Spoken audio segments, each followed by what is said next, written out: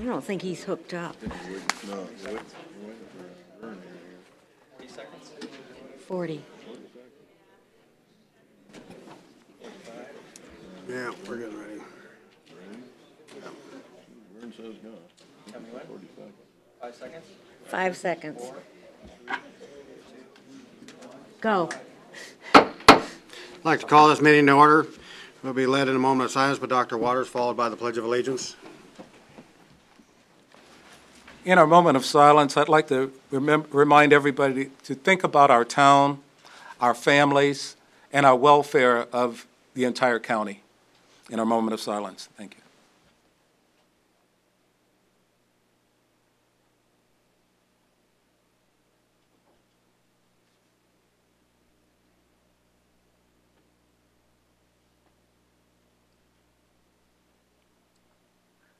Amen. I pledge allegiance to the flag of the United States of America and to the republic for which it stands, one nation under God, indivisible, with liberty and justice for all.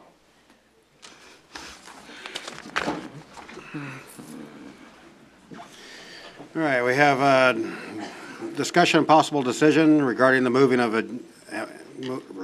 regarding moving the order or deleting agenda items. I've already had a request from staff to move item 12. 12. 9. Number 9 up to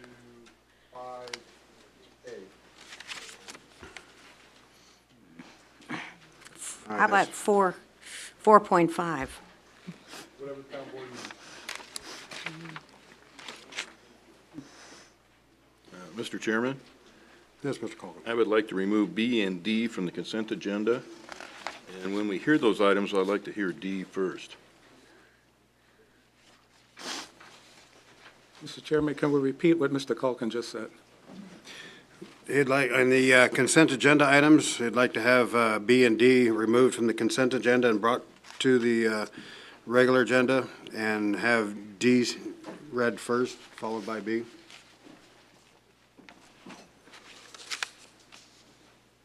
Any objection to moving item 12 to 4.5 and D and B off the consent? Item 9, sir. I'm sorry? Item 9 to 4.5.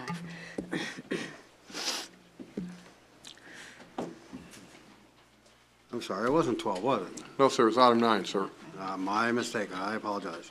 Okay. So item 9 to 4.5. After the advisory board reports? Item 12 is being moved to what? No, not 12, just 9. Just 9. That was my mistake. Okay. It'll be heard right after the advisory board reports. And we're also removing B and D off the consent and putting them on the regular agenda, and putting D before B.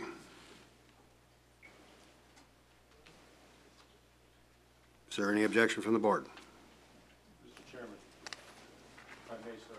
Yes. Thank you. William Dolan.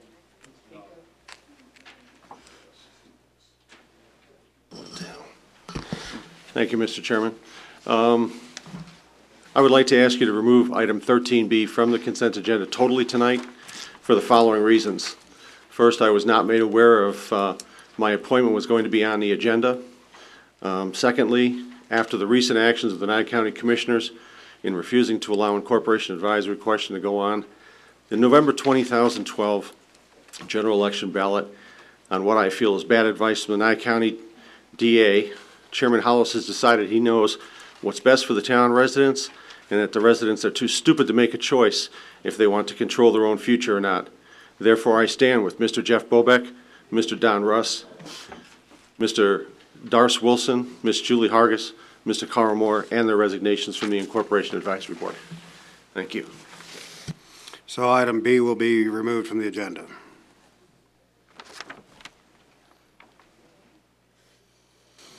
Okay, any objection from the board?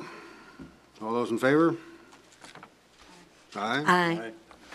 Motion carries 5-0. So that brings us to announcements. That's your job. Yes, sir. Announcements. The town office will be closed on Monday, February 21st, in observance of President's Day.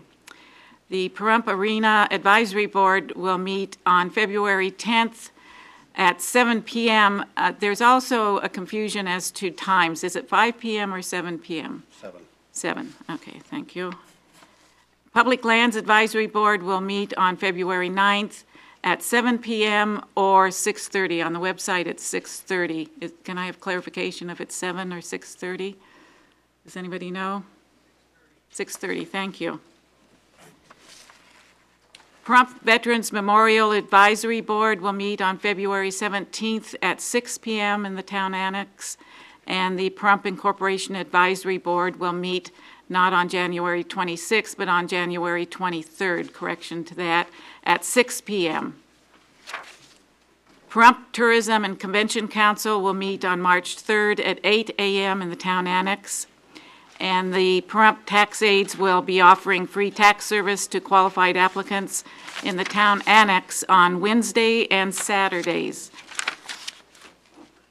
There's 2 other notices that were on the calendar. I'd like clarification if they are still being planned. Business Entitlement Workshop was on the calendar for Thursday, February 24th at 10 a.m. Can staff tell me if that's still going to take place?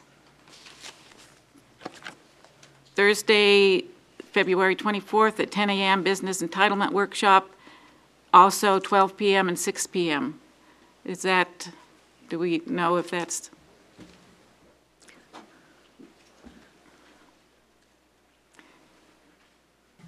Do we have time to make announcement at the next meeting? Yes. Because it is on the website calendar.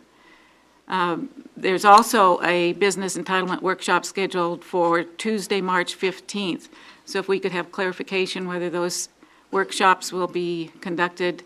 I believe it was noted that they would be conducted by Mr. Balakoy. That's all the announcements that I noted. Mr. Chairman, I'd like to add one, and that's on the Pahrump Veterans Memorial Advisory Board. We have a special meeting on the 10th at 7 p.m. Or 6 p.m., I'm sorry. And it may preempt the one on the 17th, but I'll let our Veterans Advisory Board member carry on with that, the rest of that announcement. Anything further from the board? My name is Jose Tellez, and I am from the Pahrump Veterans Memorial Advisory Board member. And I'd like to make an announcement and invite the town board and the public for a service that we're conducting for Staff Sergeant Hensel that passed away. And we're conducting it on February the 12th at 10 a.m. in the morning. And it will be a very nice ceremony. We're going to do the flag folding ceremony, etc. So it'll be a real good one.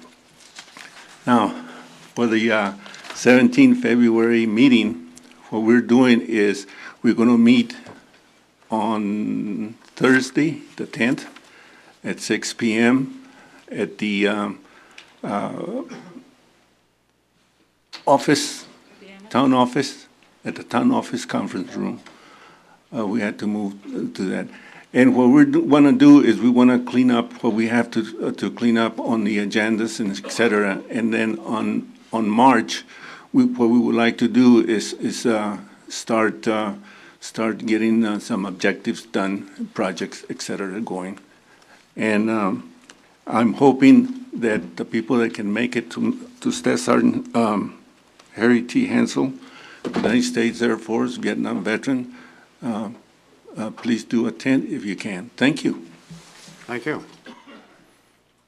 I'm Katrine Romanoff. Push the button. Push. There I go. I'm Katrine Romanoff, and I would like to announce a meeting February 21st at the Artesia Community Center. There's a gentleman, and I apologize, I do not know his name. He's going to be coming in from Las Vegas and going to be speaking on the fair tax. And this is something that I think a lot of people would like to know more about, and I'm interested in getting rid of that IRS, so anything else except them. So that's the 21st, Artesia Community Center. It's at 7 o'clock, and the public is welcome. It's a public service meeting. Also, I'm from Liberty Forum, and we are trying our best to get more people to come out and learn about our Constitution and our government and be active citizens. And we had a beautiful turnout for Ed Goodhart when he was here a few weeks ago. And our last meeting, we were talking about the Federal Reserve, because there's a lot of people who really want to see that that gets an audit and some attention. And our meeting on the 17th is going to be at the Homestead Cafe, and we're talking about the media, what is reported and what is not reported. Do we believe the media? And that's at the Homestead Cafe, 2780 Homestead. And 6 o'clock we eat with friends, and 7 o'clock is our meeting. Thank you. Phil Huff, I'd like to make an announcement for the... Yes, it is.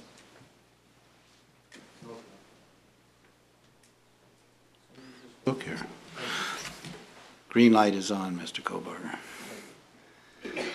I'd like to make an announcement for the Pahrump Valley Museum. If you are aware or not aware, I'll tell you that the museum at the present time is closed while we're doing a reorganization with the Nye County people, including the county commissioners.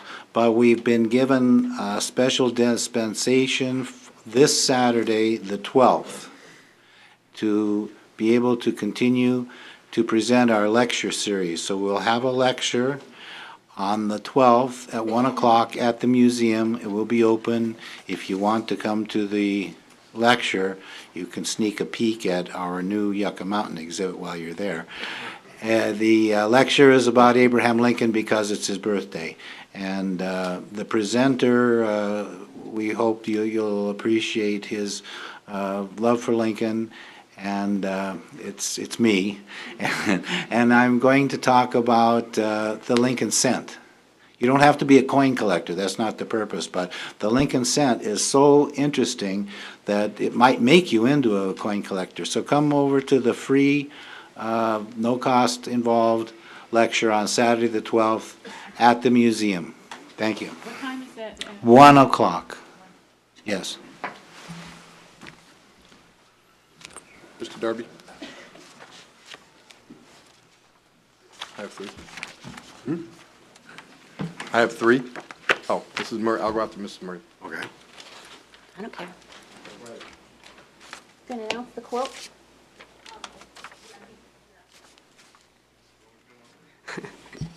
Saturday is going to be a fun day for everybody. It's the weekend before Valentine's Day, so sounds like after you go to the Veterans Memorial and then you go to the next event that Scott's going to talk about, and then you go to the museum, and in the evening we want you to grab your sweetheart and all your friends, because we've reserved the room and we've hired the band, and we're going to have a fun time with lots of entertainment and dancing all around. For the Sweetheart Swing Dance. It's going to be at Saddle West Casino. It's being promoted by the Nevada Silver Tappers, the ambassadors of Pahrump, and Miss Senior Golden Years. And there's going to be auctions, prizes, raffles, etc. So if you don't already have a date with your date for Valentine's Day, come on out and join us at Saddle West. Doors open at 7 p.m. and goes till the fun stops. And with us, that could be a long time. The good news is that the tickets are only $15 per person or $25 for a couple. So the more people you bring, the more it'll be your party. Come and join the fun. Thanks. This Saturday from 11 to 2 up at the, oh, but I want to. Anyway, I just want everyone to know that we're having a quilt drive up at the Pahrump Auto Plaza. from 11 to 2 for veterans. Barbara, and I can't remember her last name, has been putting it on. There's a lot of veterans. A lot of them are getting care still in the hospitals and coming home. And this is a good way to support your veterans. As a combat veteran, it's near and dear to my heart. And I think that it's very important that people get involved. $5 donation, or bring some cloth, fabric, so that she can make her quilts, so that we can give them to these veterans when they come home from the hospital or come home from war. Appreciate it. Thank you. Bill Dolan, following up on Scott's Don't thing eat the for mic. quilts for comfort. Barb Johnston we've put together, with the help of several people in town, a Chips for Veterans poker tournament March 2nd at 6 p.m. over at the Nugget. We would encourage everybody to come over and participate. We're shooting for 100 participants. With that 100 participants, and whatever fabric and money can be raised this weekend, it should put the organization over the top to be able to supply 300 quilts for the new Veterans Hospital in Las Vegas.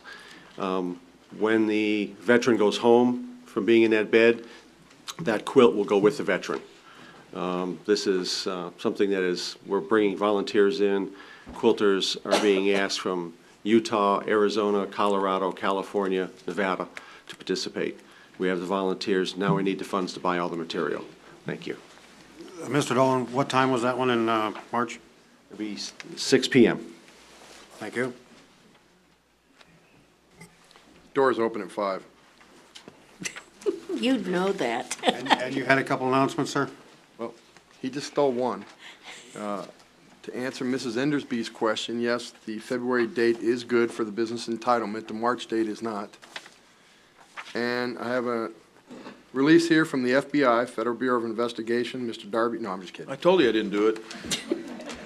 We actually do have a release here from the FBI.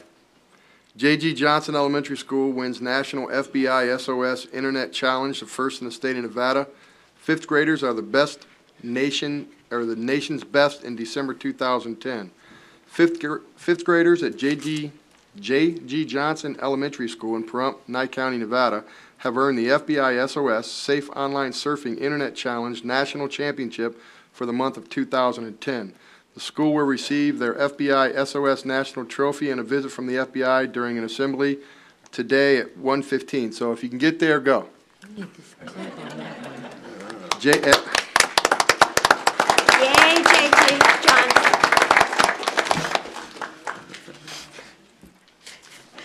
I'm sorry, did we interrupt you? No, you never interrupt me, sir. Under the guidance of teacher Jeanette Ogden, the fifth graders produced the highest cumulative results of any participating school in the nation on the FBI SOS Internet Challenge Post Quiz. J.G. Johnson Elementary School is the first Nevada school to earn this prestigious award. The FBI SOS Internet Challenge is a free program that delivers critical Internet safety information in a fun, competitive format to students in grades 3 through 8, with a separate monthly challenge for each grade. The goal of the program is to provide students with knowledge of how to avoid dangerous situations on the Internet, especially Internet predators. It was developed by the FBI and the Fischler School of Education and Human Services at Nova Scotia Southeastern University. The program is open to public and private schools and is designated to meet state and federal Internet safety guidelines. You'll be able to read more about these in the paper and on the Internet and from our 2 stations in town, TV and radio. Thank you. You're welcome. Thank you. Any further announcements from anybody? All right, moving along, we'll go to the advisory board reports. Any advisory board reports from the liaisons? Yes, Ms. Parker. I would like to talk about Quartzsite. Your Tourism Advisory Board outdid itself this past week. We had representation at the Quartzsite RV show for 9 full days.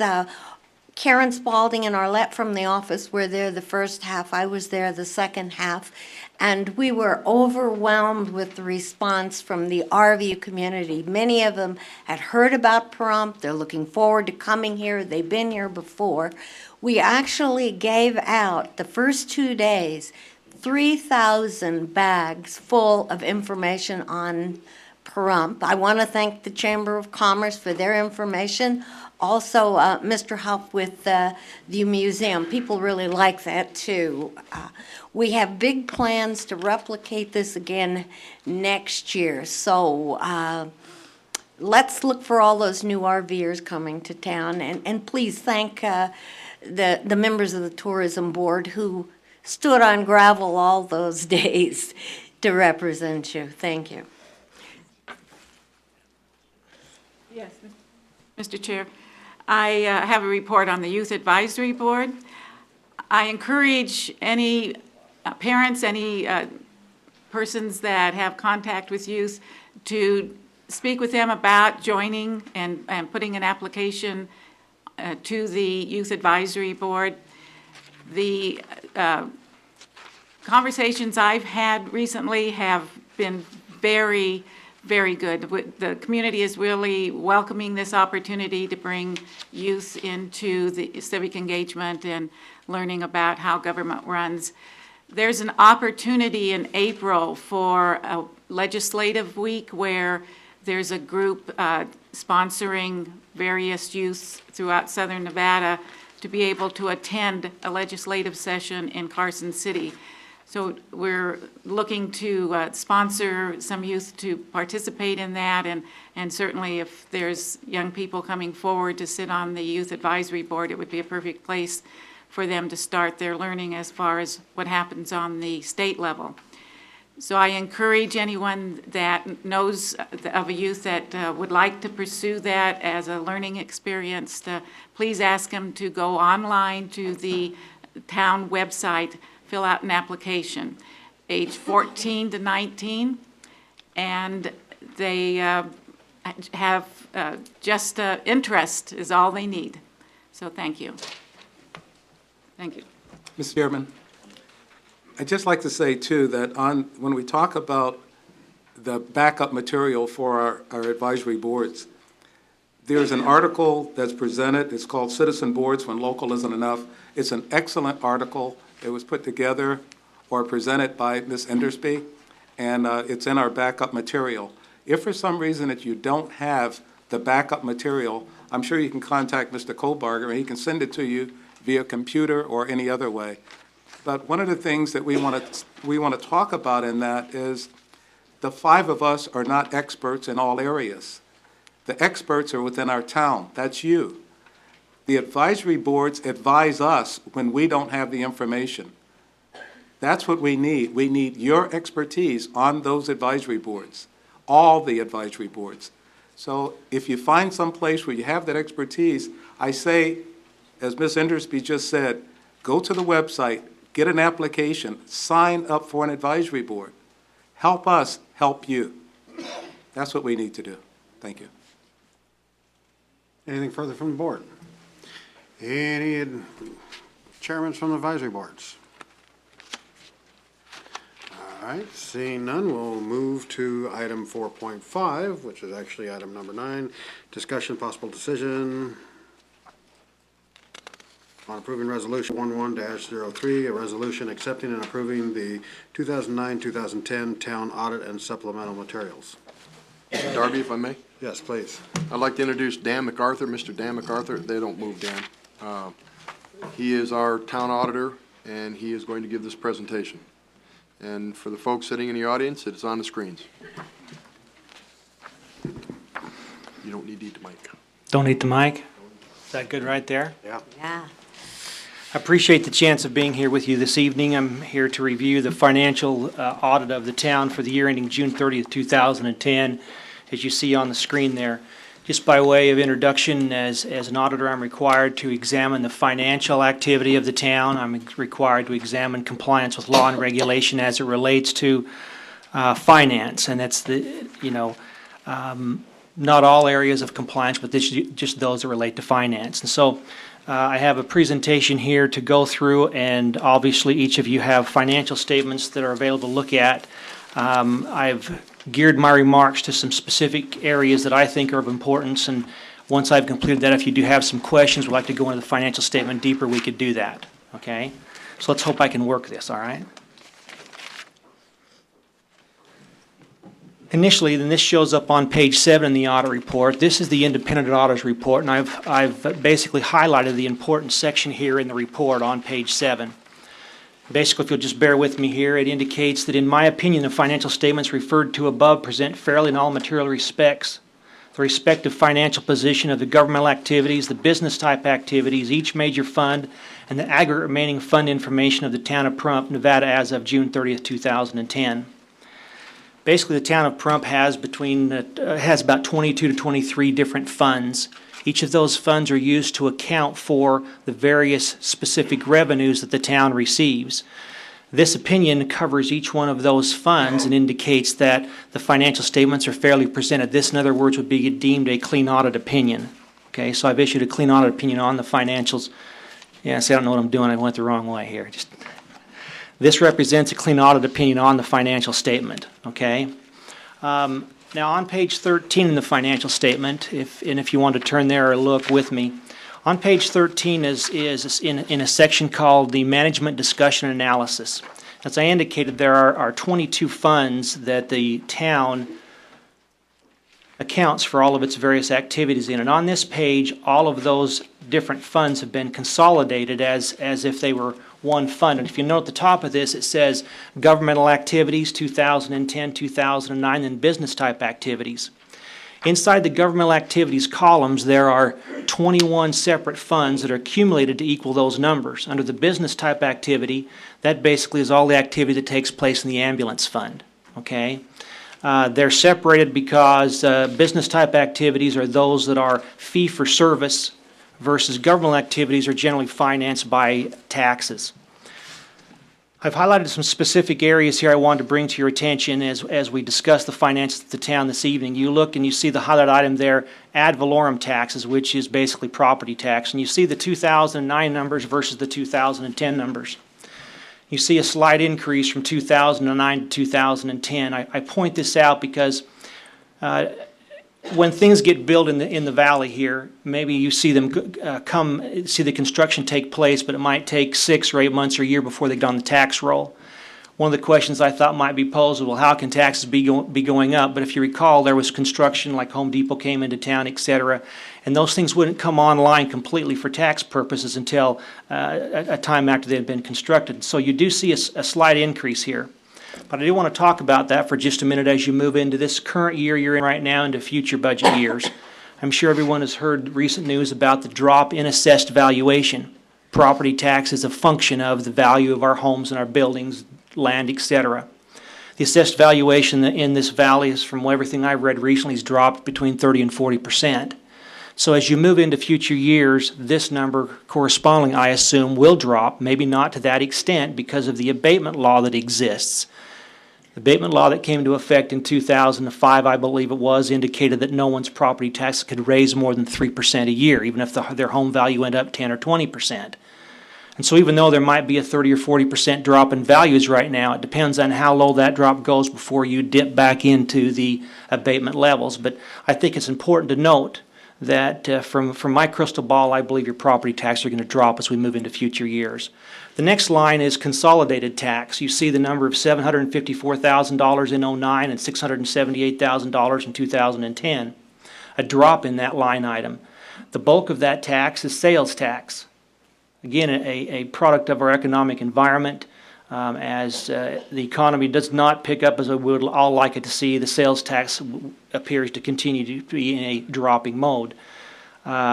I anticipate that number to, at this point, stay low and not come up for you. The next one I have highlighted I want to point out is investment income. Because that is a source of revenues to operate the town. You see in 2009 the numbers, and I'm going to go on the governmental column there, $418,000. But if you follow over, and I haven't highlighted this, but you go over to the total primary government column, and you see $505,000 in 2009 and $307,000 in 2010. That's a direct result of the rate of return decreasing. There was a time when the town was earning 4 and 5% on their investments, and now it's in some instances as low as 0.2%. On average, the town's earning between 2 and 3% on their investments, with the bulk of those investments in treasury bills. So if you, and I haven't highlighted this, but if you look at the total revenues for the governmental activities, you can see in '09 the total was 5.8 million. In 2010, it's dropped to 5.5 million. When I move on down to expenditures, I'm going to highlight and address those that have, in my mind, some significant change. You see the public safety line item where it's dropped from $2,200,000 to $1.8 million. Okay. That basically relates to the fire department costs inside the general fund. There's some specific reasons for that, which I'm going to address as I get deeper into the financial statement. As you follow on down and you look at total expenditures, you say they dropped from 5.6 to 5.3 million, with the bulk of that decrease appearing in public safety. So if we were to look at the net assets beginning of the year and end of the year of the town in total, for governmental activities, we end the year at $14 million. In total, when we include the ambulance fund in those totals, you see we end the year at $17,791,000. I'll just round it $17,800,000. And so, from a perspective of what's the financial health of the town overall, that's a strong financial statement, a strong balance sheet there that we are looking at. So the town ends the year in a good financial position. Okay. Now I'd like to turn to another page, page 17 of the financial statements. This is called the Statement of Net Assets.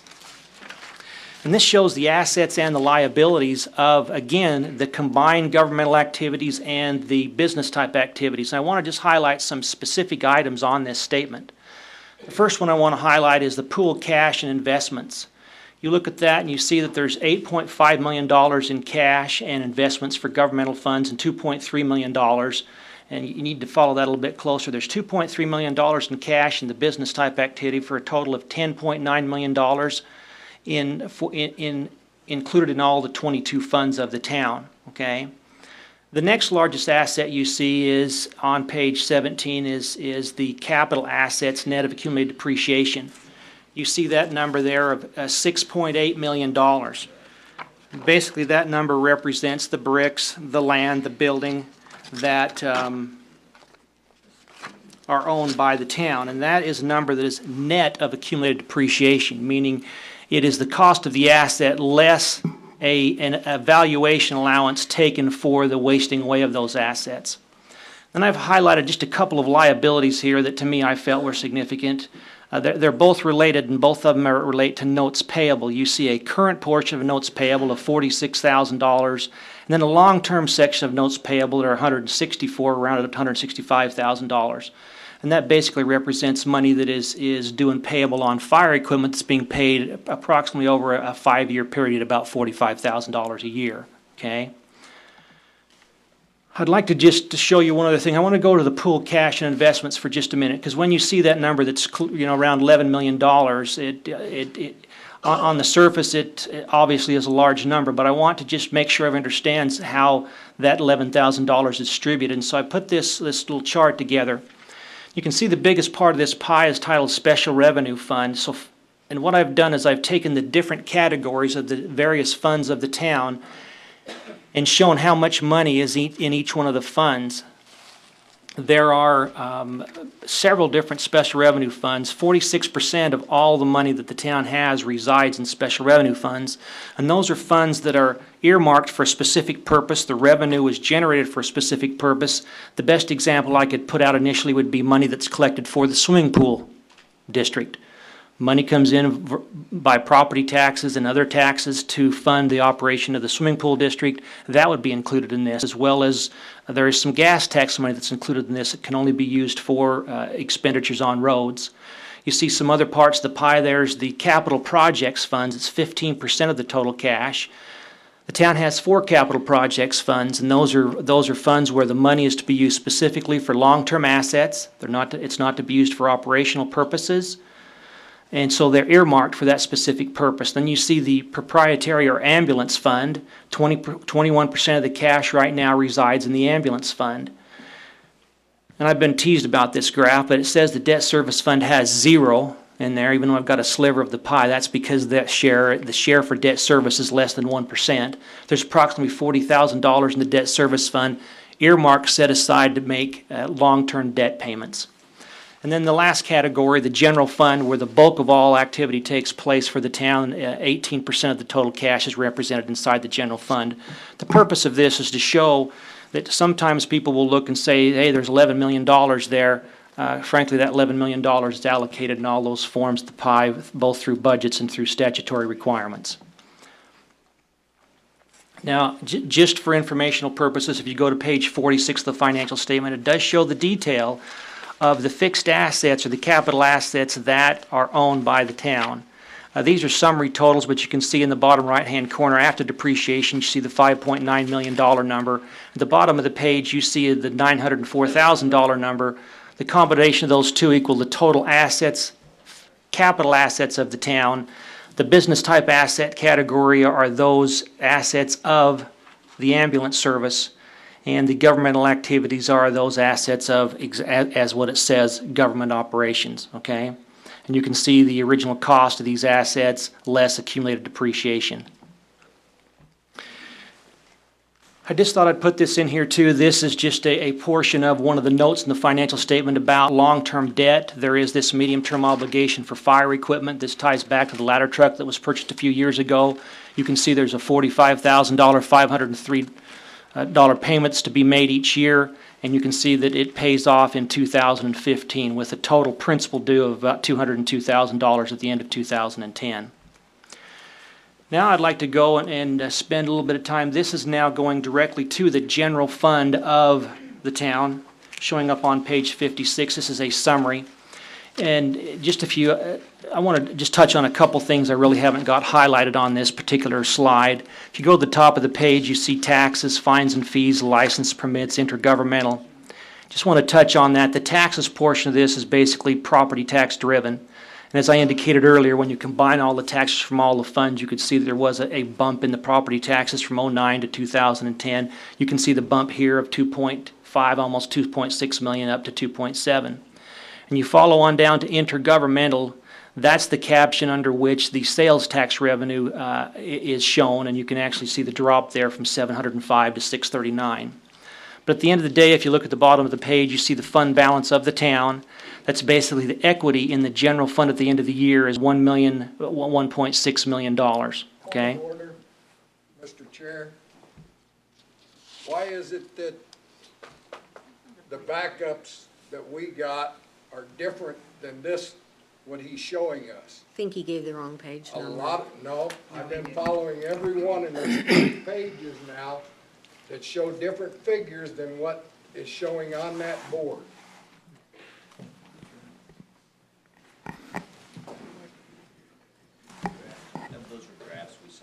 My figures on that last page that he just showed shows $1,798,155, and then under the net change in fund balance shows $33,650. I can explain that difference. Okay? If you look at the page that I'm on right now, page 58, if you look under the category buildings and grounds, you see the number of benefits on the document you have, which was a draft we prepared last week, which we have discussed with staff. You can see the number that you have is I believe it was 100 and there's been an adjustment made on the benefits line item. You see the $242,319. We found when we went through and did the additions on all the documents that there was a number that had been left out of that line item. And so the correct line item number is the $242,319, and that is the difference in the documents that you have in your packet. And so with that adjustment, it does change. Let me go back, if I can go back here. If you go back to this page right here, it would change the line item I have highlighted here of the net change in fund balance, $91,000 negative, and on the document you have, it would say $33,000 positive. I believe it was about $125,000 adjustment. Also on the first couple ones you did, they didn't jive with what we have also. And it would be the exact same number, and the reason that would be different is because as the numbers roll forward from the back pages up to the consolidated pages, it would be that same $125,000. So why isn't it in this backup when you're saying it on that, it should be in this backup? That's the question from the citizens. Okay, the reason it is not there is because this is an adjustment that we found yesterday prior to the report being prepared today and put here into the system today. That's why.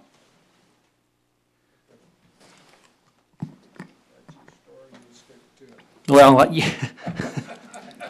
I've got an answer for you, all right? You bet.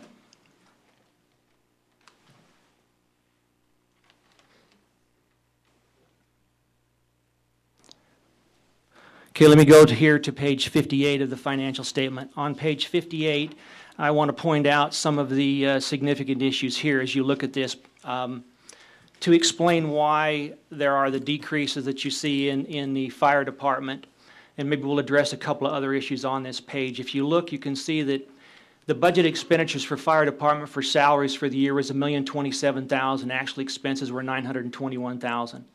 You see the prior year number at $1,143,000. So there's been a drop in the wages from 2009 to 2010 in the fire department. You also see a corresponding decrease in the employee benefits from $493,000 to $415,000. So one of the reasons for the decrease in the cost, obviously, is a decrease in the salaries and the benefits. Another reason for the decrease is the line item called capital outlay. Now, capital outlay is an item that fluctuates from year to year in most local governments, and that is the line item where long-term assets are shown as an expenditure. You can see there was very few long-term assets, and that would be equipment, trucks, etc., that would last for longer than a year. There were no or very small expenditures that show up in 2010, and that will vary from year to year, but that does have an impact on the decrease in the expenditures in the public safety fund, or public safety fire department category. The other categories, if you look at them comparatively, you see an increase in total administration from $942,000 to $1,133,000. This is up at the top of the page, okay? The bulk of the increase there, if you look, is under service and supplies. You see in 2009, the service and supplies are $408. In 2010, they're $605. If you look at salaries and wages, they've actually decreased, and benefits, depending on the allocation of insurance, et cetera, benefits have increased slightly in that category. I should make it known, too, that as benefits are expended and put on the financial statements, depending on how many people are in a particular department, their ability to get health insurance and also be subject to PERS contributions, it impacts the benefit category. Let me go on to the next slide. This is the ambulance fund, a significant fund, the enterprise fund, business fund of the town. I want to touch on a couple of things on this. I'm on page 66.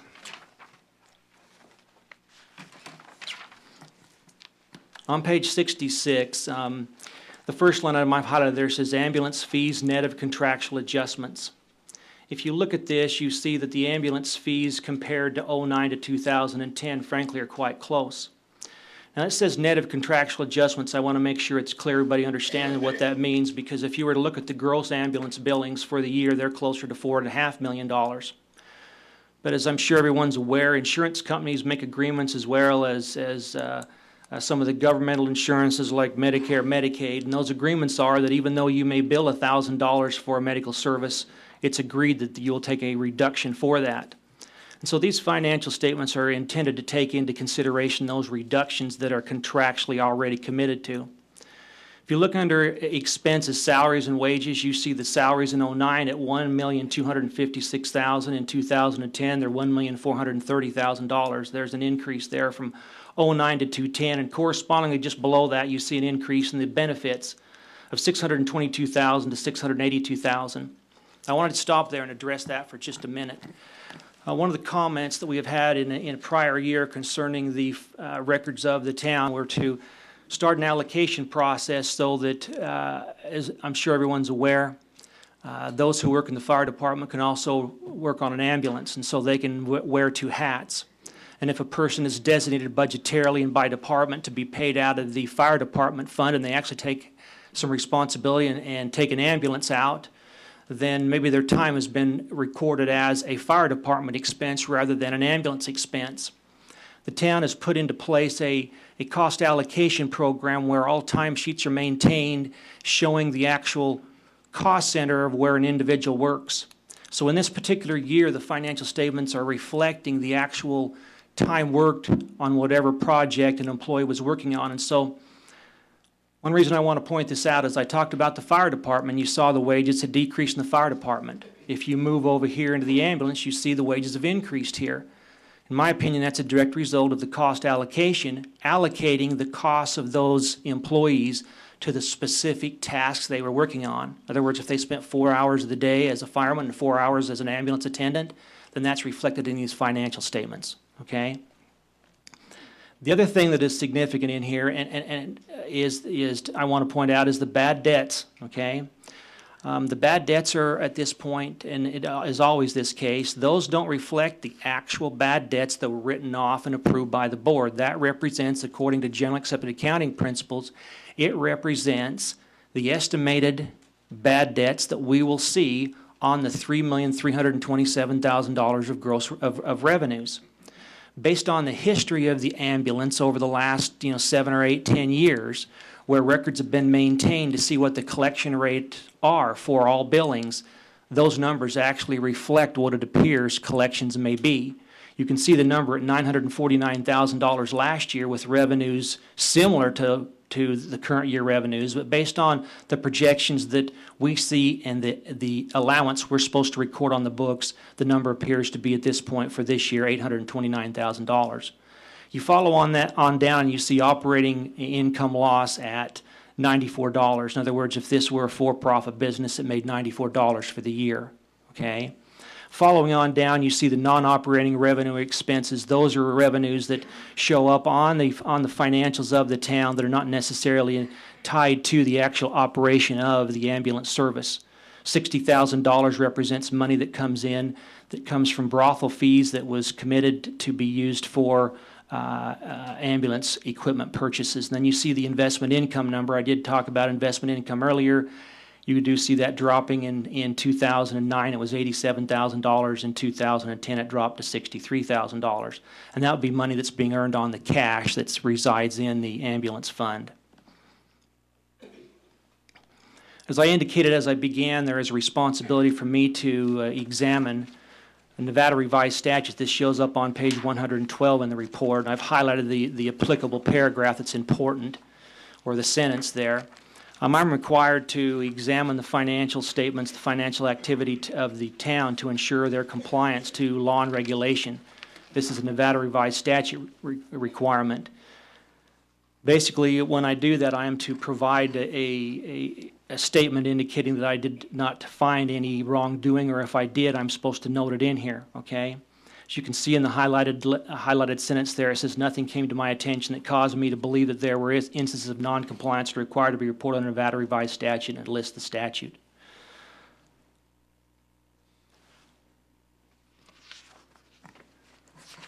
That's pretty much the items I wanted to go through this evening. There are, as I indicated, 22 funds. There's a lot of detail in this report. It's over 100 pages long. There's a lot to digest. I'm available to anyone on the board, or frankly anyone in the audience, if they have questions concerning the financial. I'm happy to go into detail with them individually concerning the financial statement. Overall, in a nutshell, as I indicated to begin with, there's a strong ending net asset balance of over $17 million in total. The ending fund balance of the general fund, almost $1.7 million. The town right now is in good financial condition.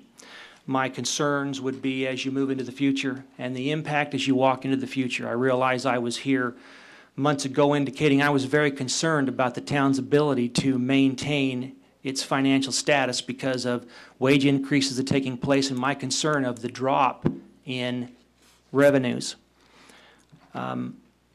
As you can see on some of the items I noted in the general fund, there's been adjustments made by staff to reduce expenditures in the general fund. There was a budgeted shortfall this year of over $900,000. You saw it was only around $90,000. So there's been significant changes made there to ensure that the integrity of the general fund is maintained.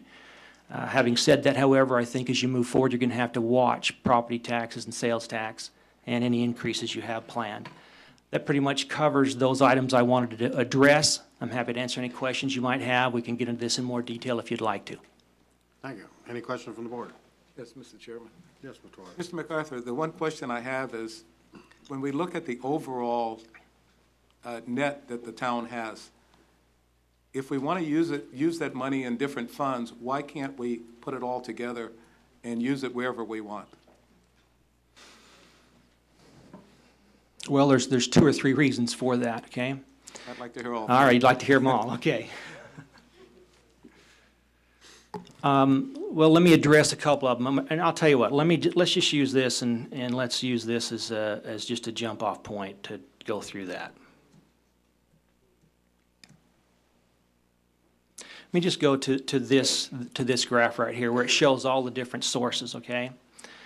Basically, NRS drives many of these numbers that are in here, okay? There's statutes that indicate if you collect gas tax money, the statutes direct how that can be spent.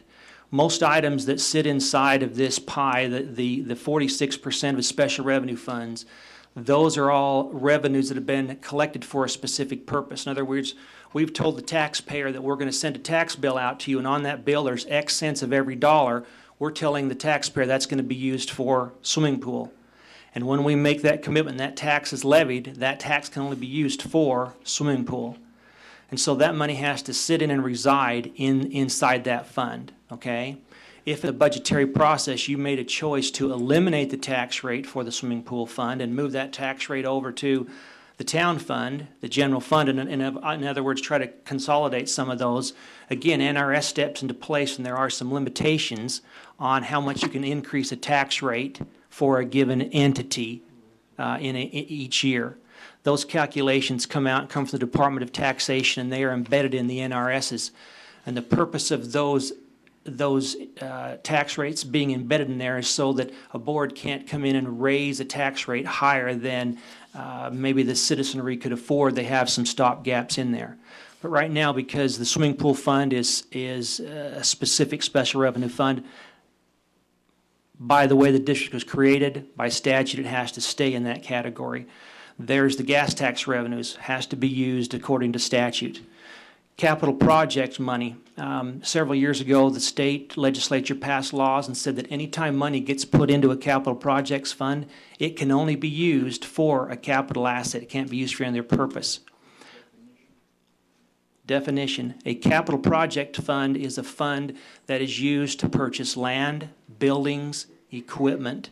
It's a fund that can't be used to pay for lights, salaries, office supplies, telephone, things like that. And so that's what a capital projects fund is for. And so the town has significant money sitting there, okay?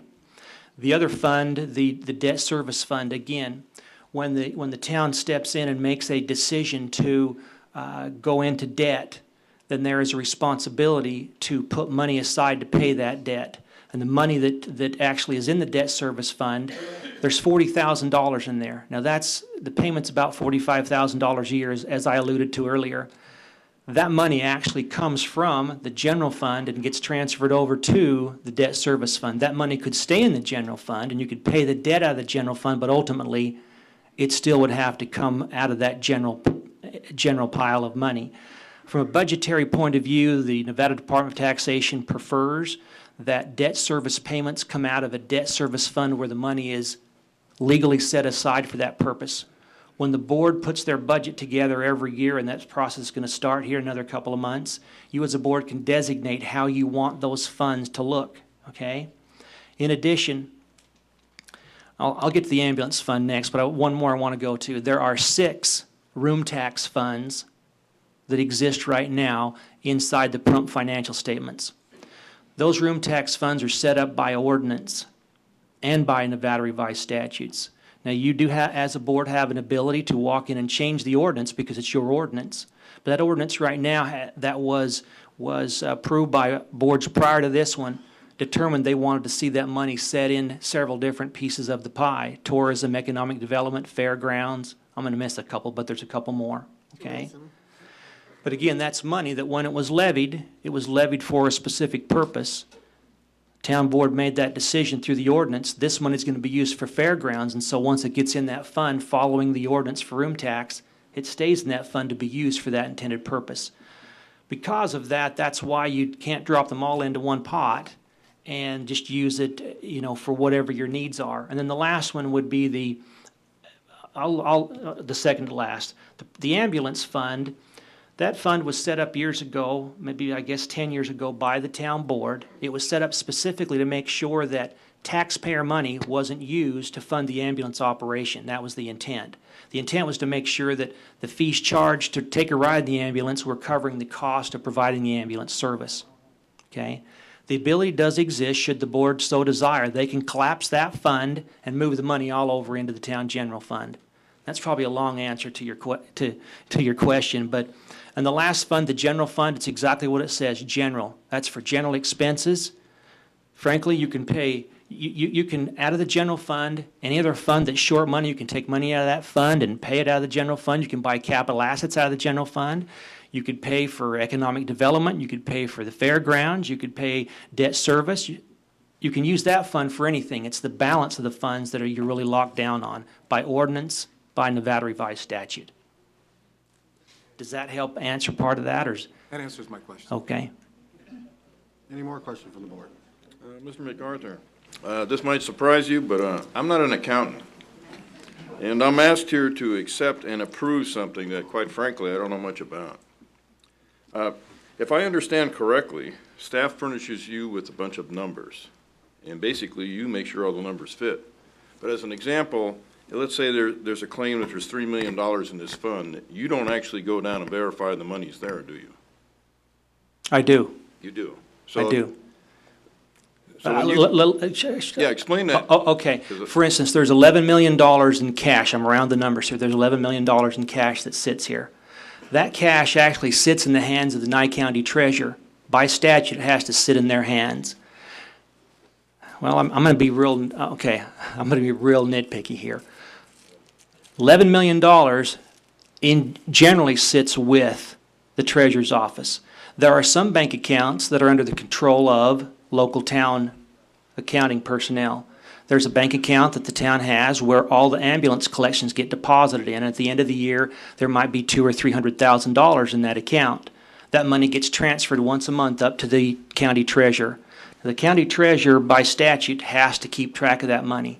I go to the county treasurer's office and I make sure that I validate with all the banks where they claim there is money and all the investments that they claim they have. I go to the sources where those investments are and I confirm with the outside parties that the money actually exists.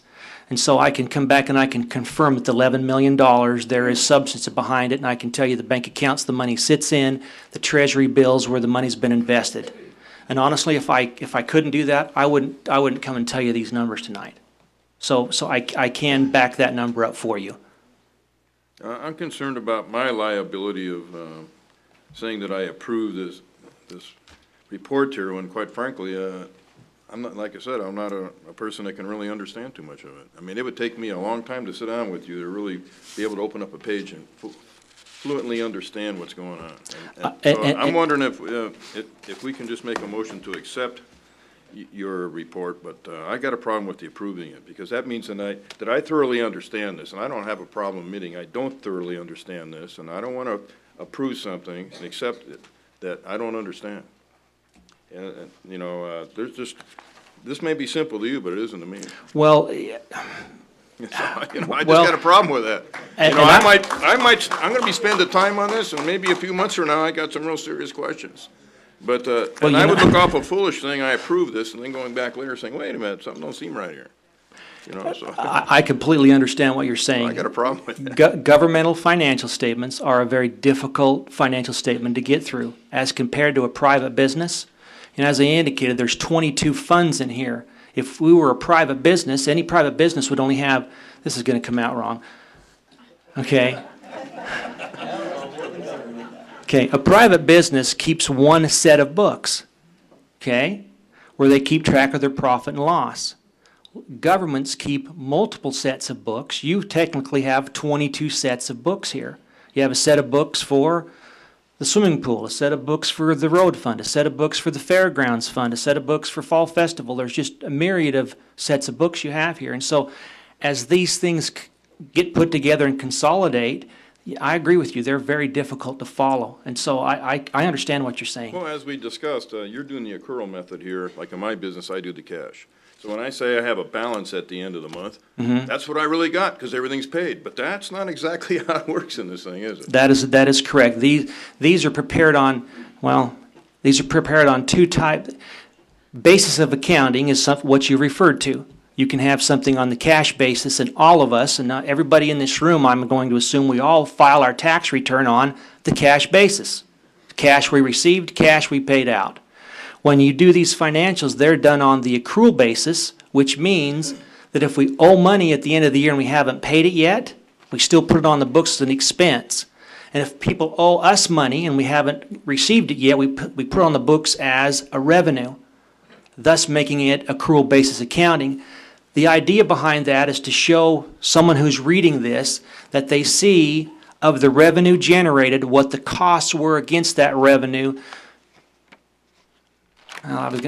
Because under the cash basis, that's going to come out wrong too, but under the cash basis, any of us can manipulate, any of us can do good tax planning, okay? Because if I want to lower my taxes, I'm going to pay all my bills December 25th or 26th, okay? And lower your income, yeah. And that way I lower my income, okay? And I'll try to tell, I'm not going to say that on the air, never mind. All right, so basically. And so the idea is the way these are done is to eliminate any of that kind of manipulation of financial statements. So these are on the accrual basis. Part of them are on the accrual basis. And so I don't mislead you.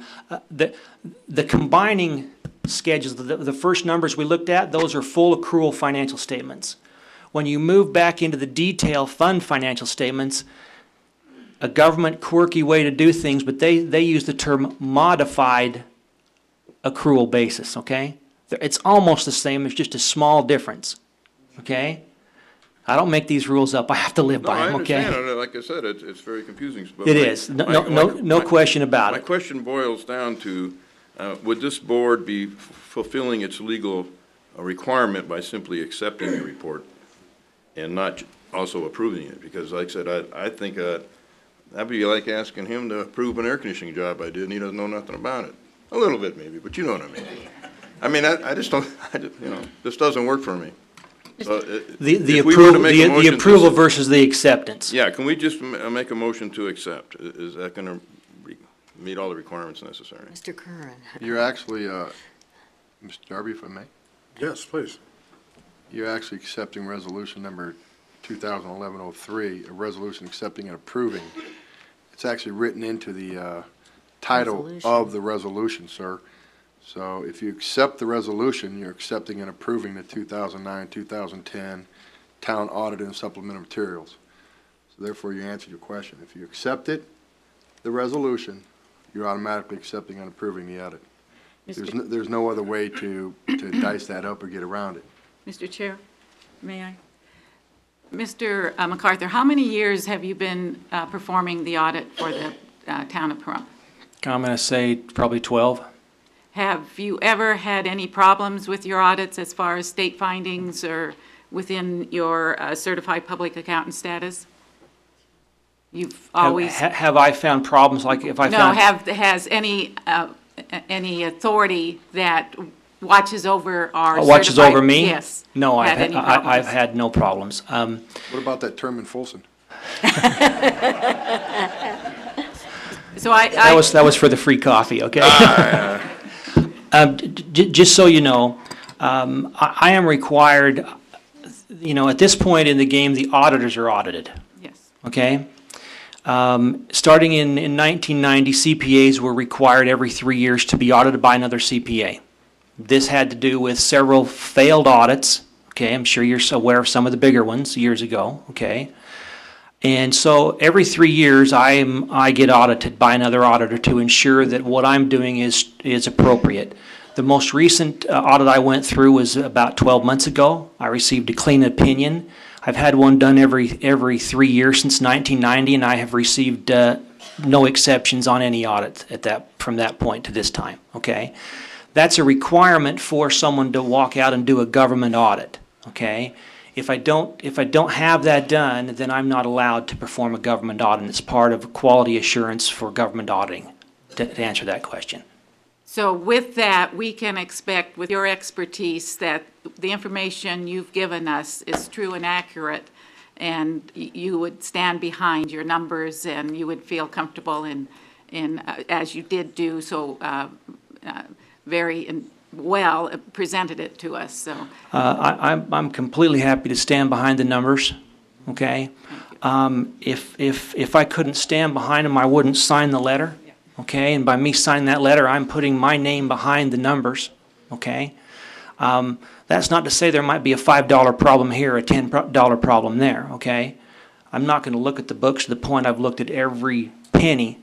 All right, I'm very comfortable with the numbers, and as I indicated, just like the $11 million in cash, I back that up. And honestly, I wouldn't come before you and put you in a position that I think that would put you in a bad position either. Well, I need a little more background as to what you actually do to do this audit. As an example, okay, we're going to talk about 2010. So do you go through all of the year's actual billing? You've seen the bills themselves, not just a claim of a number that this was paid for this or whatever. Do you actually see the bills themselves? Like you start from scratch and look at everything? I don't look at everything. What I do is I do audit sampling. And for instance, I will go through the expenses for the year, and I will pick a sample of those expenses, and I make sure I pick a representative sample, a sample large enough. And I will go through that, and I will check the math accuracy of the invoices. I will ensure that those individuals that were responsible for expending the goods have signed off saying, yes, I received the service, or I ordered the services. I will make sure that I look at the checks to see who the checks were made to and make sure the checks agree to the amounts that were on the invoices. I'll look at the endorsement on the checks. Okay, I will look to see if there's a necessary town board approval, if the town board approved the expenditures. I will look to see if Mr. Sullivan approved the expenditure. I'll look to see if Mr. Kobarger approved the expenditure. And so I do go through all those steps, and I do go back and I do look at the original invoices that are maintained either at the town office or at the county comptroller's office. And so, yes, I do look at those. Okay, well, that puts my mind at ease because, like I said, next time, we sat with you for a couple of hours, and I think this kind of information would have been very helpful instead of just going into numbers, knowing how you how I arrived at that. Okay, would have been made myself feel a little bit better. Well, and we do send letters out to third parties, and in other words, I'm not going to believe everything that maybe somebody tells me inside the town office or at the county, and I'll send what I call third-party confirmation, say, I want you to verify this is true. I'll get a hold of USDA and say, do they owe you $202,000? Tell me that they do or they don't, to verify all those things with outside parties. And so I do go through that process in a normal audit. Mr. Chair, may I ask, how long does a normal audit take? A normal audit? Yeah. Well, I should have been sitting in front of you 2 months ago. County.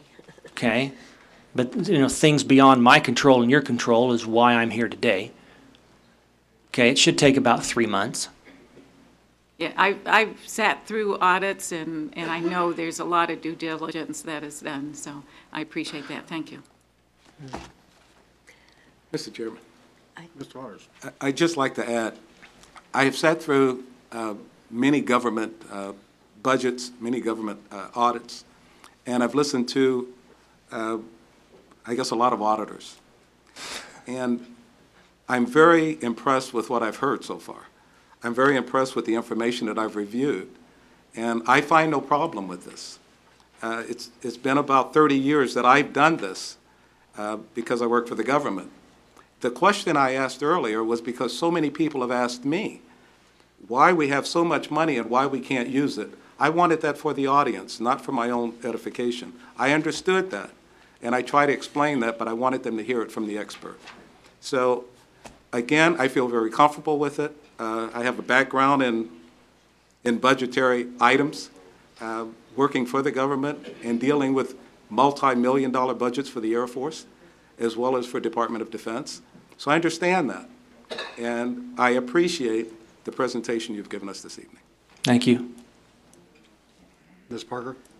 I would concur with Dr. Waters. I've had enough accounting classes to understand what you're doing, and I also appreciate the job that you've done. And the other item that I appreciate is your presentation, because too many bean counters only talk about beans in a way that only other bean counters can understand. And you've brought this down to the level where I think is generally understandable. The other thing I would like to do, because you mentioned the fact that the town is in good financial condition, and a year ago you were very concerned about the financial condition of the town going into the future. So I would like to compliment Mr. Kobager and Mr. Sullivan for keeping such a close watch on the finances and doing such a good job this year watching the numbers. And to conclude, I would like to move that we approve Resolution 2011-03, accepting and approving the 2009-2010 town audit and supplemental materials. I second that motion. Okay, we have a motion and a second. Any further discussion from the board? I would just say that my concerns are appeased. I just wanted to know more about how he came to these conclusions, so I'm satisfied. I'll open it up to public discussion.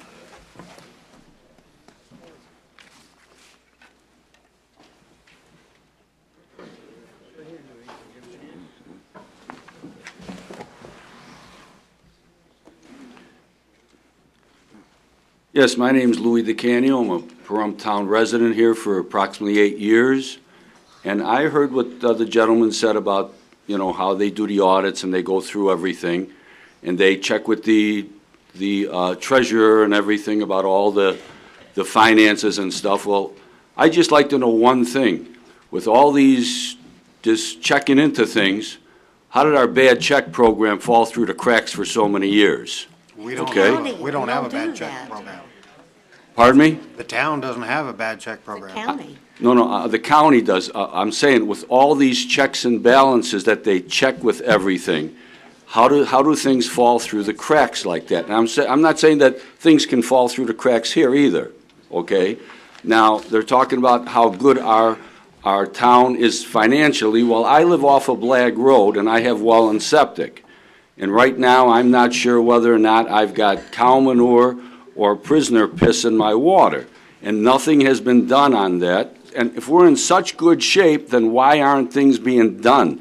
Why are we closing down schools? Why do we close down the Boys and Girls Clubs? Mr. DeCanio, all those subjects are nothing that the town has anything to do with. Those are all county issues. I know, but I'm saying, if we have all this money, like he says, that we're doing so good, then why isn't something being done? That's all. County money. We're doing well as We're a doing town, but the fine. county's not doing.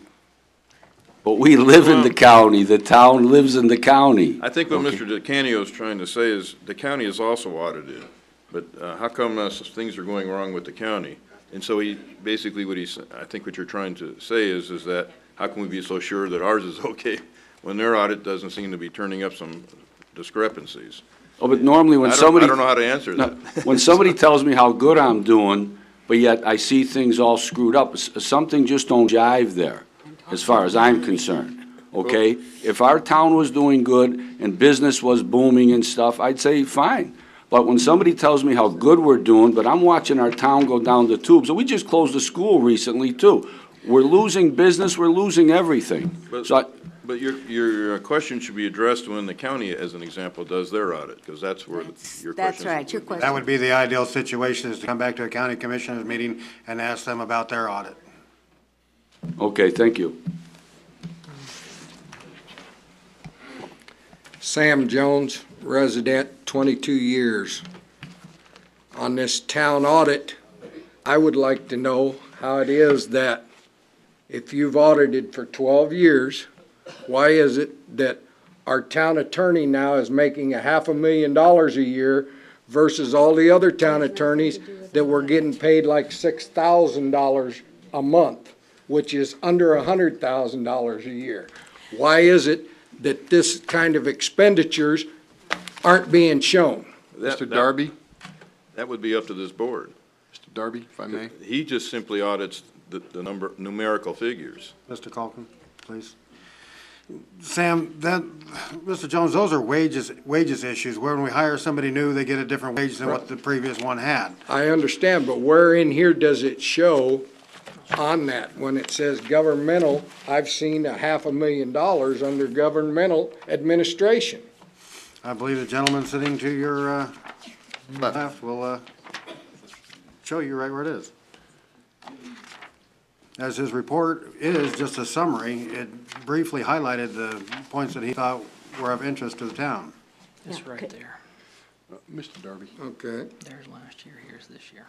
This is not In better. window and rumor, So why is there 200 and some $1,000 difference? So obviously, this attorney's done more than the prior attorneys, just in a year? Come on, something don't add up. You guys approve what you want because we don't mean nothing anyhow.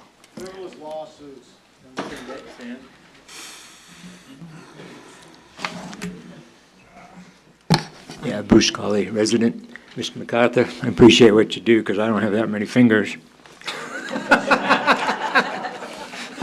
I have a ongoing crusade here, and I'm looking at page 18. You show a loss of disposition of capital assets, $19,462.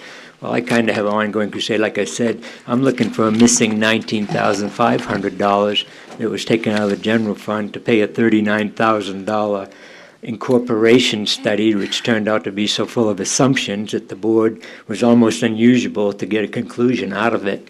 So my first question is to you, is this $19,462,000 my 19.5? And no, it's not your 19.5, okay? He is on page 18 of the financial statement, okay?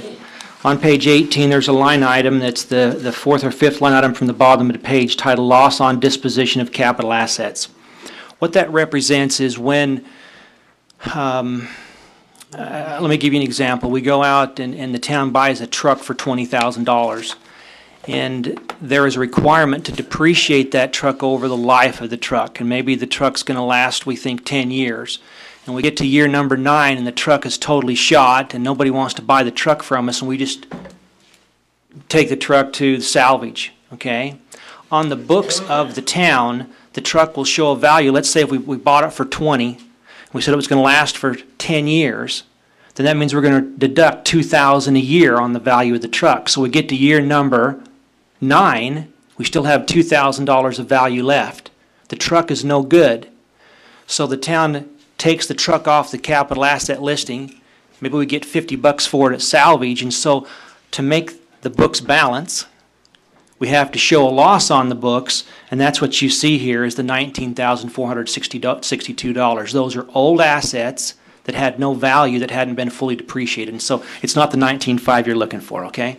Okay, thank you. That's how we arrive at that number. Normally, that number would show up as a depreciation expense number, but because the asset didn't last its full life of 10 years or 20 or 30, and it you know, become worthless prior to that, that number shows up on that line item. Okay, thank you for that explanation. Also, you stated that you approved, you can look and say who approved all expenditures in the paperwork and stuff somewhere when you're doing this audit. Could you tell me who approved taking this $19,500 out of the general fund to pay this study in your paperwork or anything you have? Off the top of my head, I couldn't tell you, but I could go back in the paperwork and get it for you, absolutely. Okay, maybe the board would be interested in hearing that. I kind of curious myself, curiosity. You've been doing this for 12 years. This is a specific expenditure inside the financials that you're asking about. $19,500, okay. Okay, thank you. Actually, it's 18,400, but 18,400. we round it off to a well-known number here. You round from 18.4 to 19.5? Yeah, well, it's a 38,000 was the total. Right. Can I have a couple extra minutes, Mr. Darby? I have another question for the gentleman. It'll be brief. Can you just corner him after the meeting or, after this, please? That we can, because you've got direct questions for him. That way you can take your questions and directly. talk to him about this? I can do that. I was just, I would greatly appreciate it. okay, thank you. I was just interested if you knew how much money the prison had given us. Thank you. $75,000. Good evening, I'm Bob Irving. I just got one question here. You have under fire department, the salary and wages of 1 million, and then you go over to the ambulance, and their salaries are 1 million. How, are we paying $2 million a year out for ambulance and fire service? The combination of the two, that'd be correct. Really? $2 million for this fire department and the personnel that they're getting paid every year? That'd be correct. Thank you.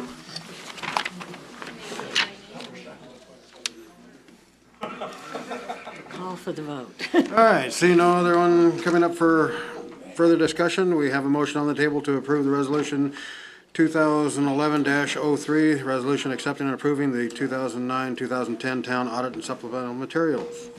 All those in favor? Mr. Chair, just a clarification that the resolution does have that this audit's going to be submitted to the Nevada Department of Taxation. So just remember that it's included in the resolution as well. Just want to point that out. Thank you. All those in favor, signify by saying aye. Aye. All opposed? Motion carries 5-0. Thank you for your time.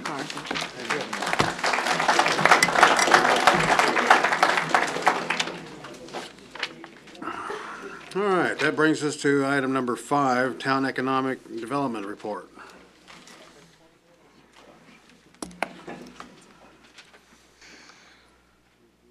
Mr. Colbert. We've added a few things in there. We've added a few things the staff's working on, so you can see what we've been up to. Modified the 5 comments. So if we have any questions from the board, we'd be glad to answer them, sir. Is there any questions from the board? Yes, I'd like to know where we're at with Groponics. This board voted not to approach the county commissioners and ask them to redo the deed. So I would think that item meant that the town wasn't interested in pursuing Groponics, but we seem to be maybe going in a different direction, so I'm wondering what the town's doing. We have a signed agreement with him, sir, signed lease with him, and just the town board decided not to take it to get the so-called deed restriction off. But however, Mr. Kashani has shared with us that he would like to personally approach the county commission, which is his choice, and he'll probably be doing that in March. Okay, thank you. Thank you, Mr. Crockett.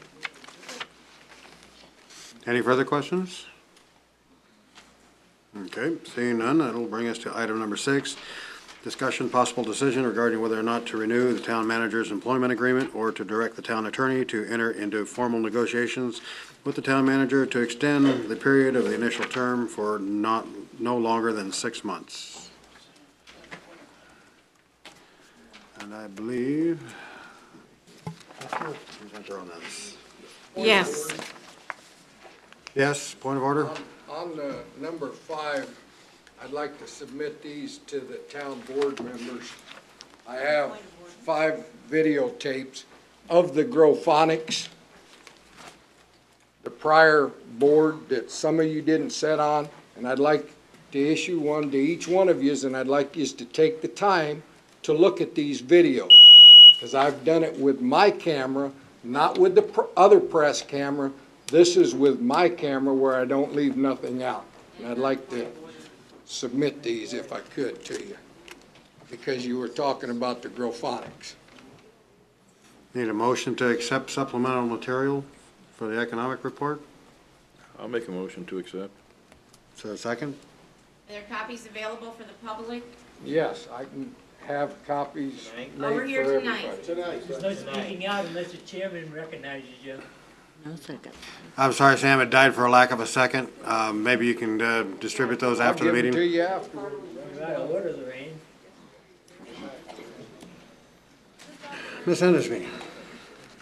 Yes, on item number 6, regarding whether or not to renew the town manager's employment agreement or to direct the town attorney to enter into formal negotiations with the town manager to extend the period of the initial term for no longer than 6 months. The clarification on the motion or on the agenda item is that there's two options within the agenda item, and the board can take under consideration one or both. If the options are taken as in order of stated, the purpose of having a discussion and possible decision regarding whether or not to renew the town manager's employment agreement is based on really the interest of all parties to see that we have either performed our due diligence and have looked at all the information, and we have made our decisions whether or not to move forward on renewing the manager's employment agreement or not, and then not needing to take the time to move forward on any other action, such as doing an extended period of evaluation. So really the question is in front of the board whether to just move on the decision now, or for lack of a second, or for lack of the acceptance of the first option, then moving to the second option. Is that clear? No, not at all. All right, we'll move it into another explanation. In discussing the first option, there's two options within the item under consideration. The first option is to discuss and possibly decide whether to or not to renew the town manager's employment. So with that, a motion can be made, a second can be received, and a decision can be made. And then it's not necessary to move forward in doing any time commitment because we've already made our individual due diligence in doing what is needed in the evaluation. If any of the board members feels they have not done their due diligence, they haven't come to a conclusion, they don't have all the information in front of them, then certainly they'd want to not accept that motion, but move to the second option. So that is the purpose of putting both of those on as two options within one agenda item, and I will move on the first option, which is discussion and possible decision regarding whether or not to renew the town manager's employment agreement. I've made a motion, Mr. Chair. We have a motion on the table. Mr. Chairman. Do you need to ask for a second, sir? There wasn't a second. Mr. Chairman, that's not a motion. A motion would have to say, would have to address to renew the contract or not to. A motion can't say both. Thank you. The discussion can be held on whether or not to renew the town manager's employment. Clarification from legal? On whether or not the board can discuss a motion or an item without a motion being made. You can probably proceed two ways. The agenda item has been posted. You can open it up to public comment, take public comment. You can make a motion, present a motion on the floor, and then open that up to deliberation and debate, and then open that up for public comment. I don't think the board can deliberate on a motion that hasn't been presented yet. So, but you can take public comment before you make a motion. It's really up to the discretion of the chair. You're on the spot. I move that the manager's employment agreement is not renewed at this time.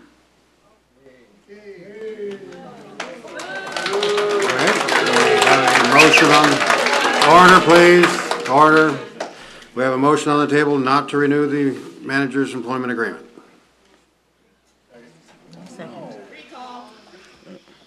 I'll second the motion.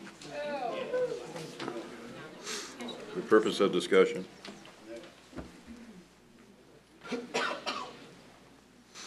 Okay, we have a motion is first and seconded, not to renew the town manager's contract. Any discussion from the board? Yes, Mr. Chairman. Mr. Waters. I know what the motion was, and I understand what the agenda item was. One of the things that Ms. Endersby mentioned was if we don't feel we've done due diligence. And I know in our first town board meeting of the year, I stated that we needed time to do our due diligence. And one of the things that I have said over and over is, you know, I've hired many people, I've fired many people, but I have never had to review a person in 1 month and make a determination. Never. And I don't think it's fair that we be put under that pressure right now. When I talked about it before, I talked about at least 6 months. We need a year, but in 6 months, maybe we can do the job. And that's what I look at this time. The agenda item is there to do that, and that's what I'd rather see.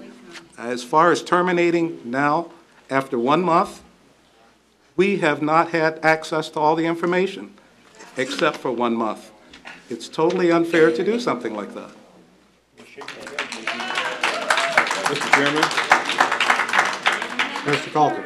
The item up for consideration is not to renew the contract. And, you know, that doesn't mean that an offer couldn't be made to offer a different contract. I want to make that clear. I don't particularly like this contract that Mr. Kohlbarger is operating under now. But as I said, this agendized item simply says not to, or I should say the motion was not to continue this particular contract.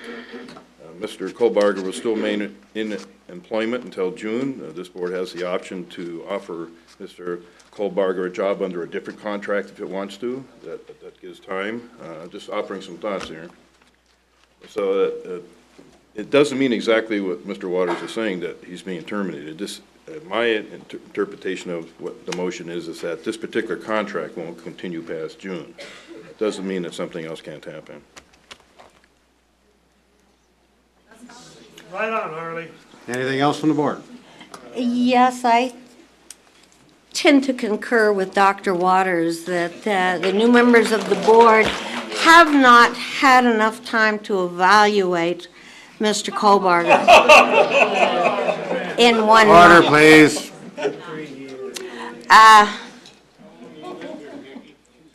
I didn't say that I didn't have enough time. I said the new members of the board in 1 month really have not had the opportunity to judge Mr. Kohlbarger, and I feel that deciding after less than 6 weeks of being on this board to terminate Mr. Kohlbarger is grossly unfair. Whether you want to extend his contract 4 months, 5 months, 6 months, which is what the agenda item is, I could live with any of those. But it's wrong to decide in 5 weeks, this guy goes.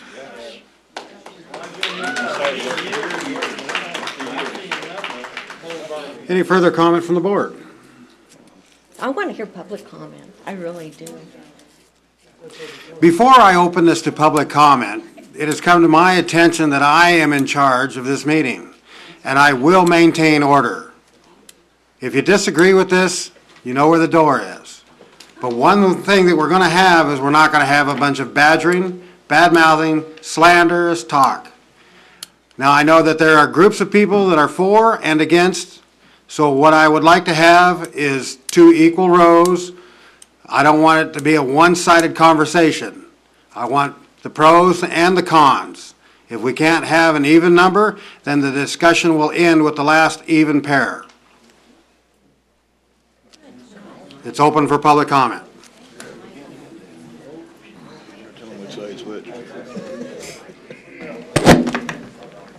My name's Sam Jones. Thank you, Mr. Chairman. Mr. Waters, I don't know how long any of you have lived here. I know I've lived here 22 years. And to me, it's like any other business. If you don't provide the service, you get rid of the person that's not providing the service.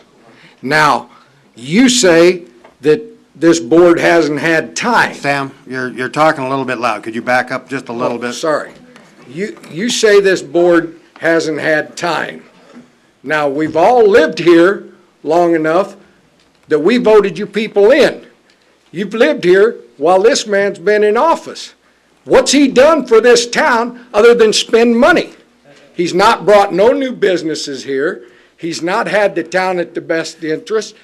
He spent more money through the fire department and ambulance service than God knows who. Wake up, people, and smell the coffee. All you got to do is say, you're fired, we'll pay you through June, and turn your stuff in. That's it. You know, it don't take a rocket scientist, and we can vote you back out. Sir, before you begin, I have to ask, are you speaking on behalf of Mr. Kohlberger? I'm speaking from what Harley said. My name is Dean Brooks. I've been a resident of this town. I've owned property here since 2000. I've been a resident of actually living here since '06. Now, Harley summed it up accurately, exactly how it should be. You're not firing him now. You're not renewing the contract that Harley and some other people don't like. He's got 4 months, June, and you guys want to, and he wants to negotiate another contract. That's the time to do it. That's it. Harley laid it out properly. I don't see any reason for any other discussion on it. That's the motion's on the table. It's been seconded. You're getting public comment, but I think we need to keep in mind what Harley said. You're not firing him. He don't like the particular contract, and that different contract can be brought up. You don't have to do the same contract again. Matter of fact, that's not even a good idea. Contracts need to be changed from what you've seen happen, and maybe everybody could be a little happier, including Mr. Kohlberger, because there's a lot of unhappy people about him. Well, maybe if you come up with a different contract, you're going to solve a lot of the problems. It needs to be negotiated again. That's all I got. Don't have Thank you. time to negotiate it by the end of March.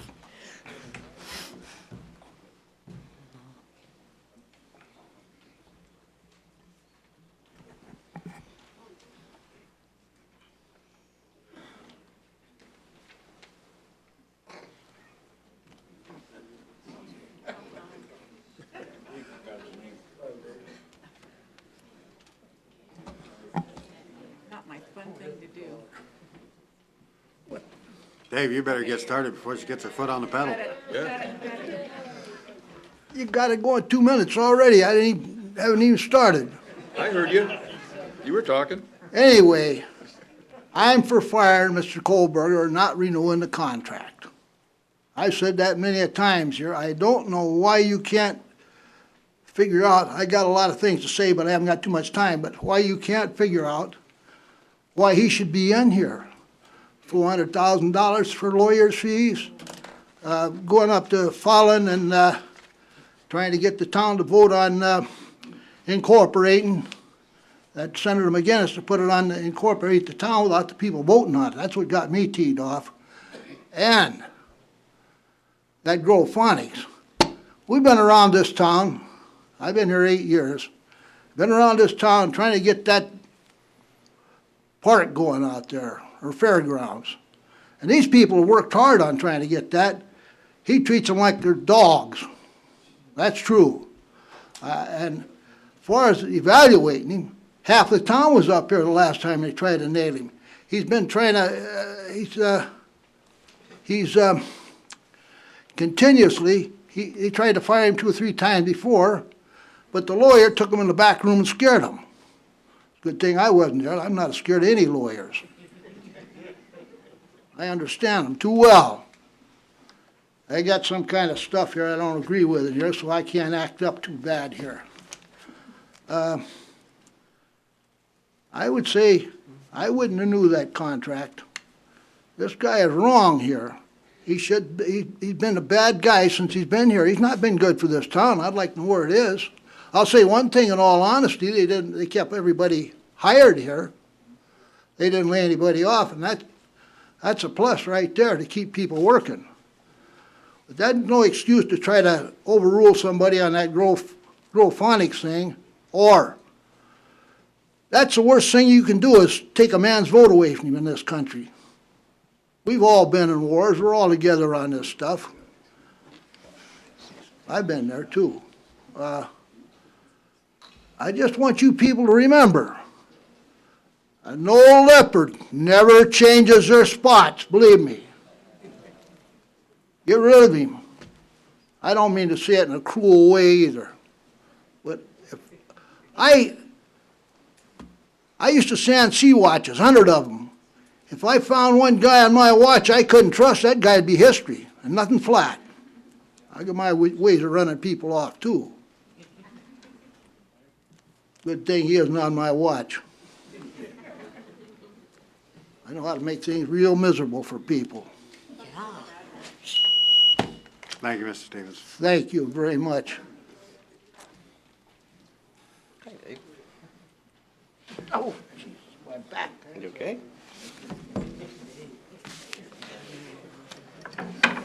Good evening, Alan Bigelow. I sent all of you a letter describing an unfortunate situation that I had to work through over the past 2.5 years. Through Mr. Kohlbarger's knowledge and his experience, he was able to keep things safe for the town and safe for the employees and safe for me. His actions actually saved this town about $250,000 in labor costs. So if you're looking for something positive, he's already saved us $250,000. And in the long run, this town can't afford to have somebody that's soft and cuddly. They need the guy that's the bulldog, and that's definitely Mr. Kohlbarger. He's not a teddy bear, but he definitely fights for this town, and he stands up when he has to.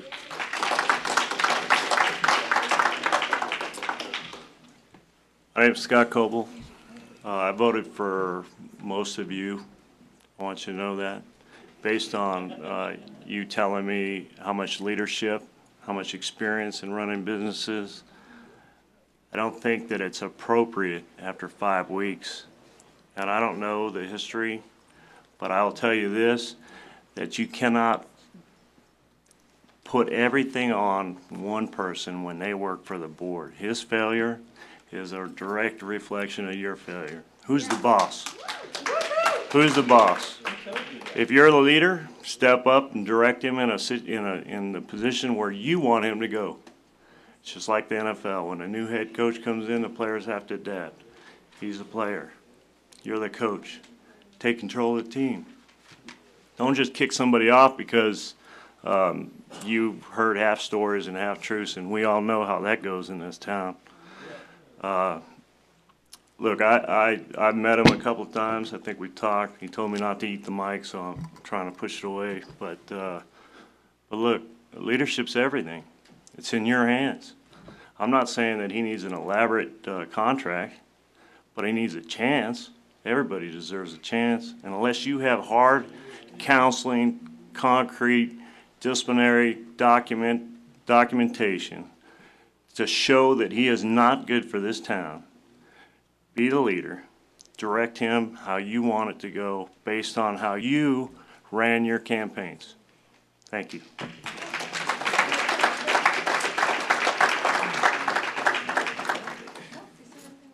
Yes, sir. I'm waiting for her to reset the clock. But mine won't take 3 minutes. Any good manager knows. State your name, sir. My name is Bob Hartman. I'm a resident of Pahrump. But any good manager knows that certain things have to be done. One of those, you've got to set down what you expect out of your employees. Mr. Kohlbarger is your employee. Now, what the other town boards set down for him may not be the goals that you guys are going to set down for him. If your goals are different, then you have an obligation now to sit down with him and bring those goals up. You have an obligation to counsel him and to bring him in line with where you want things to go.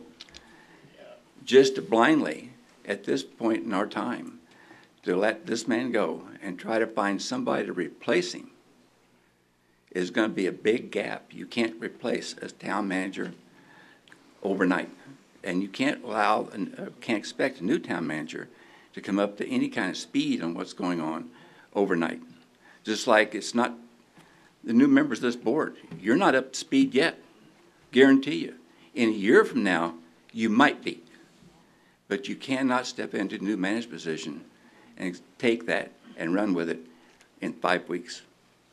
You owe not only him, but the rest of your employees an obligation to direct him on how you want the rest of this town run. That's up to you. That's your job.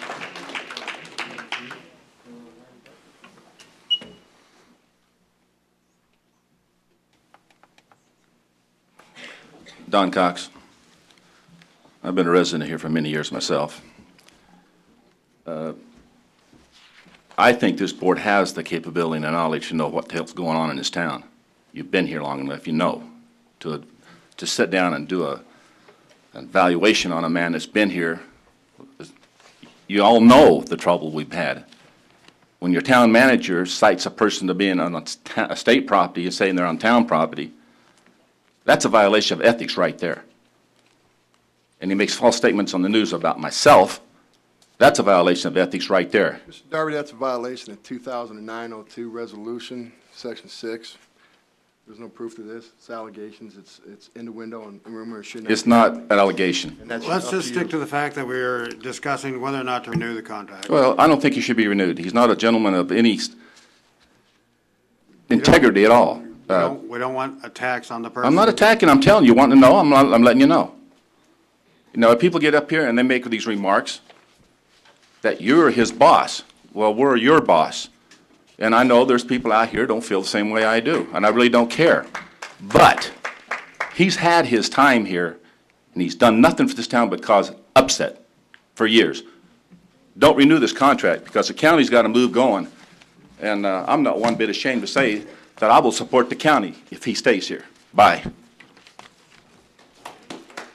Bill Hoff, citizen. I wanted to bring something to the attention of the new electees. There are actually two things from what I've heard tonight. But first of all, I'm a little bit of an election junkie, so I really pay attention. And I listen to the people that ran for office that have been newly elected. And your platforms were very simple. They said that you felt dedicated to the town and that you wanted to represent the people in the town and you wanted to make Pahrump a better place to live. And the only way you can do that is get rid of Kobarger. Number two, several people have gone up here tonight and they've insulted you by saying that you don't have any experience, you got to hang around for a while and maybe you'll get going. One guy said maybe in a year it'd be worth sitting up there. I don't think that we elected you because we figured that you were just totally neophytes and totally naive. Mr. Waters at the last town board meeting made an impassioned statement about saying that... Mr. Huff, could you back up a little? Excuse me. That he was... he attended every town board meeting since he's lived here. And then he turns around and says that he wants 6 months to evaluate the person that brought us eliminate the 4th of July fireworks, disarm the citizens, change the garbage contract, Joshua's community, Go Ponics. What do you have to evaluate, for crying out loud? There isn't anything over on the plus side. You and I both know that. If you were at the town board meetings, you know it. And Mrs. Endersby and Mr. Culkin, you replaced two people that were puppets for him. And we didn't replace Parker because she wasn't on the ballot, but she wouldn't be here either. So what are we doing? Why are we wasting time? You have a trigger date.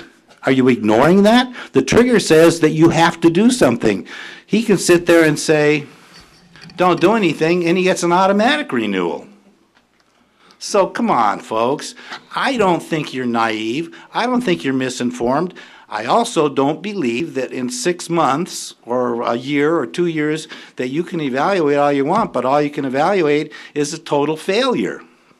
And if it's a big problem to get another town board or town manager, I know that in Bandon, Oregon, this is a fact, that they have just fired Mr. Winkle. And Mr. Winkle, in his fury of being fired, said he's going to show him he's got property in Nevada and he's leaving. And guess where his property is? Go look in the property assessments. Unit 5, 1 acre in Pahrump. He's coming here for you. And I didn't make it up.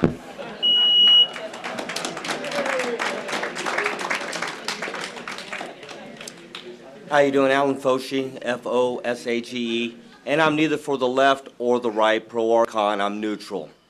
I don't know all of the stories, but I know how easy it is to judge and condemn a person in the court of public opinion.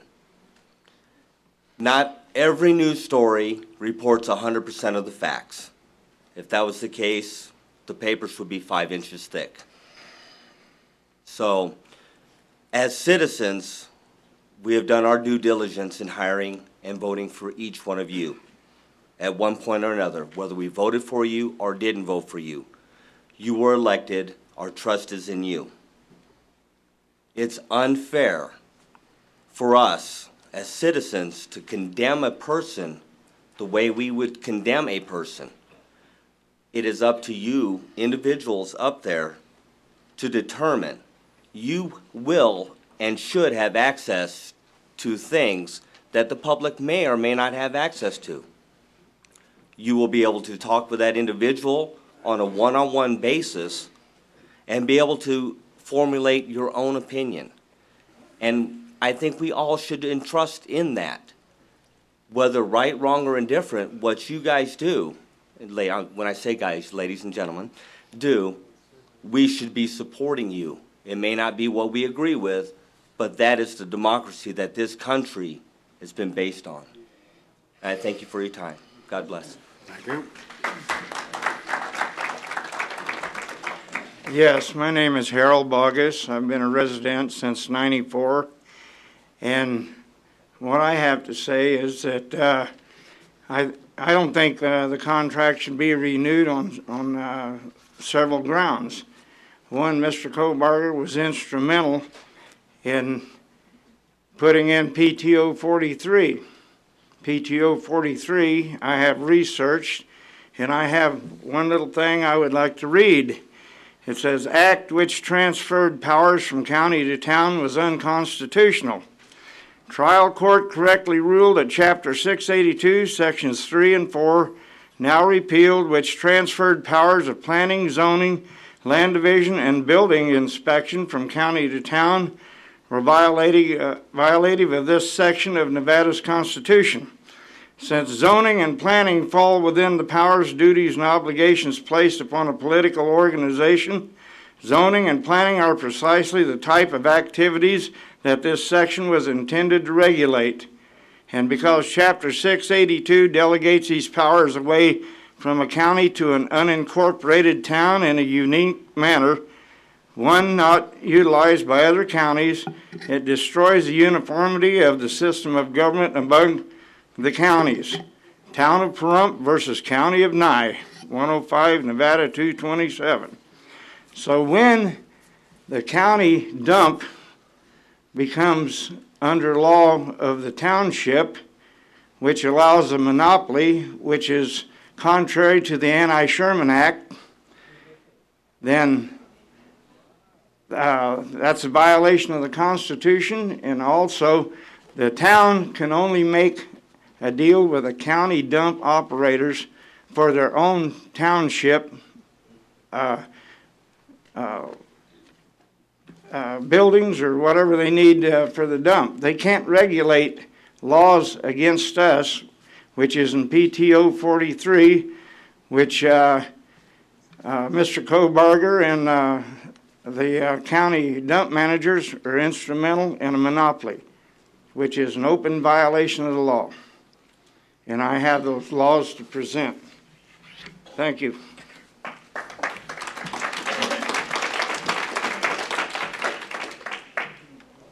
My name is Stephanie Lopez, and before you start yelling boo, we all know that I stand behind Mr. Kobarger for a lot of reasons. I stand behind him because he's passionate about our community, he's honest, and he's trustworthy. I think it's sad that you guys point fingers, certain members of the board points fingers at him, but you guys should all know when you point one finger, you have 3 fingers pointing back. And I think Mr. Kobarger has done an amazing job, and I feel very sorry for you that you've worked with such negative people. Keep up the work.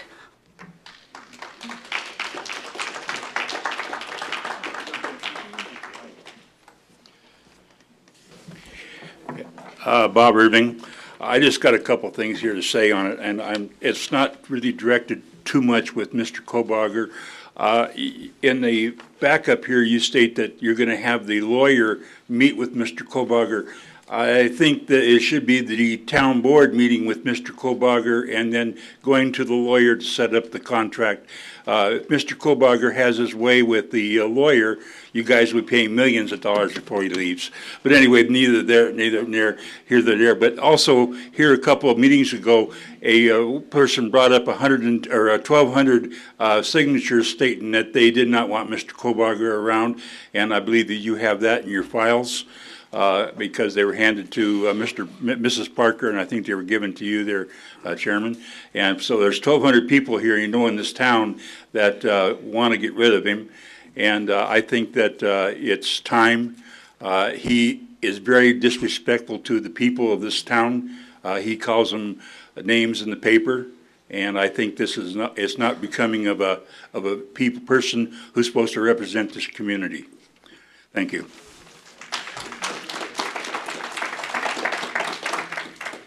Yeah, Bruce Colley, resident. I've been coming to town meetings about 3 years. Dr. Waters, Carolyn, Harley, everyone comes to the meetings for at least that period of time, I believe. I think the facts speak for themselves.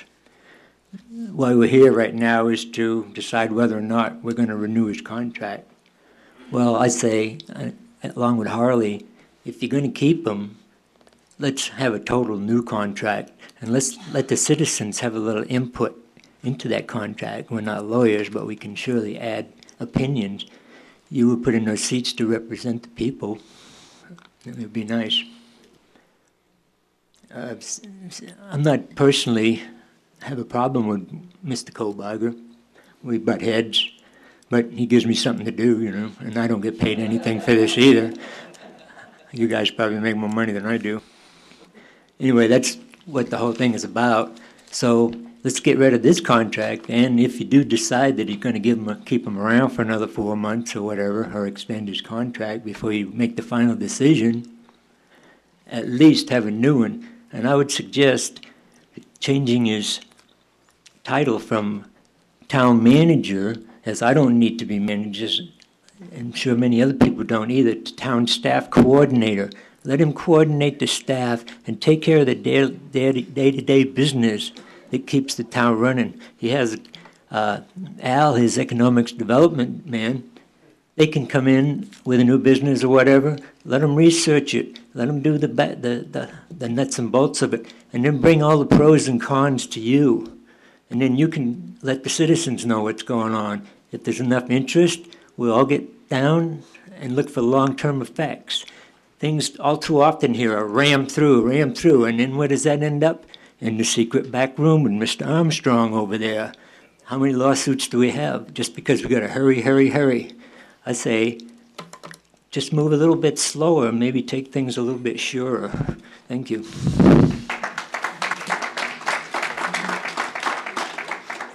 My name is Joan Hackley. I'm a Pahrump resident.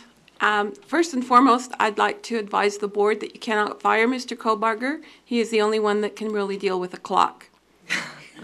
Okay. Having said that and brought just a little levity here, it was my privilege last year for about 5 months to work with and for Mr. Kohlberger at the town office. I thoroughly enjoyed that. I was able to watch him on a day-to-day basis over many things. We put together agendas. I watched him with other people that came in that were anxious to do business in town. I watched him with people who had concerns. He treated everyone with respect and kindness, and he worked through their problems with them. He never treated anyone rudely. He always gave them as much time as they needed or wanted, and maybe even beyond that. I think it would be a big mistake to not renew his contract. My husband and I wrote you a letter. I would assume that was not the only letter you received on his behalf. Someone mentioned 1,200 signatures. I think Ms. Lopez and I could go out tomorrow and get you 3 times that many. There are the people in this town who are working 3 and 4 and 5 jobs to make this town work that maybe can't come to town board meetings. The people that are able to come to the town board meetings, the ones who are the most negative, that are going to boo in a moment, are the ones who have really not much else to do. I can't believe the negativity that comes into this room. You can see that. It's got to stop. We've got to be positive. We voted for you as a positive change in this town. Don't let us down. Consider what you're doing here. You're getting rid of a good man, or thinking about it. It's ridiculous. You need to really assess what has been done, and you need to look at the real things, not just a few things people say, not just a few ideas you've heard, but really take a good look at it. I implore you, don't make the mistake of throwing the baby out with the bathwater. Thank you.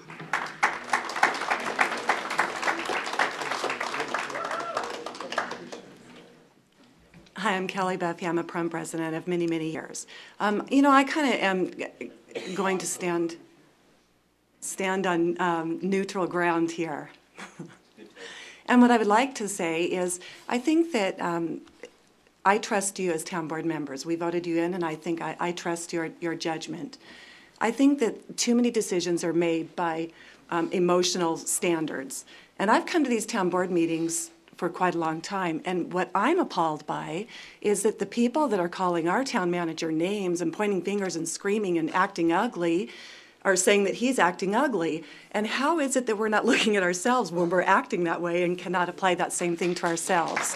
And so my position is that decisions should be made based on the background and by a business decision and not an emotional decision. You should base your decision on something that can be substantiated. So if you have a problem with anything that Mr. Kobarger has done, then it should be something that you can substantiate that he's done it incorrectly, he's done it illegally, he's done it in whichever way that you find fit to make that decision, not based on someone just saying that they think it's wrong, because people are so emotionally driven and so passionate about their ideas that they tend to sway everybody else. And I'm here to say that your constituents are not just the people in the room. Your constituents are your residents of Pahrump.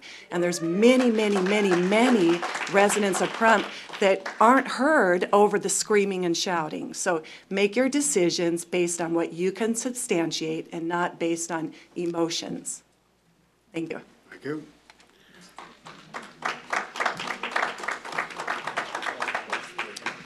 My name is Blitz Clinton, and I'm a resident of Pahrump. And there you go. My name is Blitz Clinton, and I'm a resident of Pahrump and a citizen of Nevada for over 45 years. There's been a lot said and in both directions here, and I don't think either party, either way, speaks for everybody in this town. I think there's been a lot of misfalls from the town board in the direction of the town manager, because I don't think there's been any direction of the town manager since he's been here. I don't think the previous boards have done what they needed to. I think this contract needs to be ended right now. I think this board needs to talk to Mr. Kohlberger if they choose to keep him on a new contract. And I think the direction of this board needs to be implemented what the town wants. The town and the people want input with our government, and they want response from our government, and you are our town government. You are representing the town. The town wants input. There's been issues that have been covered from Mr. Kohlberger. We've had contracts signed, and then we deal with the consequences later. Those powers need to be moved to the board and discussed with the people before there's ever a contract signed with any entity coming into this town. That's your duty, to set up these guidelines. These guidelines need to be set up before a new contract is implemented with any town manager. The guidelines and the job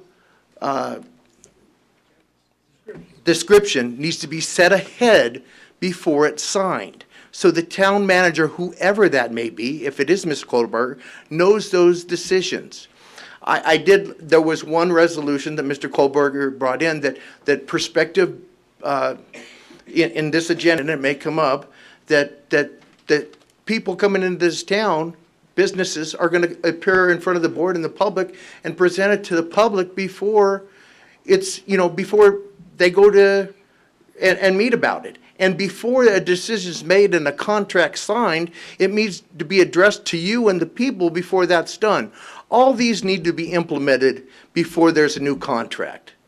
I recommend exactly what Harley says, and I would concur, to give notice on the implement of ending the contract, and if they choose to enter into negotiations for a new contract, we've got a time frame in order to implement this new contract, the new job description, and what the people want. That's going to give you 3 months. I don't know what the trigger date is right off the top of my head. It's 3 months, 4 months, whatever the trigger date is, to work on these issues. Thank you very much.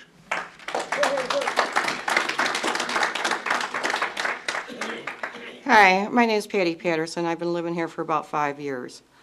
I am totally against the renewal of this contract, but I do agree to maybe just end this contract as far as this trigger date, so we're not stuck for another 3 years.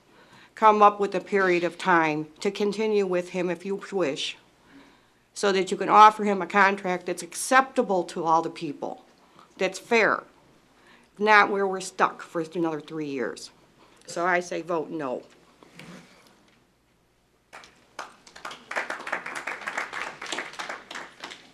My name is Marilyn Maddox. I've been a resident here for 17 years this year, and I have to count the number of town managers we've had in this town by pulling off my boots, because just my fingers is not enough, which tells me we've had a lot of stupid town boards, and I hope I'm not looking at another group of them. I'm appalled that 2 of you did not already have the information from the auditor. I mean, this is not a come to the town board and do your job sitting here at the town board. I live with Mr. Dolan, have been with him for 9 months, as most of you know, and he put 20 to 30 hours a week in or more as a town board member. You have to do your homework, and I'm just appalled, Harley, that you didn't on the auditor, because I know you're a very diligent person. I've known you for the 17 years I've lived here. You're actually one of the first people I met here, so we've been friends a long time. Carolyn, you're going to have to step it up, or you're not going to be on the board very long. I'm sorry. That's just how I feel about it. As far as Mr. Kohlberger goes, I've worked with Mr. Kohlberger prior to my relationship with Mr. Dolan, and found him to be ethical and honest and did what he said he was going to do. My question to you, since you made this a question and answer situation earlier, Mr. Darby, I'd like to know, what are your plans if you let Mr. Kohlberger go? It took almost a year to get Mr. Kohlberger to even come to this town. Why would any town manager want to come to this town? I don't understand why you're even here, Mr. Kohlberger. I mean, it's just crazy. So can someone answer my question? Mr. Darby, do you have a suggestion? I know it was not your motion, so should I readdress my question? Actually, I don't have a plan right off the top of my head. Okay, so I'm assuming that Mrs. Endersby does? It's not on the agenda. It doesn't matter. I'm asking a question. What's your plan if you want to get rid of Mr. Kohlberger? What's your plan? I think any plans would need to be made after a motion is decided on. They can't hear you. I'm sorry. I believe any plans would have to be made after a motion is decided.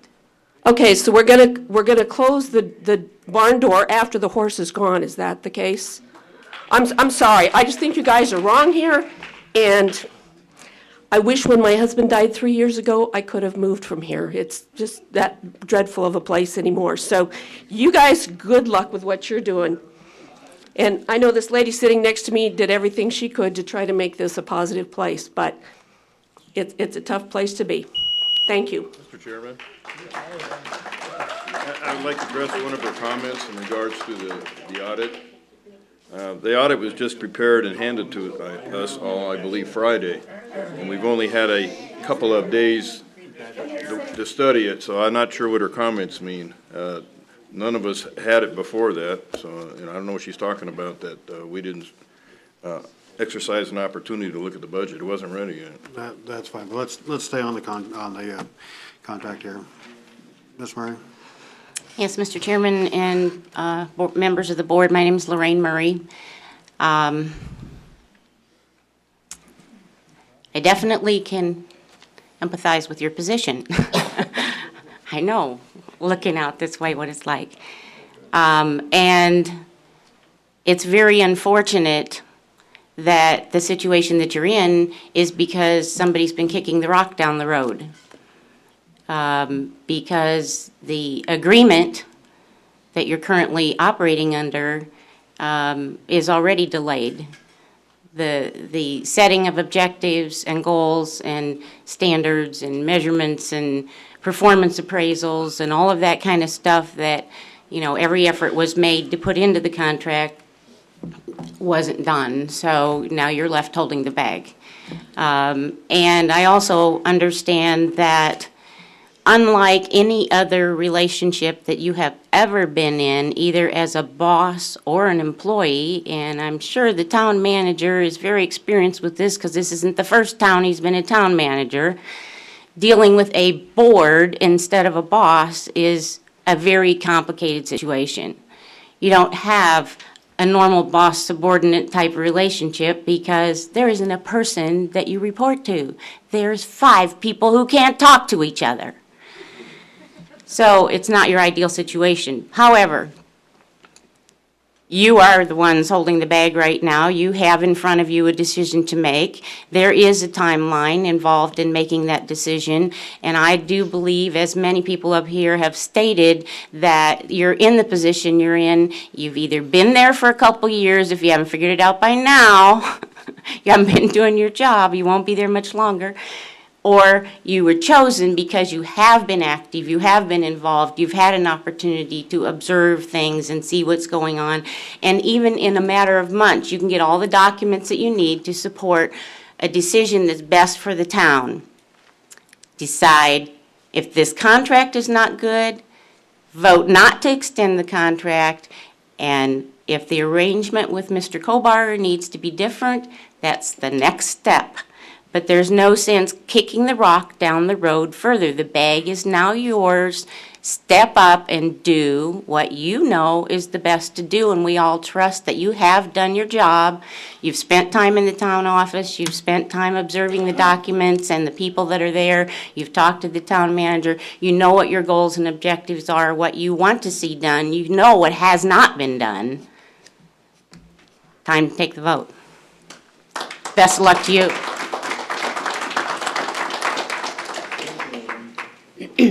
Robin Lloyd, LLOYD.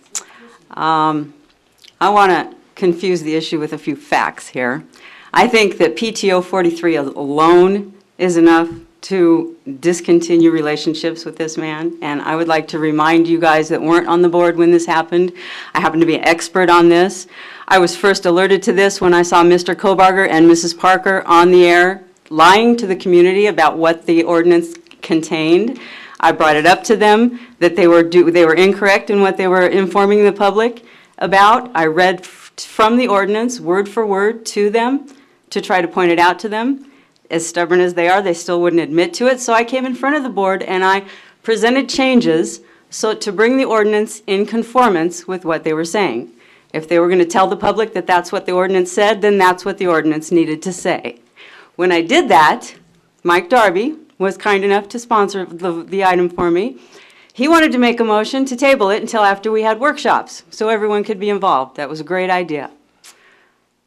The very next meeting, unfortunately, Mike had to go to a funeral. Last minute, didn't have any notice.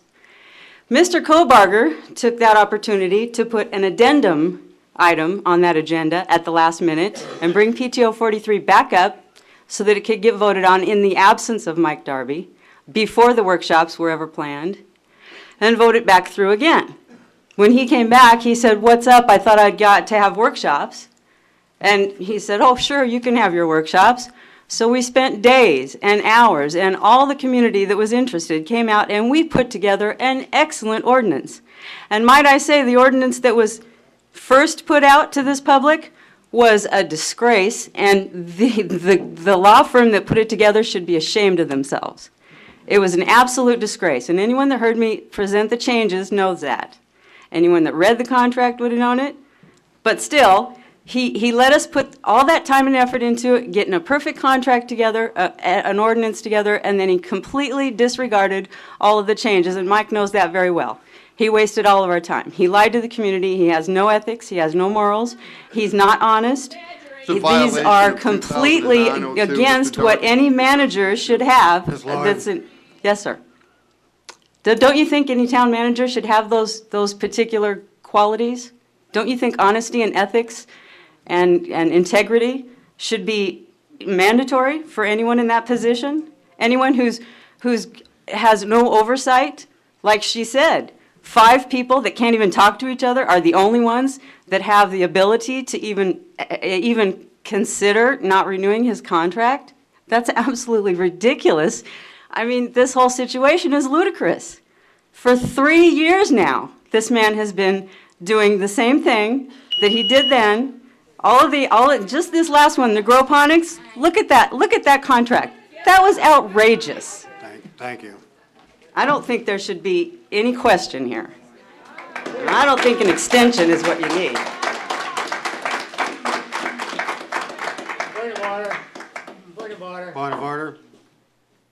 Mr. Darby, we have a group of people in the back row back there been running excessively out of order. Actually, would you because of the speak to them or ask them to leave? Mr. Colley, because of the lopsidedness, now that we're starting to go more towards the cons than we are the pros, I'm going to close discussion.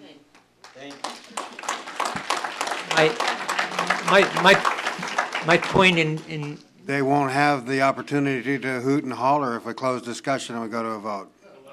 they've been doing it on every issue. Thank you. I'd like to at least address the board, since I did sit down before you said that. When I set out the guidelines, I said that if we got lopsidedness, I was going to close discussion. Right now, we are currently lopsided. Well, you all know how I feel anyway. Thank you. But don't worry about your jobs. You're doing good. All right, so we have the motion on the floor not to renew the town manager's employment agreement. Is there any further discussion from the board before we take this to a vote? Mr. Chairman, would you read that motion again, please? Motion is not to renew the town manager's employment agreement.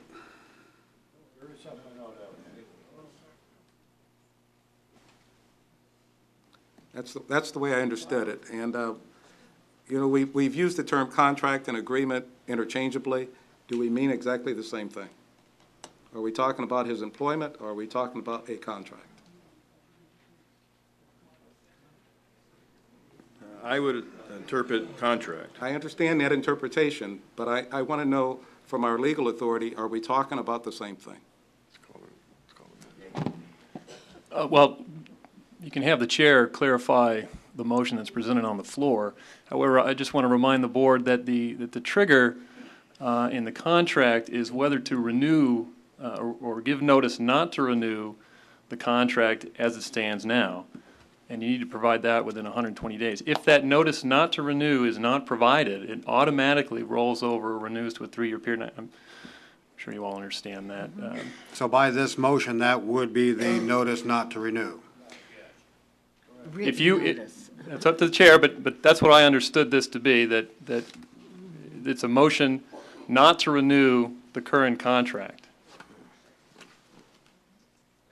Yes, But that's up to the chair to clarify what that motion is, but that's what I understand it to be. Yeah, I believe that's exactly what we're saying when we talk about the employment agreement. The agreement is the contract. Just to further, the contract remains in force till the end of its term, which is in June. If you decide to give notice not to renew the contract, it still remains in force. If you want to negotiate another contract, that particular item is not on the floor as the motion stands, as I understand it. Correct. So this motion could be amended now before we vote on it to enter into negotiations for a renewed contract. You can do that later. Are you asking whether you can amend the motion to enter in negotiations for a new agreement? I was, but I don't believe we have to, because we can come back at next meeting and. Yes, the thing that, the issue that needs to be addressed either at this meeting or the next scheduled or at some time in the month of February is whether to renew the or give notice not to renew the contract. That is the intent. Okay, so tonight if we give notice not to renew, next meeting we can come back and say we want to enter negotiations. Yeah, you can do that. Does that clarify? Yes, or we could do that tonight, is that correct? You can do that tonight. I think you can give notice not to renew. You can give notice not to renew and direct to begin negotiations. You can also, of course, the motion isn't on, but it has been discussed before, to extend the contract for 6 months, which just extends the trigger point, the decision not to renew. One thing to note, that if you do decide to give notice not to renew, you have 4 months in which to negotiate the contract or a new agreement if that's what the board chooses. Yeah, Mr. Chairman, that's what I wanted to say. The motion at hand now is not to renew the current contract. Correct. So it's in. Now we don't have to worry about trigger dates or anything. Mr. Kohlbarger will be here through June 30th. This board has an option to bring anything forward it wants to. They can offer Mr. Kohlbarger to continue employment until we work out negotiations for a contract, whatever. So there's plenty of time to address anything else. The public is always free to approach one of the town board members here. If you have an item, you're free to ask us to put it on the agenda for you, and this board will consider that item. And if you want to renew a contract with them, then that's your option to ask us to do that for you. I'd like to remind this board that nobody on this board participated in the current contract.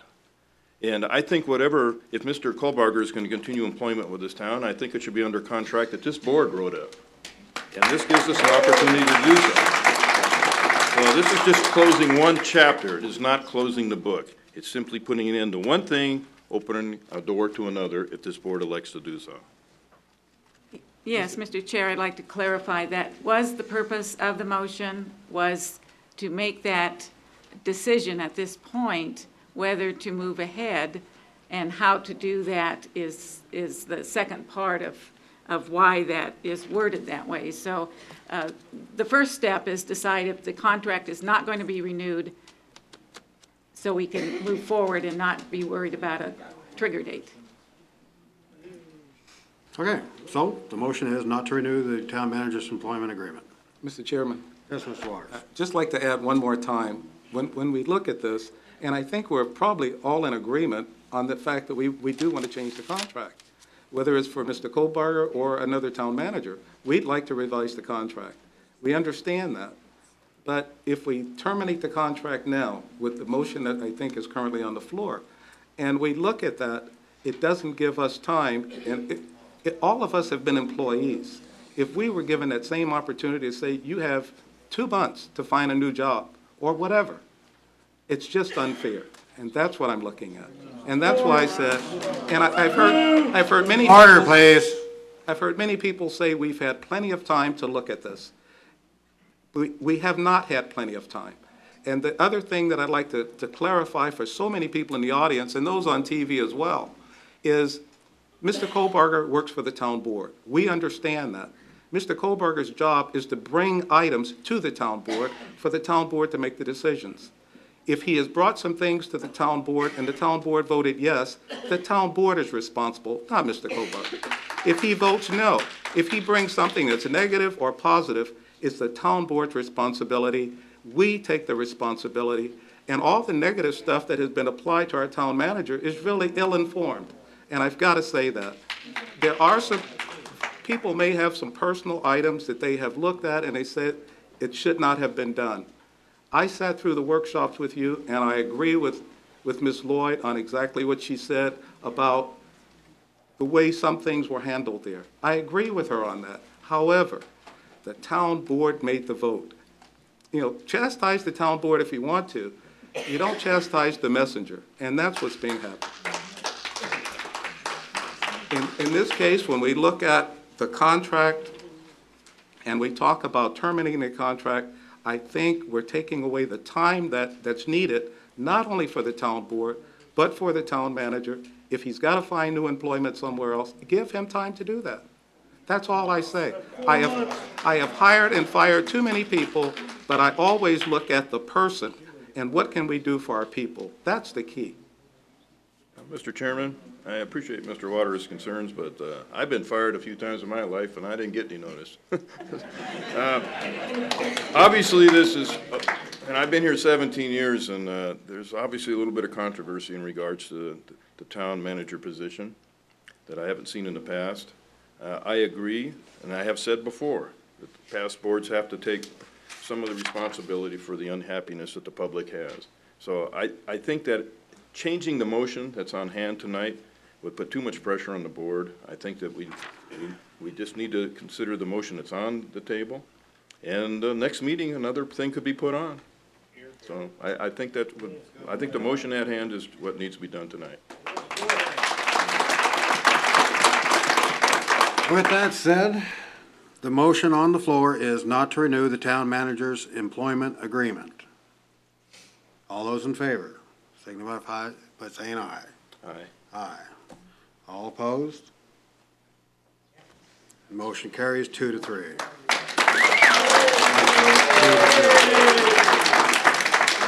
Mr. Chairman, I'd like to make a comment now. And I'd like to make this for everybody in the audience. The town board, and we, again, as Ms. Murray mentioned, we cannot talk to each other. However, one thing I think we agreed to some time ago is once a vote is taken, we're all in unity that the vote went that way.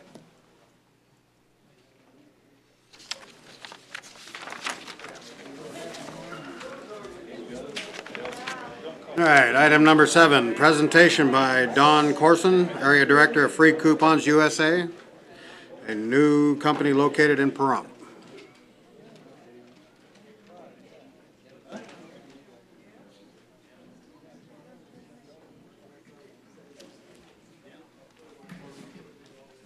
Good evening. It's a tough act to follow. My name is Dawn Corson, and I've been a resident of Pahrump for over 10 years now. And tonight I represent Free Coupon USA. It is a new business here in Pahrump. Darby, can we wait till everybody sits down, please? A lot of noise being made, a lot of movement. Would you mind, please? Not at all. And I'd like to take a moment, Mr. Chairman, and apologize for the delay. And we should have pulled those presentations ahead of the other discussions. So I do apologize for them not happening. Thank you. I'll be real brief. Free Coupon USA actually is a business-to-business co-op. At this point, we have over 40 companies in Pahrump that have come together and are beginning to push all of their clients to one place for everybody to be seen. So in simple terms, whether a small company has a very low budget for promotion and advertising, or whether they have $20,000 a year, they will be able to be seen. Somebody had mentioned that they have a meeting at the Homestead Cafe. Now, they're one of my clients, and they don't have a whole lot of money to put out there for promotions, but maybe Dr. Leeks, who has a well-established company, also another client of mine, and when you put all of these companies together and when they're all pushing all of their clients to one place, everybody is seen. You're actually co-oping the advertising dollars. So to kind of keep it brief, I'd like to, first of all, give out my contact information for business owners or those who have businesses here in town or who know somebody who does. They can actually take advantage of this. My number is actually 513-1917. And we do give free consultations. My main reason for coming here tonight was because it is free to the community. And every single person in this room can take advantage of this company that I am part of. If you go to freecouponusa.com, you will find over 40 companies here locally in Pahrump that you can actually download, actually print out coupons and see advertisements for that you can't find anywhere else, whether they're in the publications or on TV. We actually give an incentive to the companies to give something more. We try and encourage them to give back to the residents.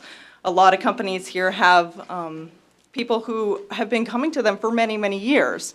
And this is a way for them to actually give back to their customers. As I said, it is free to the community. You can go onto this website. Up on the right-hand corner, you'll actually see a search engine. Type in Pahrump, and you can pull up over 40 companies here in town, from restaurants to doctors. A healing chiropractic, or a Healing Touch was a new company.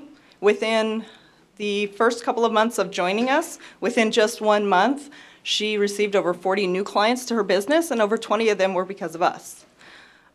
So we encourage that the business owners here, when they co-op, we actually encourage all the businesses to try and take advantage of the other businesses that are within the co-op. That way the money stays in the town, which I know is very important to everybody in this room. Last meeting, it was kind of depressing to come to the meeting because they're saying it's a dying town. Well, I'm out there working every day to try and make sure that it doesn't die.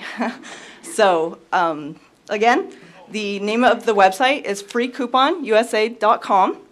And whether you're a business owner or just simply a resident who shops in this town, eats in this town, you can take advantage of it. I'm taking the liberty of going around towards the RV parks, because we do have a lot of travelers. I mean, we're the biggest RV park spaces in Nevada, or in the United States, correct? And I'm telling you, all those people are on their computers. They're searching where they're going next. When you travel, most people don't contact the travel agents anymore. They're online. They're doing their own research. Everybody knows how to use Google now.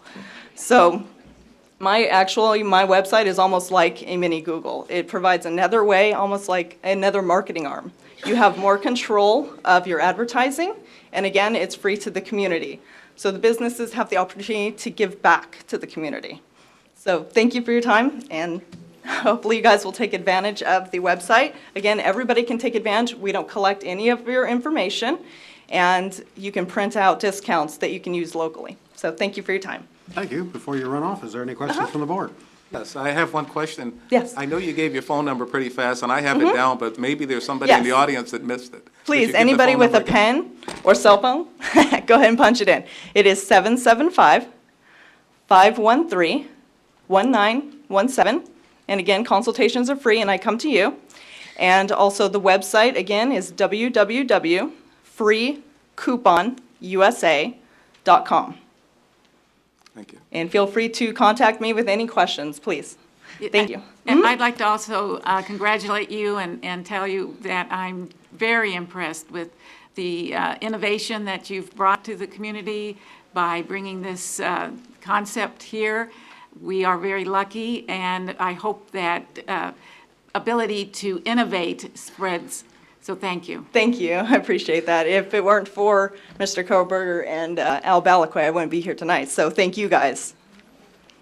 Is that it? Okay. Anything further? Thank you very much. Alrighty, that brings us to item number 8, a presentation by Nye County Coalition's Community Outreach Task Force to update the community on current events that are assisting in the elimination of poverty and homelessness in the town of Pahrump.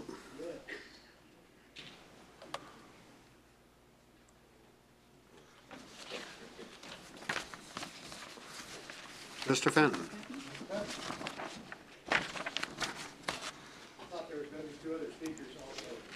I got tired. Looks like it's just you guys.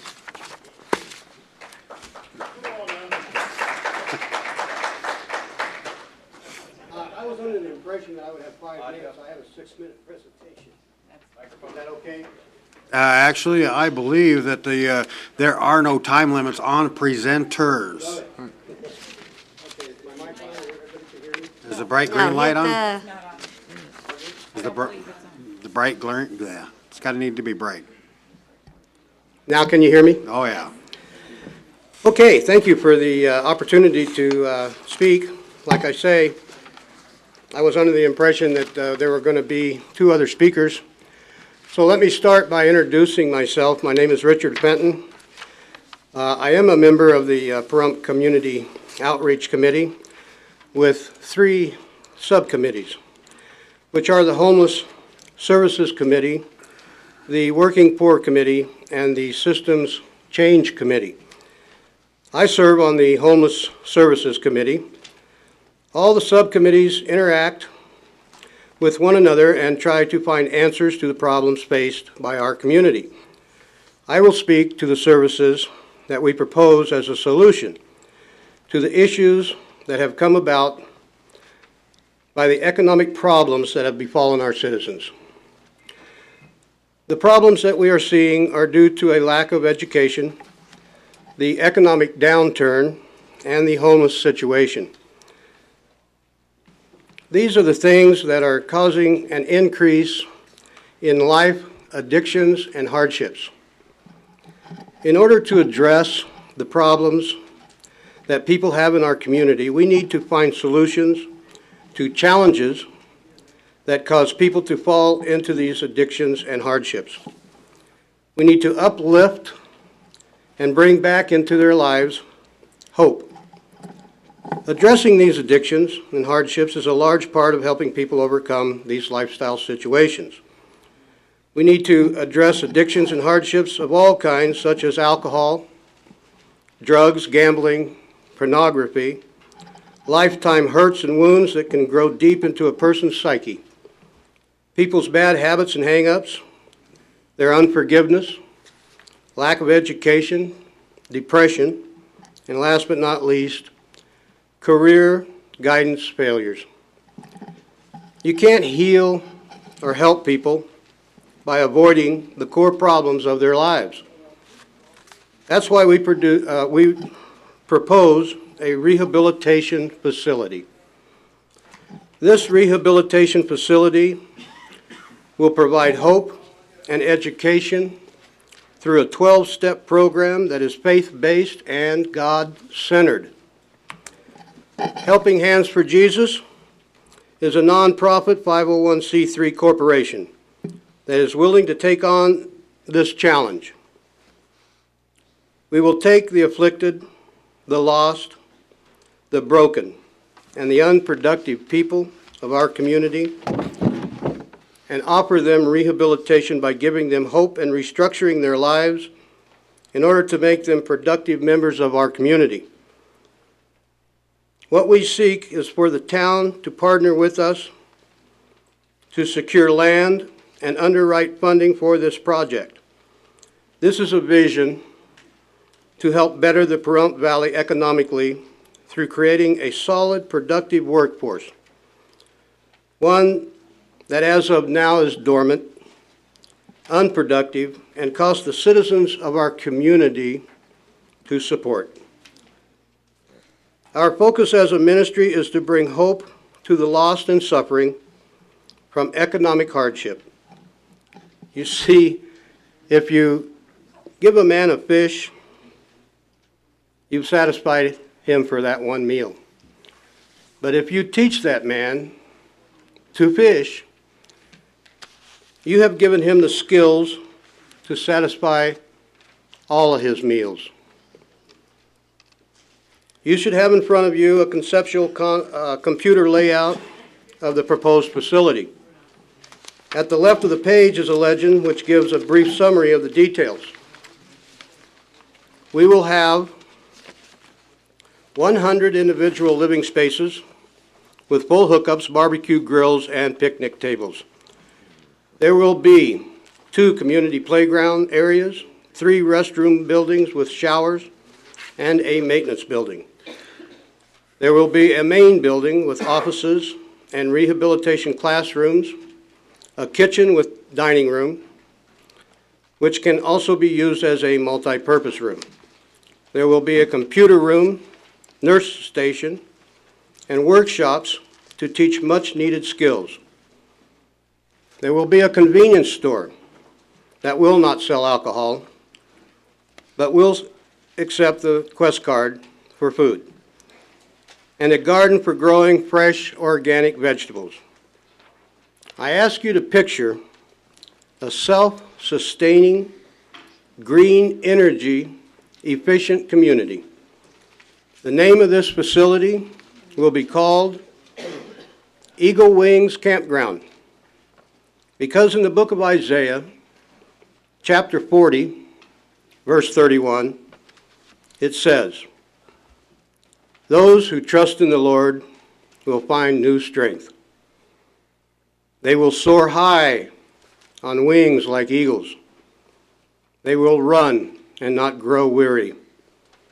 They will walk and not faint." There's a great deal of wisdom and hope in this verse, and that is what we will offer to those who want a new life and another chance to recreate themselves. I am asking each one of you on this town board to help people in our community to help themselves. I am asking you to make a personal commitment to our goal of eradicating hardship and addictions in our community. I ask you to support us in this honorable quest. With God's blessings and your help, we can change lives and make a difference in our community. Helping Hands for Jesus declares war on addictions and hardships in Pahrump and Nye County. Thank you, and God bless you.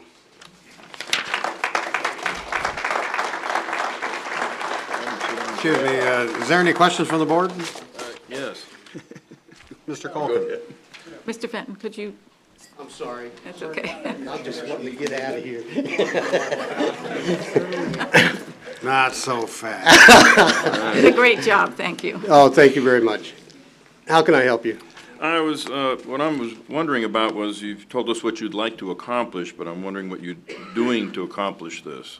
I'm sorry, I didn't hear the last part. You've told us what you would like to accomplish, but I'm wondering what you're doing to actually make it happen. That's a good question, and I appreciate that.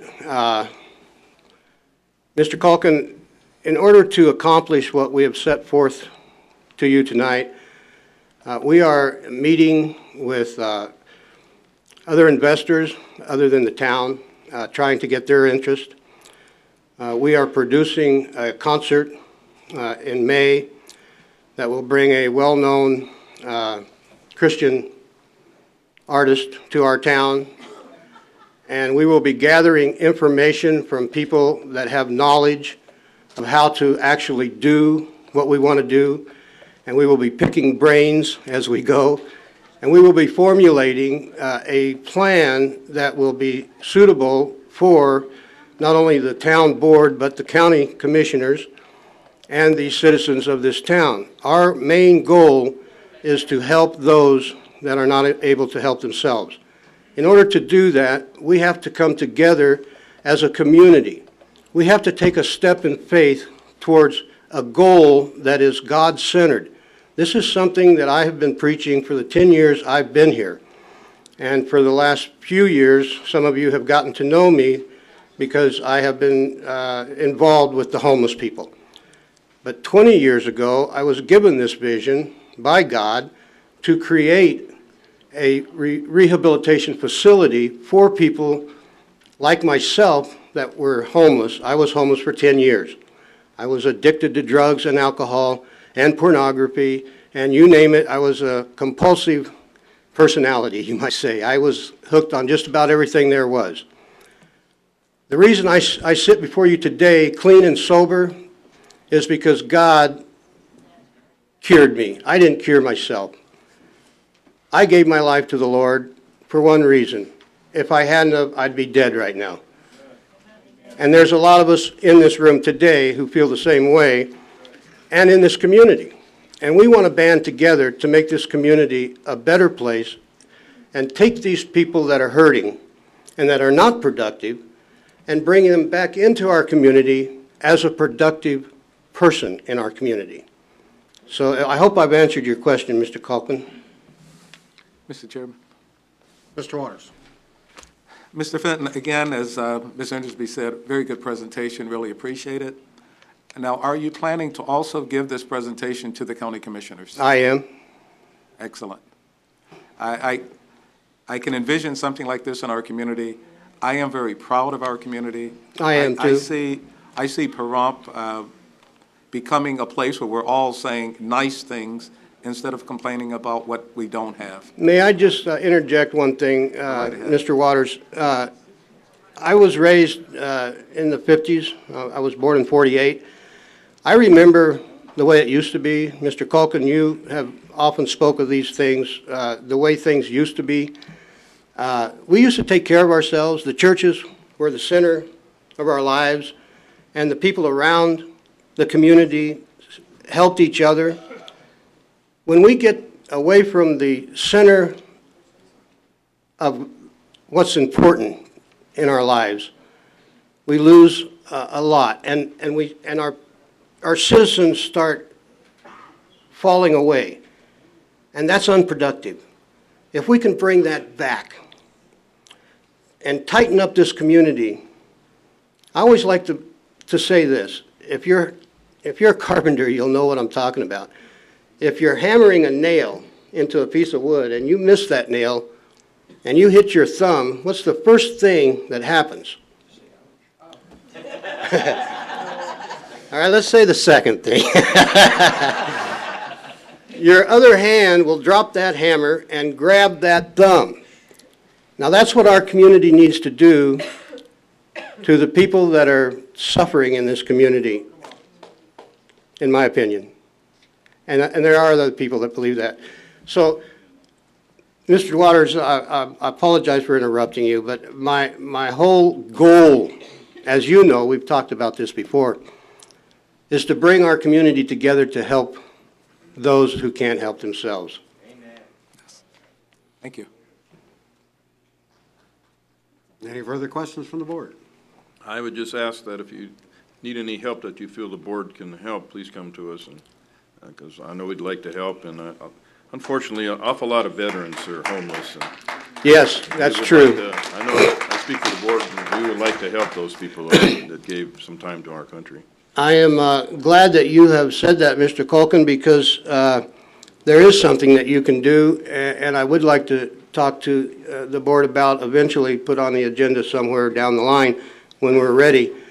But there are some town properties that I have found that are 40, 30, and 20 acres.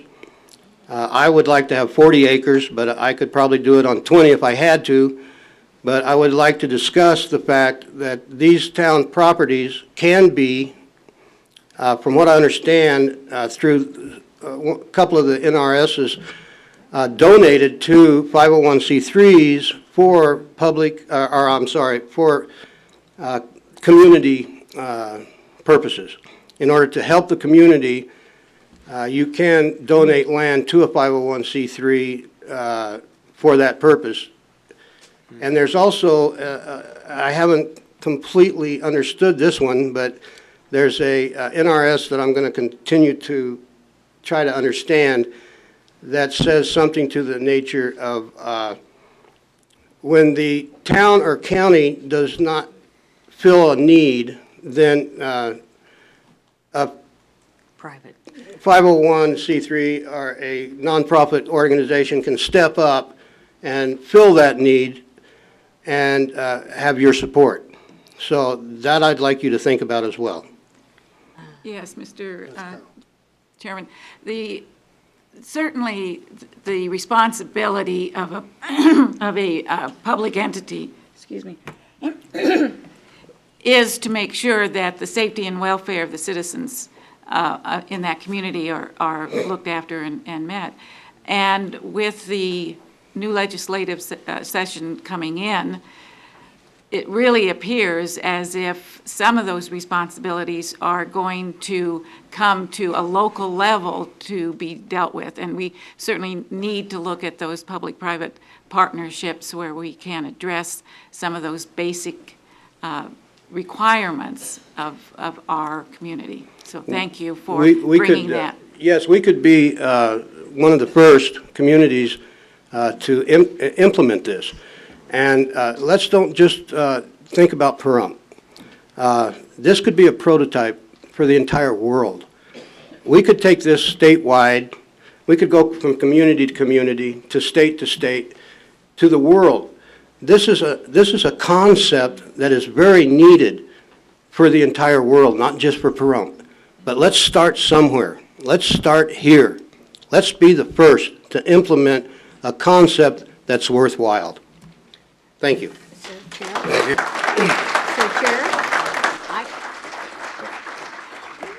I'm sorry.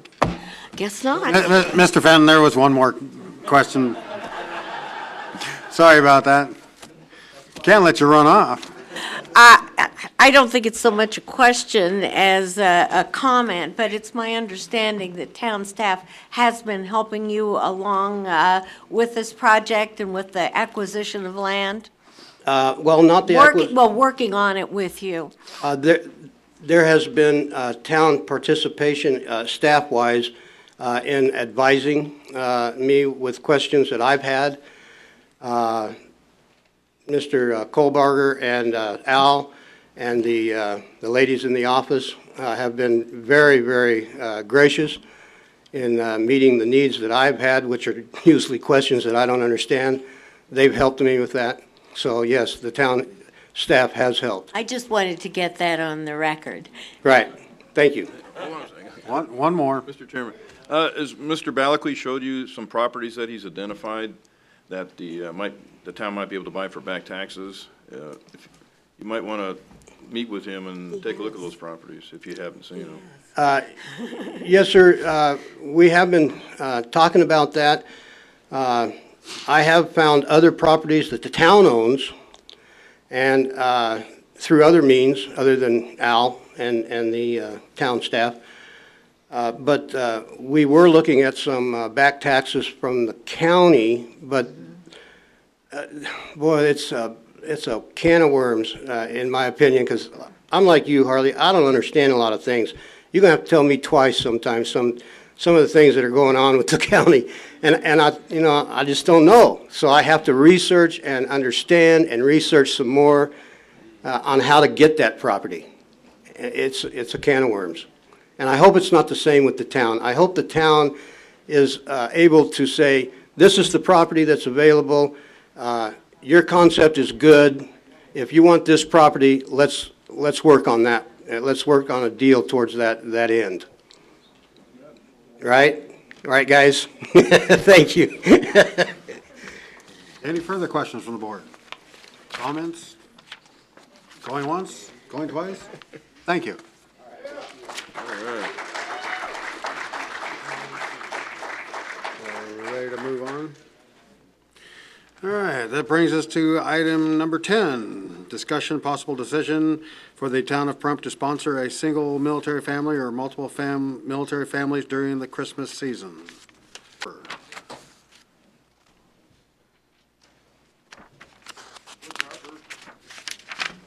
Butch Harper, resident. I brought this item up, I guess, a couple of meetings ago about supporting our military families. As I wrote here, and I forget sometimes, it's quite often the senior moments, many of our lower-ranked military don't get a lot of money. And when a spouse goes off to war, the other half is left to raise that family by themselves. The sacrifices they make is beyond question. Nobody can deny what they sacrifices. Harley, you made a comment, and I got this in the book. And it's a comment that many veterans have said over and over, boy. And all gave some gave all. We will never forget. Some of the subjects, I bring up is very sensitive, at least to me. Children are veterans in our military. They Our military now is a volunteer military. It's our young men and women, 18, 19, 20 years old. They're taking an oath to defend our country.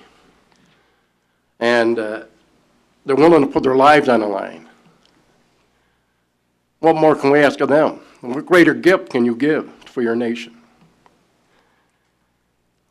All I want is, I'm not asking for $1,000. I've written out my checks. And I was questioned about one last time, and I had to retaliate in a low-level way that I would have definitely been different when I was younger. But, you know, presentations, I don't know. I'm not very articulate in the way I speak. I have a habit of cutting out newspaper articles. I brought a bag of names of men and women a couple of meetings ago, of men and women that gave their lives up so we can have a free nation. And I keep cutting these articles out of the paper. And I mentioned to one man about the bag, and he said, I couldn't do it because it brings back memories. Memories will never disappear. A military person sort of builds a wall in that brain of theirs, trying to keep it in the back of their minds. But every once in a while, that wall starts to disintegrate, and it comes right back over and reminds these veterans of what they went through and what their families are going through. And part of it is PTSD. A person comes back, he looks the same, she looks the same. After 1 or 2 weeks, you say, there's something wrong. He's different, she's different. It's a sacrifice that when I took an oath in Chicago, it was in the 60s. I was 17 years old. My mother had to sign for me to go into service. I don't know what I was looking for at that time. Was I looking for an out, a way, a direction for me to, you know, a different road to travel?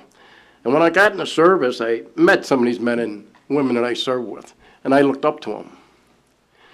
And in the 60s, you had a draft. Men were drafted into the service. Some of those draftees ran. They ran to Canada, they ran to Mexico, they ran to other countries. As far as I'm concerned, and many other veterans, they could have kept on running. But then they found out that Canada didn't want them. These other countries didn't want them. They kicked them out.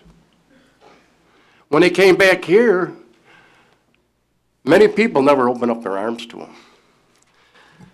The sacrifices that they make and their families make, like I said, I cut out a lot of articles. Mr. Harper, excuse me, Mr. Chair, if I may just ask, I don't mean to, I'm sorry for interrupting, but have you taken your request or presentation to the Veterans Memorial Advisory Board and brought that to them for consideration so that they could work with you on bringing? Not yet.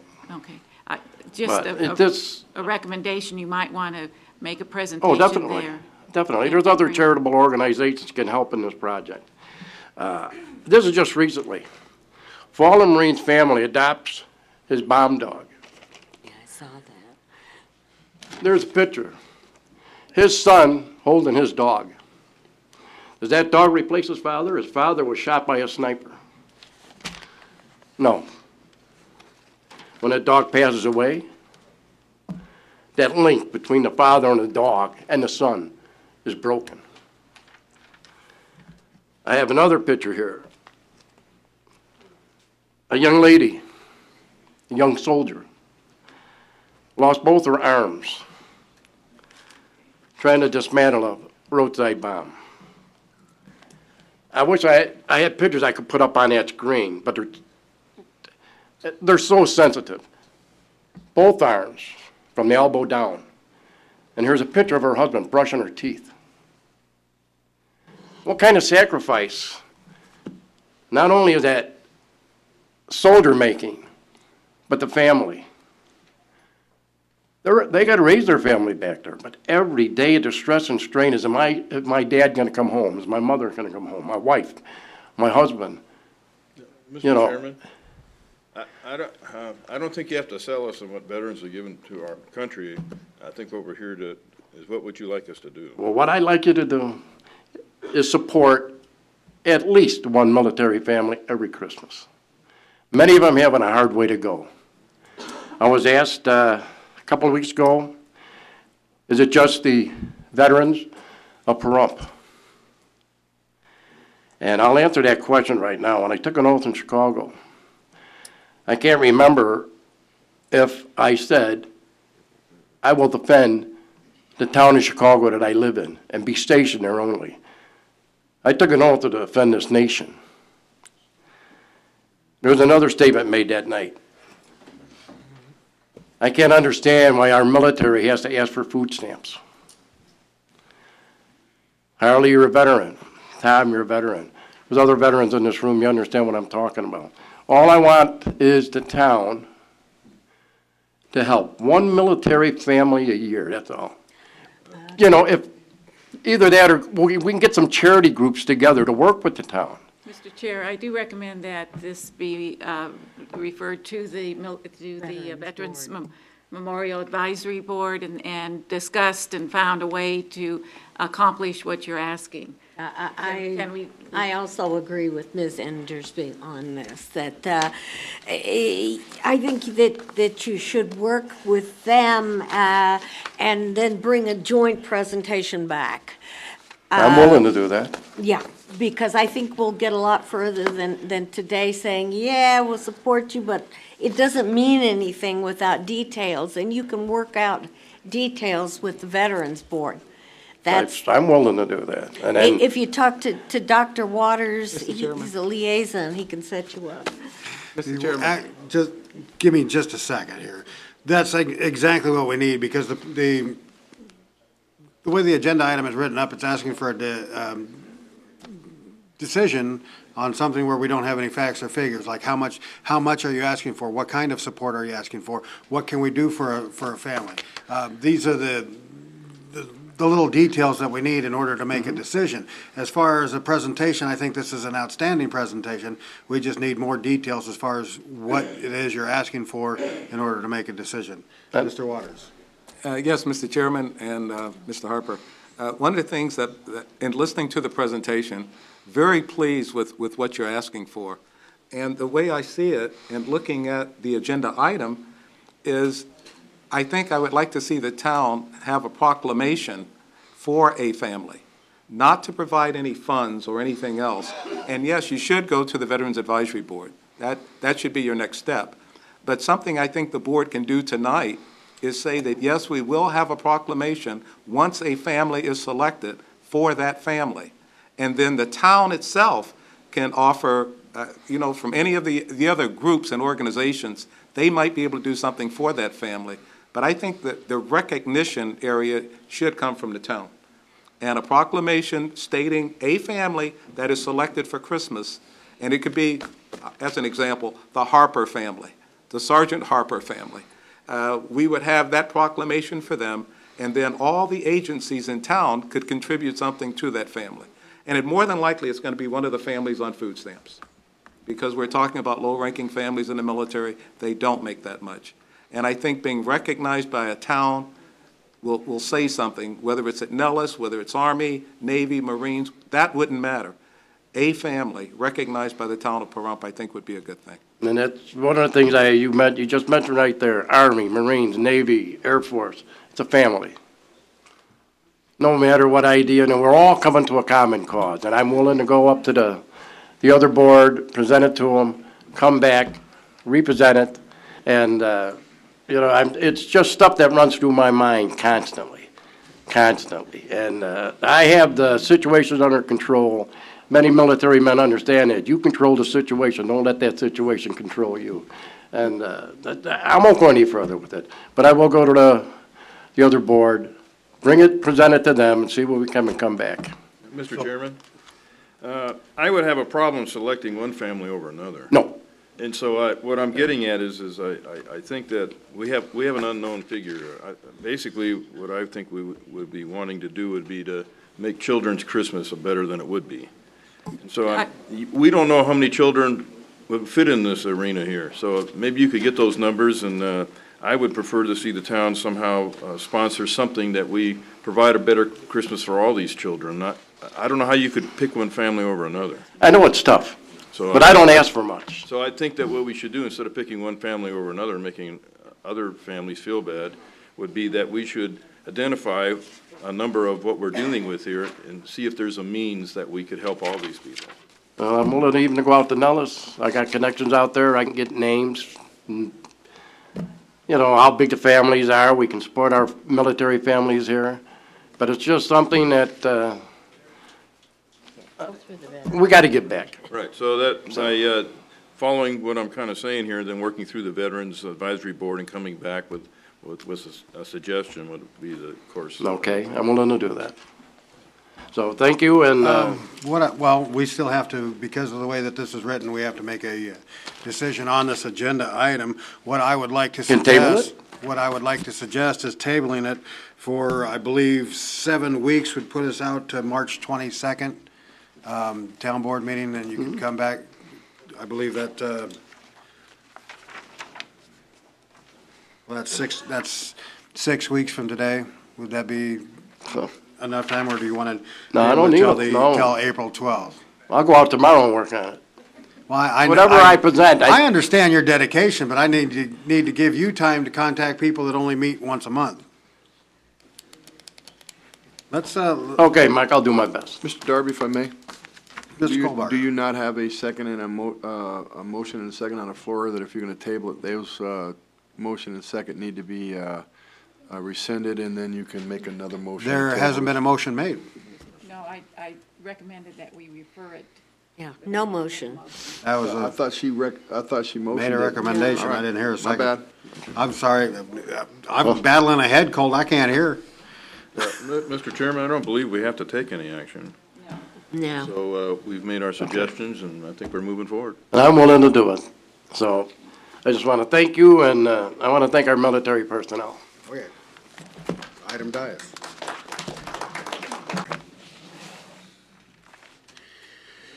All right, that brings us to item number 11. Discussion possible decision on approving resolution 2011-02, the resolution amending resolution 2009-02, and reestablishing a policy and guidelines for the rules of procedure at Pahrump Town Board meetings.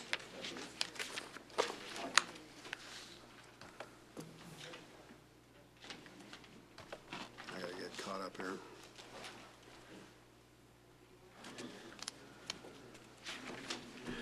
Mr. Colbart. Yes, sir.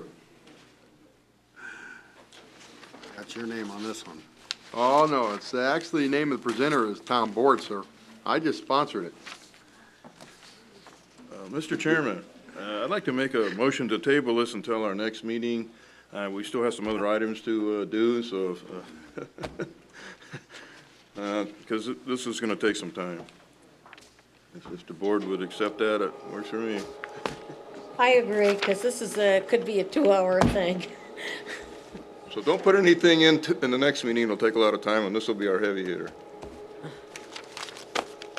Mr. Chairman, I've looked at the entire resolution, and I only have one change. Maybe the other members have more than one change, but I think it's something we could probably finish tonight, and we shouldn't take that much time on it. Let me read to you the change I have. It's on page 4, and it's the last sentence under item 5. The last sentence under item 5, it starts with comments on matters. And what I've revised that to say is comments on matters that are legally outside the scope of the board's authority will not be considered, period. However, items of community interest may be heard subject to chairman approval. That covers everything. I mean, the chairman can allow anything he wants. That's correct. So That's why, correct. why change the wording? But comments on matters that are legally outside the scope of the board's authority will not be considered. Yes, but anything of community interest, many things of community interest are outside the board's legal authority. We hear about the prison constantly. We hear about a number of things that are the things that the county does that are outside our legal authority, but it's of general interest. Again, for the resolution, the way it was written, I just didn't agree with it. But with the revision that I just stated, I would agree with it, and I have no other recommended changes. Mr. Chairman, I really like this thing that Mrs. Endersby put in the backup. And there's a couple of interesting things here. I'm going to change like words where board would be more appropriate than what they use. It might be commission or whatever. But the problem is that boards often base their strategies on what has been proven to work, something that makes sense until one looks more closely at some unintended consequences. By following so-called proven strategies, boards tend to limit their own thinking and creativity. The more that boards tend to follow one another, the less likely innovative new practices will occur. I've made a lot of suggestions in this that would give the chair the ability to run things and make decisions and everything in the best interest of everybody. A perfect example of why we should hear anything is we don't have any legal authority over planning and zoning, but we've listened to people complain about what's happened with business development and so on, and the past board took action that the town would take over planning and zoning. And so we need to be open-minded. We need to listen to the problems in our community because we may figure out a way that maybe these can legally come under our jurisdiction. So I don't want to limit it. Restate it, that's exactly what it says. So, Mr. Chairman, I believe, did Mr. Culkin, did you make a motion to table this? Yes, he did. yes, but in view of our talking here, well, I'll withdraw my motion and allow someone to make another motion. No, my comment. I've got a point of order. We need to address the motion needing a second. If there's no second, then we can There was no dispense with. second. And can you state that the motion was not seconded and there is? Motion was not seconded, therefore it dies. Okay, my feelings on this, other than the fact that I would like to see people only be allowed to speak once on an item for three minutes, give or take a little, and not designate their time because, as Dr. Tom put it, we don't need a filibuster. We need as many people to talk as possible. I will agree to anything else on here the rest of you want. You got my vote. Because when you get right down to it, what the rules that we have here basically come down to whether the chairman chooses to enforce them selectively, tightly, loosely, or not at all. So to my way of thinking, this isn't worth a lot of time squabbling over, really. And Dr. Tom can word it any way he wants. I'll agree. I'm done. Mr. Chairman, again, as I stated, that would be the only change. I agree with Ms. Parker completely on that, on the recommendations that she's made. The way it's written here, except for that change I just gave you, I would agree with it completely. It does give the chairman enough authority to run the meeting in a very orderly manner. Mr. Kohlbarger, was there one clean copy with everybody's changes made? You have it. You have it. Okay, as I'm scrolling through what I've got, That's the problem. It's the needs to first be, one. it's the first one? Yeah, be the first one. Yes, sir, Matt, and there was a copy, as I advised you, that was in your box that had all the color copies on it that you had came in and got, and I made a copy for you and Mrs. Parker, because I knew you guys were on the computer system. This one or this one? This one, the black one. I can't see from here, sir, on which one you're holding up. It's this one right here. Yeah, it's in the one in your, is the one in Mrs. Parker's hand. Yeah, that one.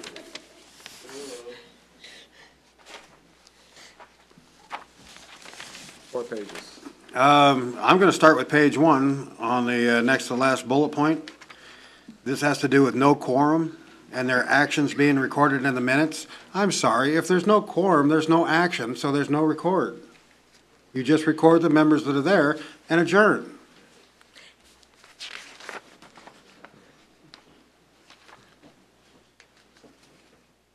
Is that simple? Fine with me. Sir? Yes. If I may.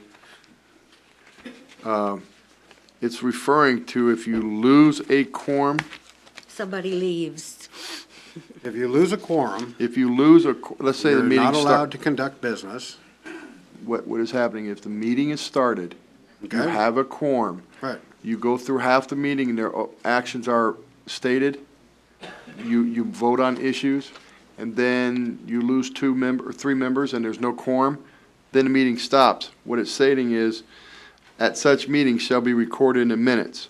You gotta continue, the actions that were done are recorded, and then the meeting stops at that point. Mr. Chairman? Yes, Mr. Waters. And when you read the first sentence, that is before the meeting began, as the chairman stated. Should no quorum attend within 30 minutes after the time appointed for the meeting of the board. And then it says, or upon a meeting having commenced. So the first part is the fact that the meeting, we don't have a quorum at the beginning of the meeting, which means you don't have a meeting. Mr. Chairman, since we're moving around within this document without any ability to make any decisions as we move through the document in random order, I will make a motion for consideration by paragraph of this document so that we can then resolve that paragraph that is in question by an up or down vote, and then move on to the other paragraphs where there is a desire for discussion on it by any one member. But we do need something to move on paragraph by paragraph then if we're going to do it that way. So I do move that we proceed with a motion to consider by paragraph this document. I'll second the motion.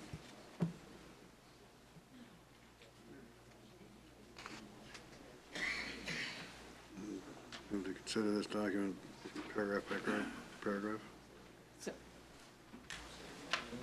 So, Mr. Chairman, would you like to take first paragraph that's under consideration? You've addressed one, so. You've made a motion, we need to vote on it. Oh, thank you. Yes, sir. Just a real quick comment.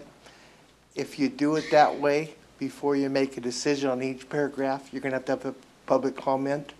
I recommend you table this. Actually, public comment is discretion of the chair. It is at the discretion of the chair, but you've adopted Robert's Rules of Order. And I think in the open meeting law, you might be violating it. I could be wrong. It's just something to discuss. I think that everybody's got sort of what's going on now. If you table the motion, you can look at it. The next meeting, this could be taken care of real easy. I think this is gonna go into a long issue, but thank you. You don't, Mr. Darby, if I may? Mr. Kohlberger. You don't need to make a motion to go paragraph by paragraph. You just go paragraph by paragraph. That's all you have to do. And then, when the consensus has occurred, you move on to the next paragraph, and so on until you get done with the document. And then at the end, you make a motion to accept all paragraphs as stated previously. If you make a motion on each and every paragraph, you're going to have a vote on each and every paragraph. And, I mean, The minutes will run forever. it's not that, I don't think you can do that, even though it's your discretion. I don't think you can make a motion and vote on each and every paragraph, because it's not divvied up that way. Mr. Chairman, I didn't say each and every. I said the paragraphs that are under question to be considered. So I can pull my motion if there's no second, but I'll withdraw my second. I would just go paragraph, each paragraph that has a comment on it, go to it, read it, take the suggestions. 3 people say yeah, move on to the next one. I'll advise you right now that I have 6 issues with the supposed clean copy. Well, let's start with your first one. Well, So the Six motion. issues throughout the entire document? I'm sorry? Is that 6 issues in one paragraph? No, In total document? total document. And I have only one. So why don't you just go paragraph, start at the first paragraph that has a deleted, and then go on. Because if you keep jumping around, you're gonna go for, as Mrs. Endersby was trying to state, you don't go from like page 3 to page 2 to page 4 to page 1. Start at page 1, go to the first deleted thing, go from there, write down, and then everybody can put their opinions in. You withdrew your motion? yes. Okay, so now we will proceed by going through the resolution. Can I make a suggestion? Sure. Mr. Chairman, can I make, it's not a public comment. It's Go ahead. just a suggestion. Have each one of you had a minute, I've your got a copy? point. She's making a point. And just, There you go whispering in my ear again. have each one of you have your copy of the document? And each one of you have read your copy of the document, which includes comments from everybody on the board. And as a result of that, you have written down things that you have a comment about. So as opposed to taking the document paragraph by paragraph, which means that every single one of you have to comment on every single paragraph, what about if Vicki just says, here's the 6 remarks I have, and Harley says, here's the 6 remarks I have, and Mike says, here's the 6 remarks I have. I want to do them in order. Doesn't make sense otherwise. Well, but then, if your item, if one of Tom's items or Carolyn's items is covered by your comments, then it doesn't have to be repeated. But not every paragraph, if I may, Mr. Chairman. Please. Not every paragraph has been altered. Only a handful of paragraphs have been altered, and those are the only ones we're going to have to deal with now. Okay, I apologize. I thought you were going to take it paragraph by No. paragraph, whether there's a You're right, comment or not. that's what I stated, and what I meant was just the ones with a comment or deletion to it. So if you just Thank you, say, Mrs. Murray. I'm sorry, I thought you said you were going to take every. Right, I just corrected it. Only the ones where comments are made, or deletions are made, or additions are made, which is about 10. Okay, that's fine. Thank you. Thank you. And it appears that the most comments are being made on page 3.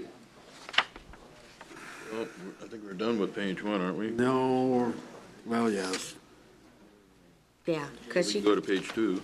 Is there any other comment on page 1 before we turn the page? Yeah, you have a comment on there that Mr. Calkin and Mr. Darby, in that first bullet, deleted due to the need to comply with seating capacity requirements of the fire code. There may be occasions when entrance by the public to the meeting shall be limited.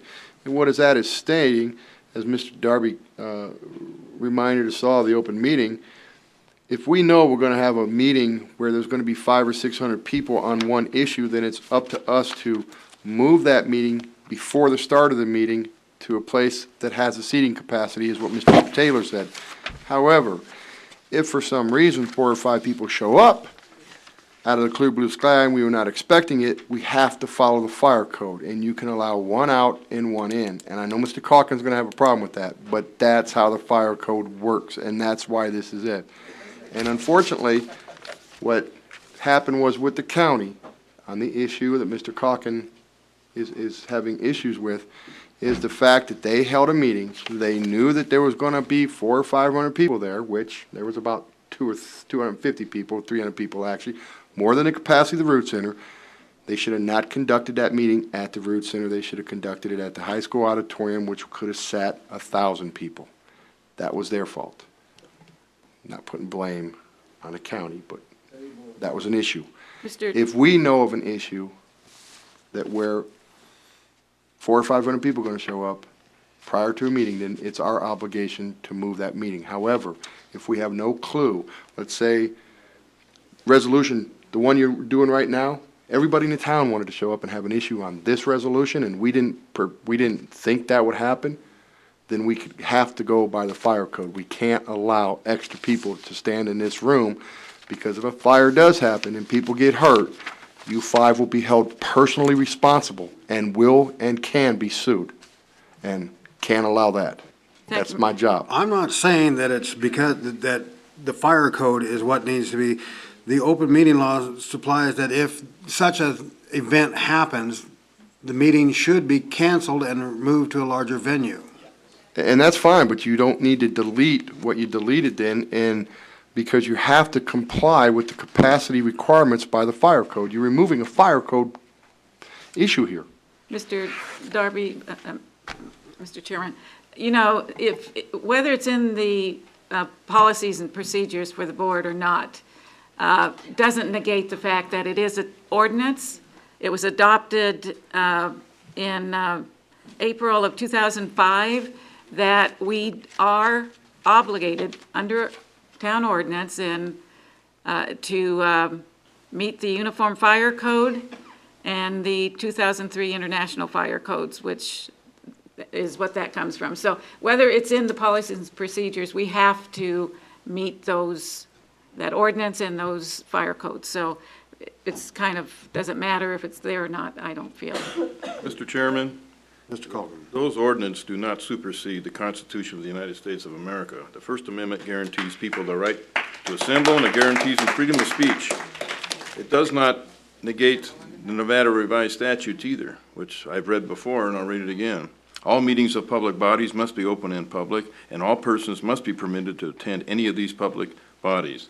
Now, if the room is full, the meeting has to be canceled. So we're looking at the page here, and something was deleted. I'm not looking to put it back in. So I'm looking at the left side of the page, so to speak, where the corrections have been made, or whatever you want to call them. And there's been a few here, but I don't. This is showing being deleted, and I'm not looking to put it back in. So. Mr. Chairman. Mr. Waters. And listening to what Mr. Culkin is saying, I agree it doesn't have to be in there, because I agree with Ms. Endersby. Whether it's in there or not, we have to follow the fire code. So regardless of whether it's there, delete it. And I agree, leave it out if you want, or put it in. It doesn't really make a hill of beans. We're going to follow the fire code. We'll either cancel the meeting or we'll move it to a new place. It sounds like You've got to do one or the other. We must follow the fire code. Sounds like you got a consensus. You can move on to the next one now. Yes. That'll be deleted and removed. All right, next comment is down almost to the bottom of the page. Dr. Waters made a comment, and he wanted to delete another member in order of seniority, and he wanted to replace that with the clerk. But what if? And Mr. Chairman, the reason for that is if we don't have the chairman, the vice chairman, and the clerk, we don't have a quorum. Yeah, that is. So we don't need anybody else in order of seniority. Fine with me, move on. No, got to get a consensus. That's just two people. I see Mrs. Endersby shaking her head. We got a consensus. We'll move on. Next one, Mr. Darby, you mind if I continue doing this? Actually, go right ahead, please. Thank you, sir. Comment, next one is Mr. Darby equals loss of quorum equals no action, which he talked about earlier.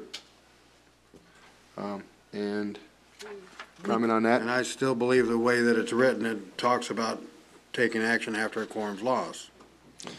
And again, that's only if the meeting has commenced with a quorum, which quorum shall have been lost. The chairman or vice chairman, or in their absence, the clerk, shall adjourn the meeting. The names of the members present and their actions at such meeting shall be recorded in the minutes by the clerk, and move on. Just that portion of the meeting that you did held will be recorded and transcribed, and at the bottom then it will say at 3 a.m. in the morning you lost a quorum, meeting canceled. Mr. Chair, if I could just add one thing. If you schedule a public meeting and you put the public on notice that a meeting will occur, and the meeting does not occur for lack of a quorum, you're still going to have to provide some recordation that, no, that meeting did not occur for this reason. And I think that's where having meeting minutes of a meeting that did not occur still would apply, because you still have a notice out there, and you want to have it recorded that this meeting did not occur for lack of a quorum. That's all you have to provide, but at least you want some closure of the meeting that was noticed. Right, I have no problem with that. It's just, recording their actions. I mean, recording lack of a quorum is one thing, but recording actions. Okay. Only during a quorum. That's not what it says. I heard that. Your mic was on. So, consensus to leave it in or leave it out? Mr. Darby wants it out as written. Mr. Waters. Except the way that this is written, it says, if you lose the chairman and the vice chairman, then the clerk's going to adjourn the meeting. But I think you need to go back to another member, because what if all three officers leave? Then there is no clerk. You don't have a quorum, and one of the other two members have to declare the meeting over. I don't think it makes a lot of difference, but it probably should be another member rather than the clerk, because the clerk could be gone too. Are you saying, Ms. Parker, if you lose 3 members, again, we don't have a quorum? That's right. Somebody has to adjourn the meeting, one of the remaining 2 members. You may not have a clerk there. That's why it said, or another member. I don't think it makes a lot of difference, because somebody'd adjourn it anyway. Maybe I was wrong, but I thought we put that one to bed and we were on to the next one. I did too. And again, I could be wrong. Mr. Darby, you're the chair. Actually, we had moved on to the next, just the line right below that. Okay. And the question was. I don't really care. It's okay, no matter what. All right. All right, so now we're at Mr. Darby's comment about equals a loss of quorum equals no action, so that part should be taken out. But Mr. Waters, you agree or disagree? Dr. Waters.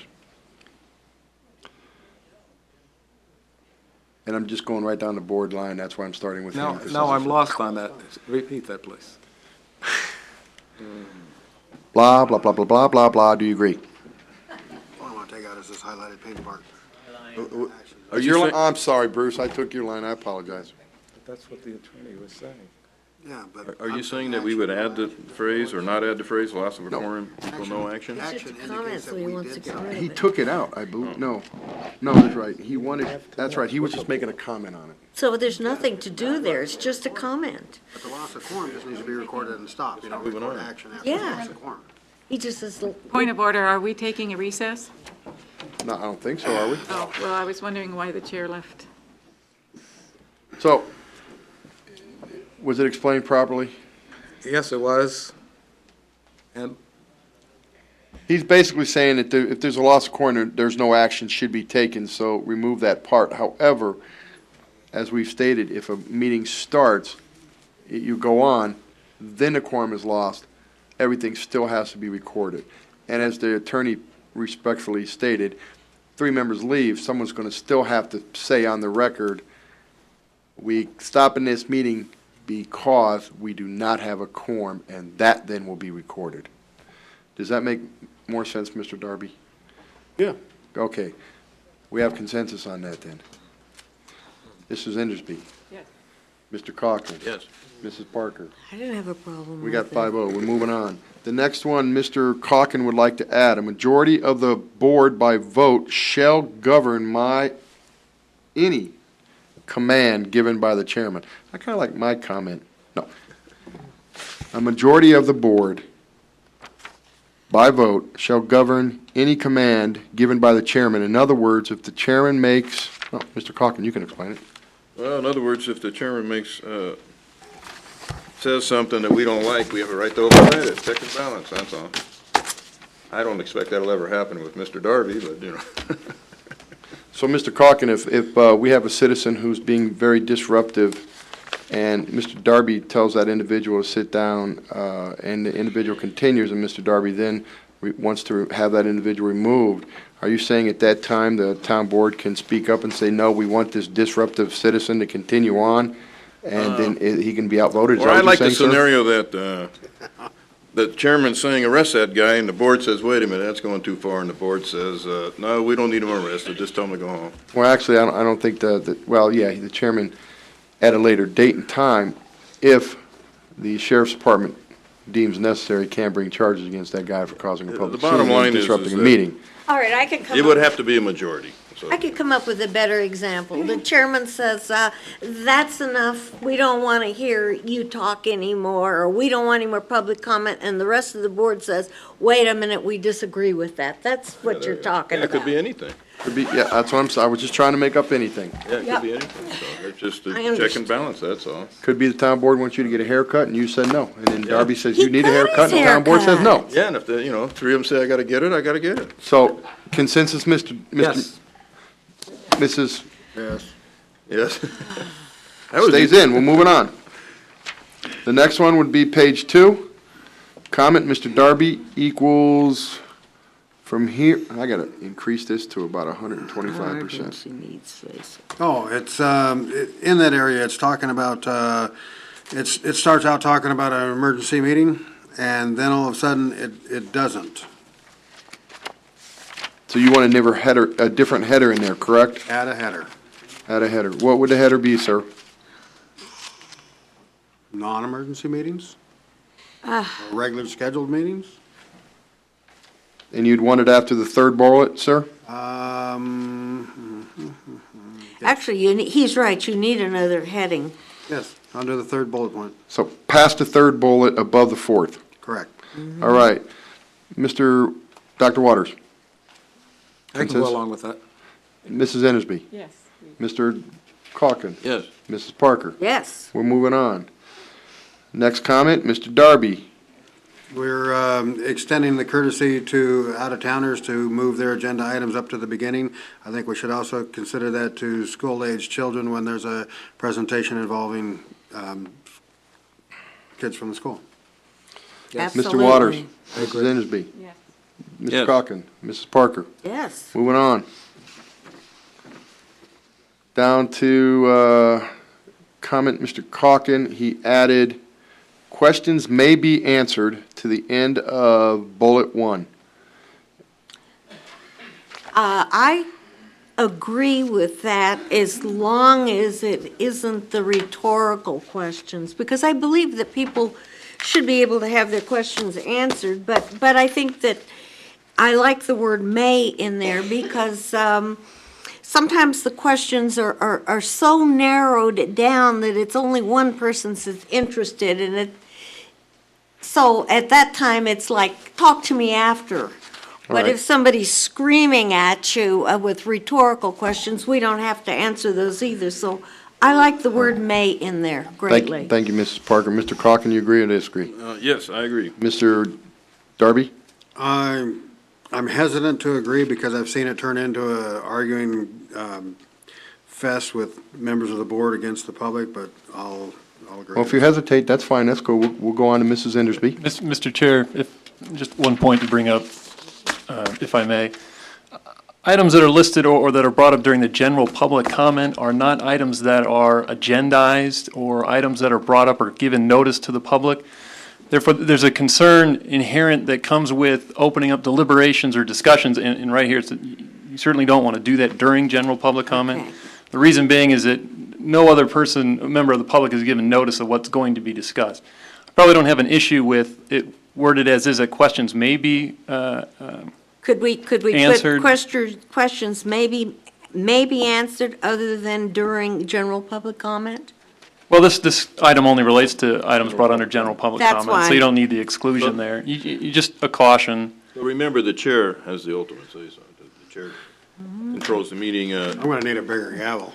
Yes, the chair. Yes, You know, certainly. I'm looking at this thing that Mrs. Endersby put in, and it talks about a citizen Wait a comes minute, up. we're still on yours. Yeah, that's what I'm talking about. And it comes up for 3 minutes, and then nobody responds or nothing. It's very dissatisfying for the public. See, I don't want the public to be so dissatisfied. It was just a caution to keep in mind during general public comment, entering any deliberations or discourse is not going to be in compliance with the open meeting law, because any items brought up by the public during general public comment are not agendized and not given notice to every other member of the public who may have a concern. That's the only thing I wanted to express on this particular item, is just a point to Be note. careful during He's public ca- comment. he's Yes, giving please you be careful. caution. He's They giving might you want to ask caution. where the bathroom is, and I can answer. Okay. I don't think so, Harley, but nice try. Mr. Calkin. Mrs. Endersby, we were at you. Yes. Dr. Waters? May be answered, I like it. All right, move on. That'll be added. Next comment, may was deleted and shall was put in its place. This was done by Dr. Waters and Mrs. Parker, so I'll just go to the other three since we know those two would want this idea. Mrs. Endersby. May was replaced with shall. Shall prohibit comments instead of may prohibit comments. Mrs. Endersby. Yes. Mr. Darby, Dr. Darby. Yes. Dr. Calkin. I'm going to call all of you doctors so I get it right. I say no, because like I said, why would I want to limit my intake Okay, of knowledge? and so, with all due respect, Mr. Calkin, you're I'm outvoted outvoted. 4-1, and you're moving on that shall be in instead of may. Next one again is shall instead of may, and it's Mrs. Parker, and I believe I should have also added Dr. Waters in there too, and I apologize. So, is that correct, Dr. Waters? No. No? Okay, then go ahead, Dr. Waters. Whether it's shall or may is okay. I think I agree with may on that one. All right, Mrs. Endersby? I'd like May. Dr. Darby? I actually do prefer the may, and then it comes down to another one of my side points that isn't in there. And we talked about that earlier with the presenters, that presenters are allowed an exorbitant amount of time. They're not limited. Okay, well, that was a side comment, not allowed anymore, sir. May. Mr. Calkin? Nay? May. May. May, not nay, may. All right, we're going to stick with may on that one. All right. All right, next one. It is deleted, consider chair approval.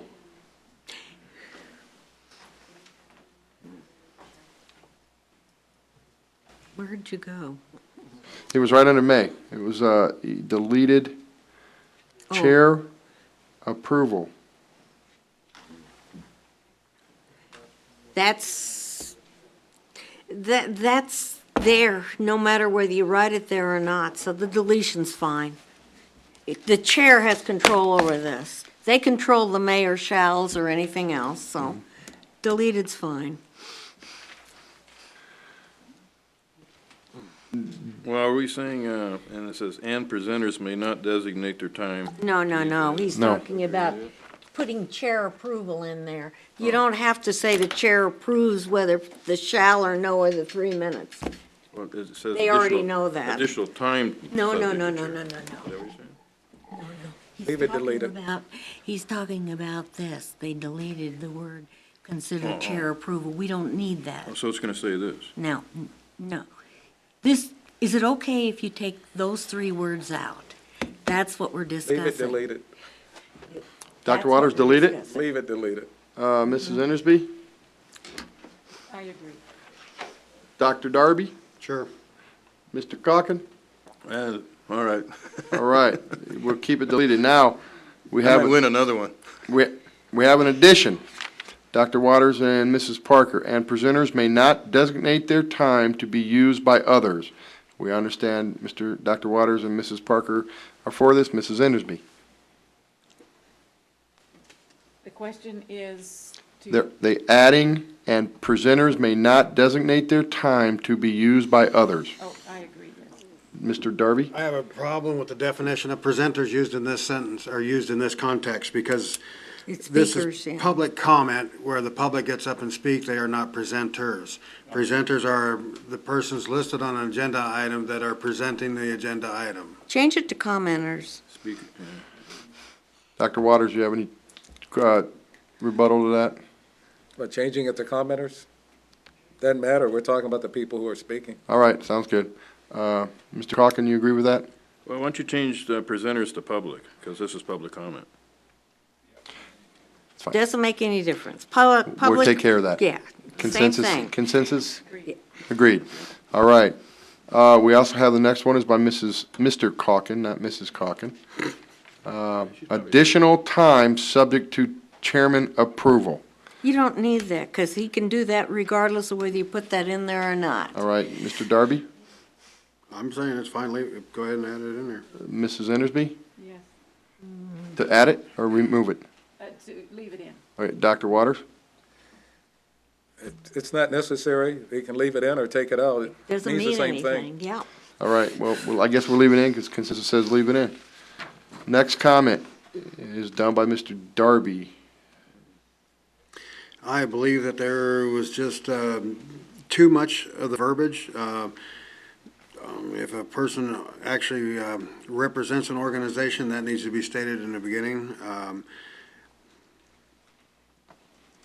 So I just believe the shortened version, that it just must identify that organization. He deleted whether the person speaks for a group of persons or a third party if the person represents an organization, whether the view expressed by the person represents an established policy or position approved by the organization, and whether the person is being compensated by that organization. Mr. Darby's removing that. Dr. Waters? Sorry.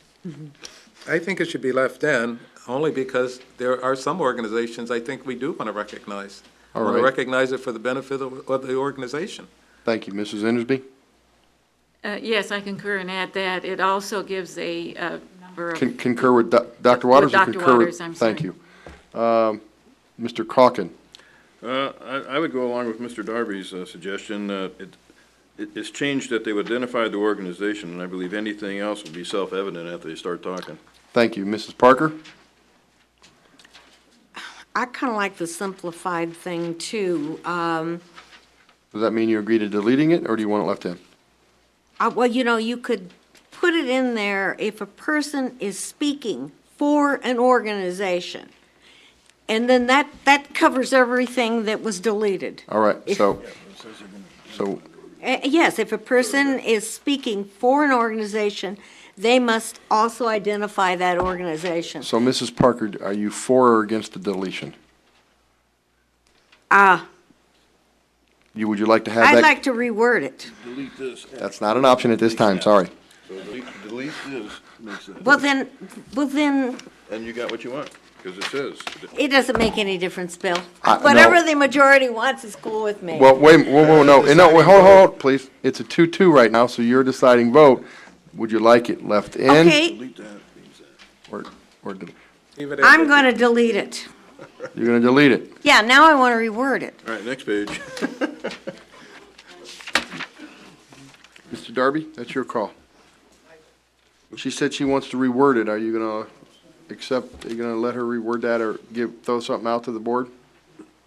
Actually, I thought we were just going through the deletions right now. If you want to add something, No, I just wanted to change the first clause.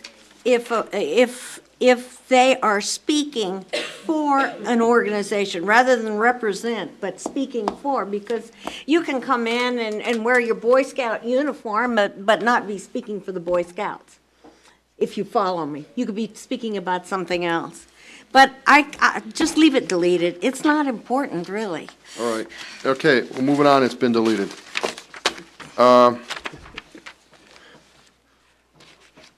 Deleted resolution, that's just a. Just moving on. Yeah, we'll move it on because that's a, what's the word I'm looking for, Mike? grammatical terms. Thank you. All right, next page, number 3. We're going down to speaking on agenda items. First comment, Dr. Waters. Deleted shall occur before and put in often occurs after. And that would be in the first line. Basically, he wants it to read, when the board invites public comment on an agenda item, which often occurs after a motion, he wants deleted shall occur before a motion. So in other words, public comment can only occur after a motion is made. Is that correct, Dr. Waters? That is correct. Mrs. Endersby, your comments on that, please. I concur. It should come after. Mr. Darby? Yep. Mr. Calkin. Well, I'd rather leave it the way it was, shall occur before. Let's try something new. If it All doesn't right. work, we can always go back. No more? No? Just After. yes or no? Thank you. After. Stays in, the deletion in it, will stay and often occurs after as remains. The next one is Mrs. Parker correcting shall, deleting may and putting in shall. So comments shall be limited to 3 minutes instead of comments may be limited to 3 minutes. Dr. Waters? I think I changed that to may, but what I'd like to say is, because I know that the chair can change it, shall or may, in this case, really doesn't matter. It doesn't. Okay. Mrs. Endersby, shall or may? I'd like it changed, left at shall. So you want to change to shall? No. It is shall. It is shall. No, we deleted may and added shall. We want shall. Leave it the way it's written. Leave it the way it's written. Is it, Mr. Ch- is it possible to make it consistent with the language under general public comments, or do you? The one under general public comments was may, Was so may. maybe you should stay with it then, because it's the same thing. The chair has to say so anyway, so. Yeah.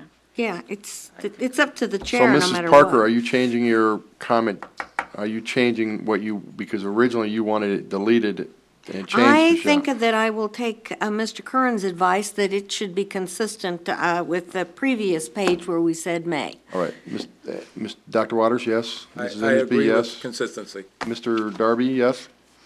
Yeah. Mr. Calkin? Yes, may. Thank you, sir. Moving on. We also have a deleted, considered by chair. Leave it deleted. Leave it deleted. Mrs. Endersby? Consistency. I agree. Mr. Darby? I agree. Mr. Calkin? I agree. Mrs. Parker? Yes. Moving on. Next comment is Dr. Waters and Mrs. Parker. Same as before, and the presenter, which we're going to change to the public or commenter. The commenter may not designate their time to be used by others. Mrs. Endersby.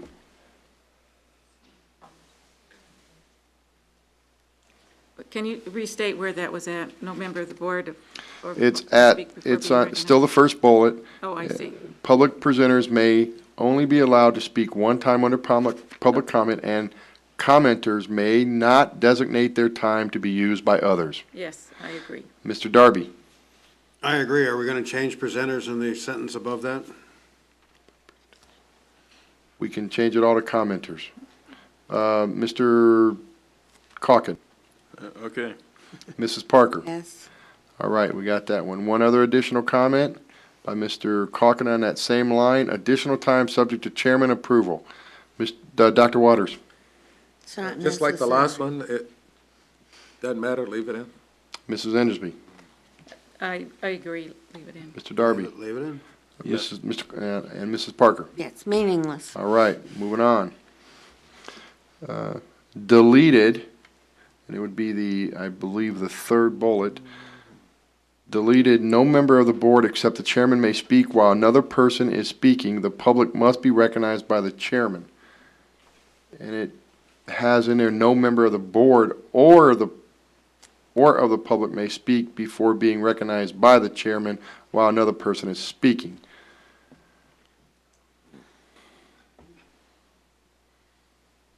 Dr. Waters. Doesn't make any sense. Now, are we talking about the deleted one or the addition right now? We're talking about the deleted one, sir.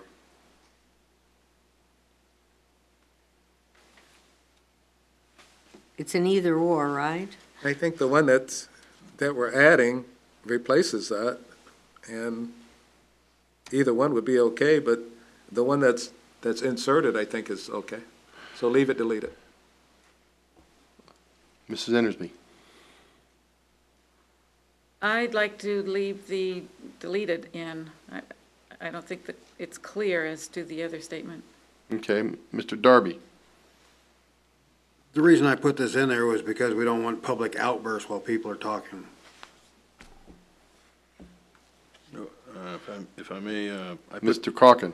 I'd like to put the deleted back in. The idea was that naturally we wouldn't talk over one another, but it'd be a little faster that we don't have to keep saying Mr. Chairman, Mr. Chairman. All right, Mrs. Parker, I like the deleted, put back in? yes. So it's, am I correct? That was 3 to go back in and, I'll go back to the deleted one. okay, so 4 to put it back in. All right, so deleted goes back in. And that means no member of the board or the public may speak before being recognized by the chairman while another person is speaking is removed. Correct? Dr. Waters? Correct. Mrs. Enderby? Correct. Mr. Darby? Mr. Calkin? Yes. Mrs. Parker? Thank you. Next. Deleted. Each member of the public speaking on an item shall first state whether he is speaking for or against a motion. Added, chairman may call for only or against only, but must call for both on all subjects. Dr. Waters. I understand the deleted one. I don't understand the revised version. Okay, so put deleted back in. Mrs. Endersby. I agree, put the deleted back in. Mr. Darby.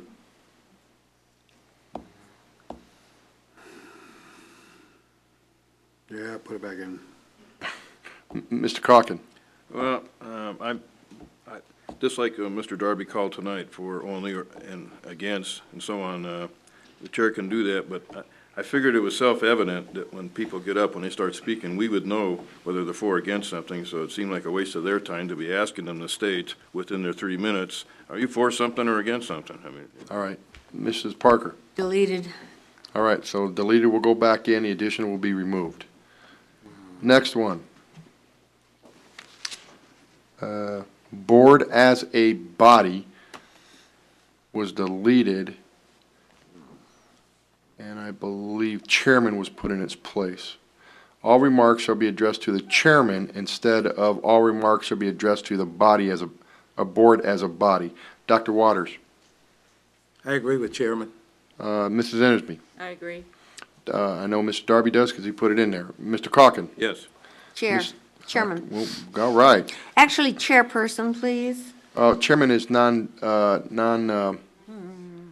nondescript. It's not sexed. It's sexist, or whatever. What's the word I'm looking for here? Thank you. It's non-gender. Not a gender bender, huh?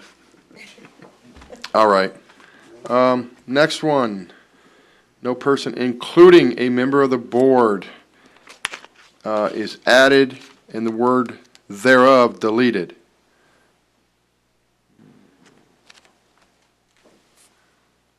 No, I apologize.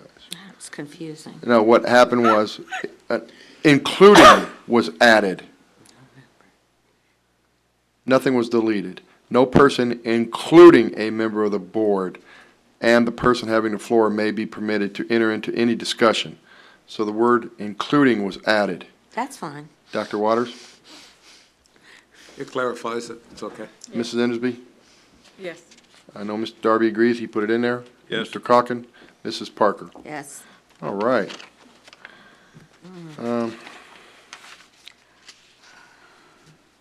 We have a deletion other than. Oops. That worked. And. Actually, it looks like you substituted including for other than. That's what it looks like. All right. Yeah, you're correct. That's where we were getting. I used the wrong one. So is it still okay by everybody? Dr. Waters? Yes. Mrs. Enderby? Mr. Darby? Mr. Calkin? Yes. Mrs. Parker? All right. Meeting's the same. Moving on. Next comment, Mr. Darby. Deleted. The chairman may set a limit for organized group presentations of 5 or more persons up to 15 minutes.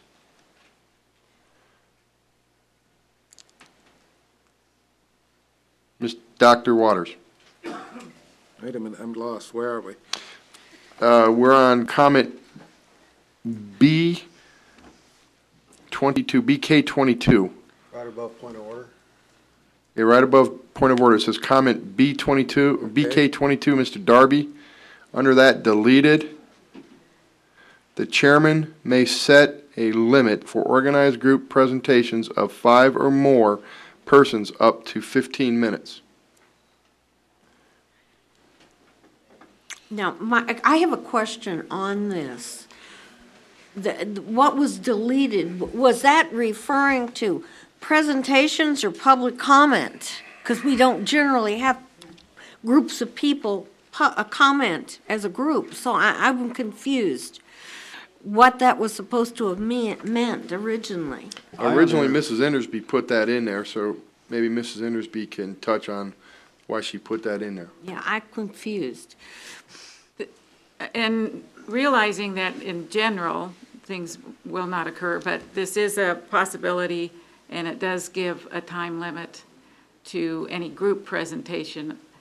We can certainly entertain those, which we could have had this evening. Under public comment?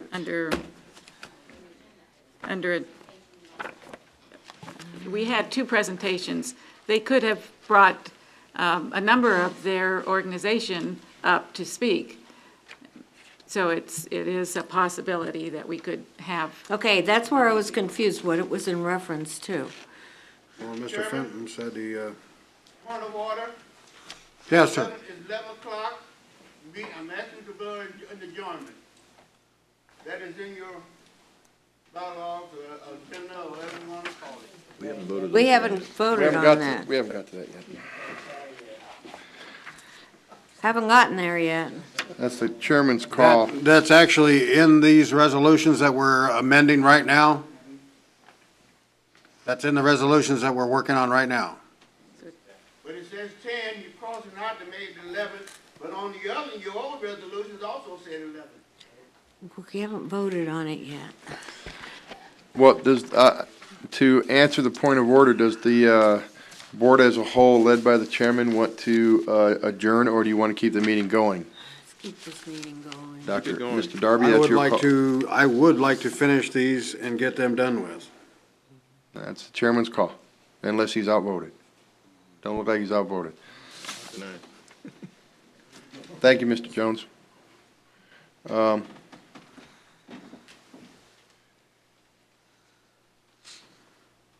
The deleted, the chairman may set a limit for after Mrs. Endersby's explanation, Dr. Waters, delete it or put it back? Delete it. I agree with what Ms. Endersby said, but down further, we have the chairman have the discretion of setting all time limits. So we're repeating what we're deleting. So delete it? Mr. Chair, sorry, Mr. Waters, if I'm just make one point. The public will get the benefit of reading these resolution as well, and so if you're putting a group on notice, they're going to have between 5 and 15 minutes to make a presentation. They'll certainly be aware coming in here that they'll only have up to 15 minutes to do that, unless they request additional information. So it's not only for what the chair can do, who does have discretion, but also to let those groups, put them on notice that you'll have likely between 5 and 15 minutes to make your presentation. I just wanted to bring that point up, because I don't think it had been discussed yet. I don't have a problem leaving it in there. I think that's a very good point, and for that reason, I would say let's leave it in. All right. That gives the public at least, that puts them on notice, like you said. So I Dr. agree Waters with wants to that. leave it in. Mrs. Endersby? So the deleted part, put back in. Right. Mrs. Endersby, put it back in or delete it? Yes, leave it in, please. Put it back in. Put it back Mr. in. Darby, put it back in. Mr. Put it back Calkin? in. Mrs. Parker? Don't care. Thank you. Mr. Calkin added all under time limits. The chairman shall have discretion in setting time limits. He added the word all. Dr. Waters? Yes, I agree. Mrs. Endersby? Yes, I agree. And Mr. Darby? Yes. Yes. Yes. You've already agreed. Oh, I just wanted You to wrote make sure it. I did. You wrote it. All right, the next one again is a grammatical thing. Moving on. Going down to page 4, under number 5, disruptive or irrelevant comments or behavior prohibited, which we never have any. Mr. Darby's comment, he deleted personalities and added personal attacks on persons. Dr. Waters? It says on the person, but on persons, I On agree. the person. No personal tax on the person. How about on persons? I On like the way persons? you read it. All right, on persons. All right. Mrs. Endersby. Yes, on person. Mr. Darby. That works. Mr. Calkin. Yes, on persons. Don't care. Thank you. Next comment is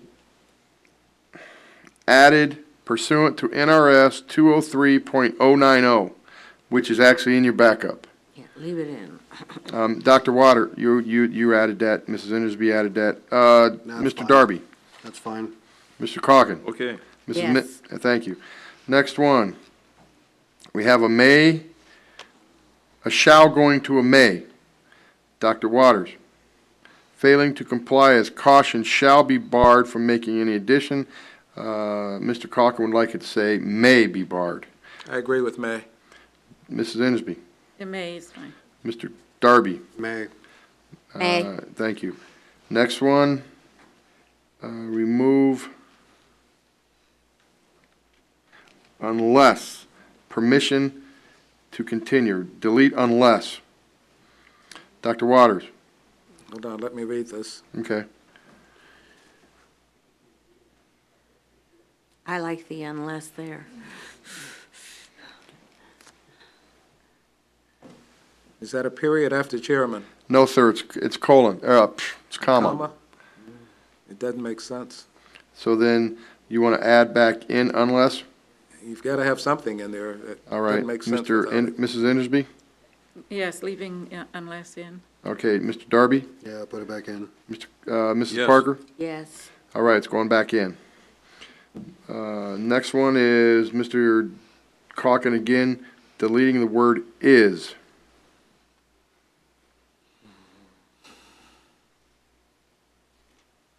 And where is that?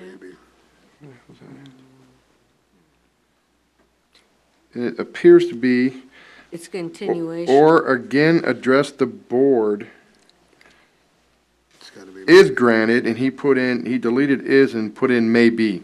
I think is looks better. Dr. Waters, is or If may you have a be. period after chairman and a capital P, then may be is appropriate, but otherwise, the sentence itself Doesn't is make sense. is grammatically incorrect. All right, so go back to is, sir. Go back to is. You have to, I'm just, you'd have to make it grammatically correct. okay. But I think what he's trying to say is changing that into two sentences. And if he changed it into two sentences, then is would be correct. I mean, maybe would be correct. But, But the way it's written, it has to be is. all right, Mrs. Endersby. Yes. Mr. Darby. Is. Mr. Calkin. Is. Is. Thank you, Mrs. Parker. All right, we're almost done. Comments on matters that are outside the scope of the board's authority will not be considered. And that was, You can combine those because when I put it in there, they won't be considered, but they may be heard. We'll grant the public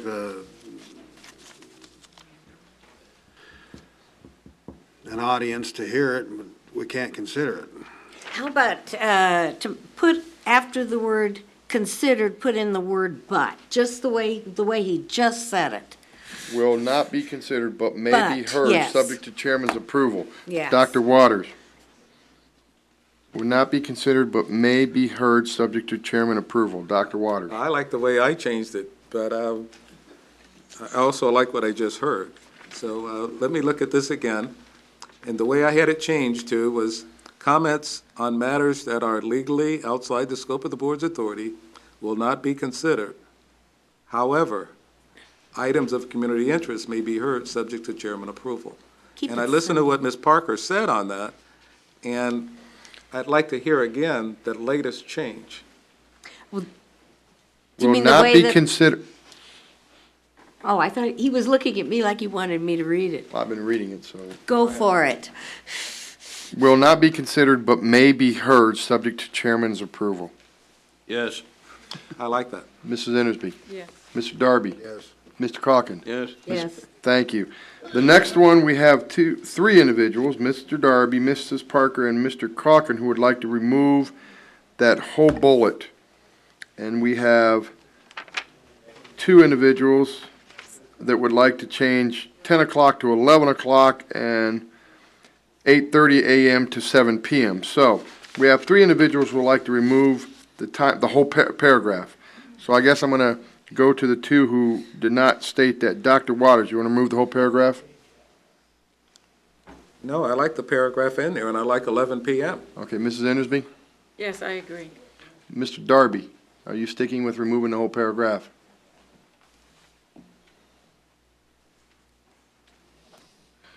Mr. Darby?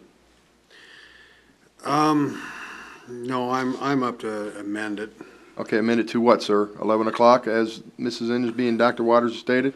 That part, yeah, but I'm not kosher with the meeting on the following day, because wouldn't that have to be agendized?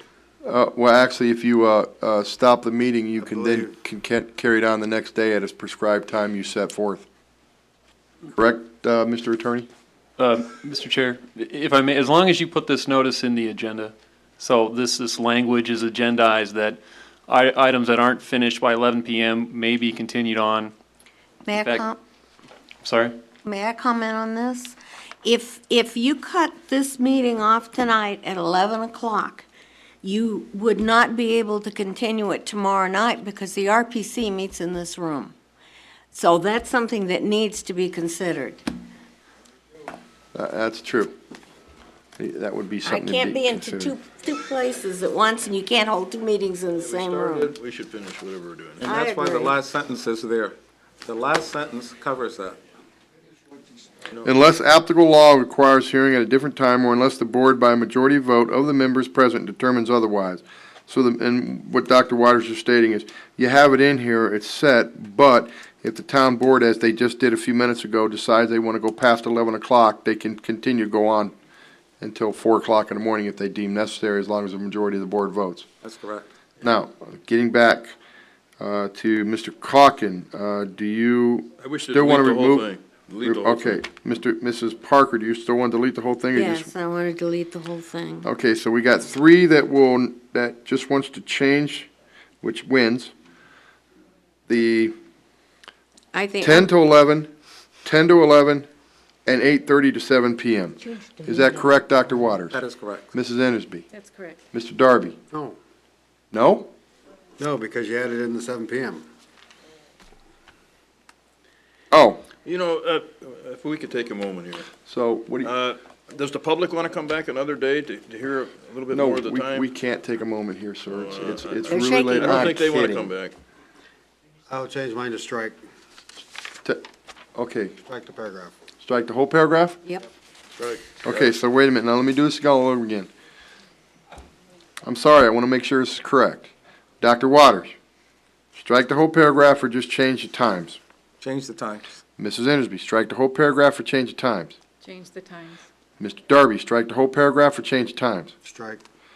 Mr. Calkin, strike the whole paragraph or change the times? Strike. Strike.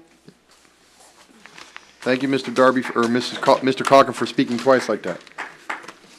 I'm kidding with you, Mrs. Parker. I believe, now we need a motion to accept all the changes, and I will bring it back at the next town board meeting to actually be voted on. I make a motion to accept all the changes that we just got through discussing. I And be second. brought back at the next town board meeting to be voted on. Did you add that to your motion, sir? Mr. Calkin, you add that to your motion, please? Add what? To bring it back to the Yeah, next, and to bring it back to the next meeting for approval, thank you. Well, to be voted on. to be voted on. I second.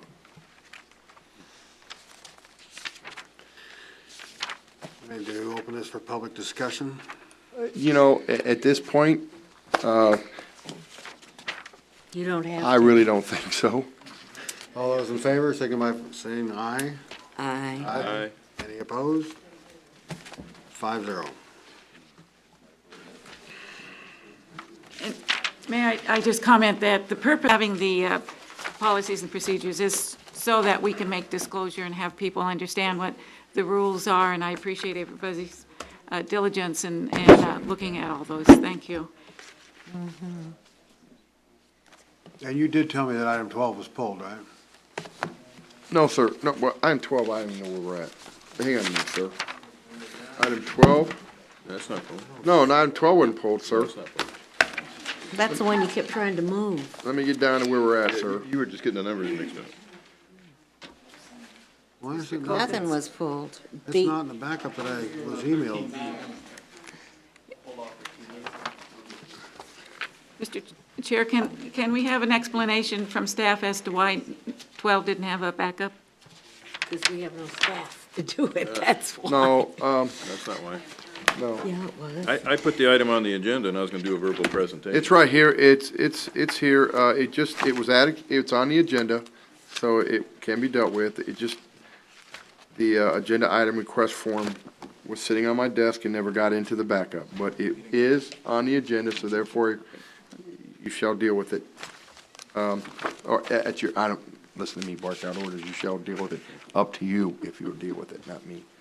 But that was the reason why, but there was no backup given by Mr. Calkin to be put in the backup. Am I correct, Mr. Calkin? That's correct. Thank you, sir. So that be answer your question, Mrs. Andersby?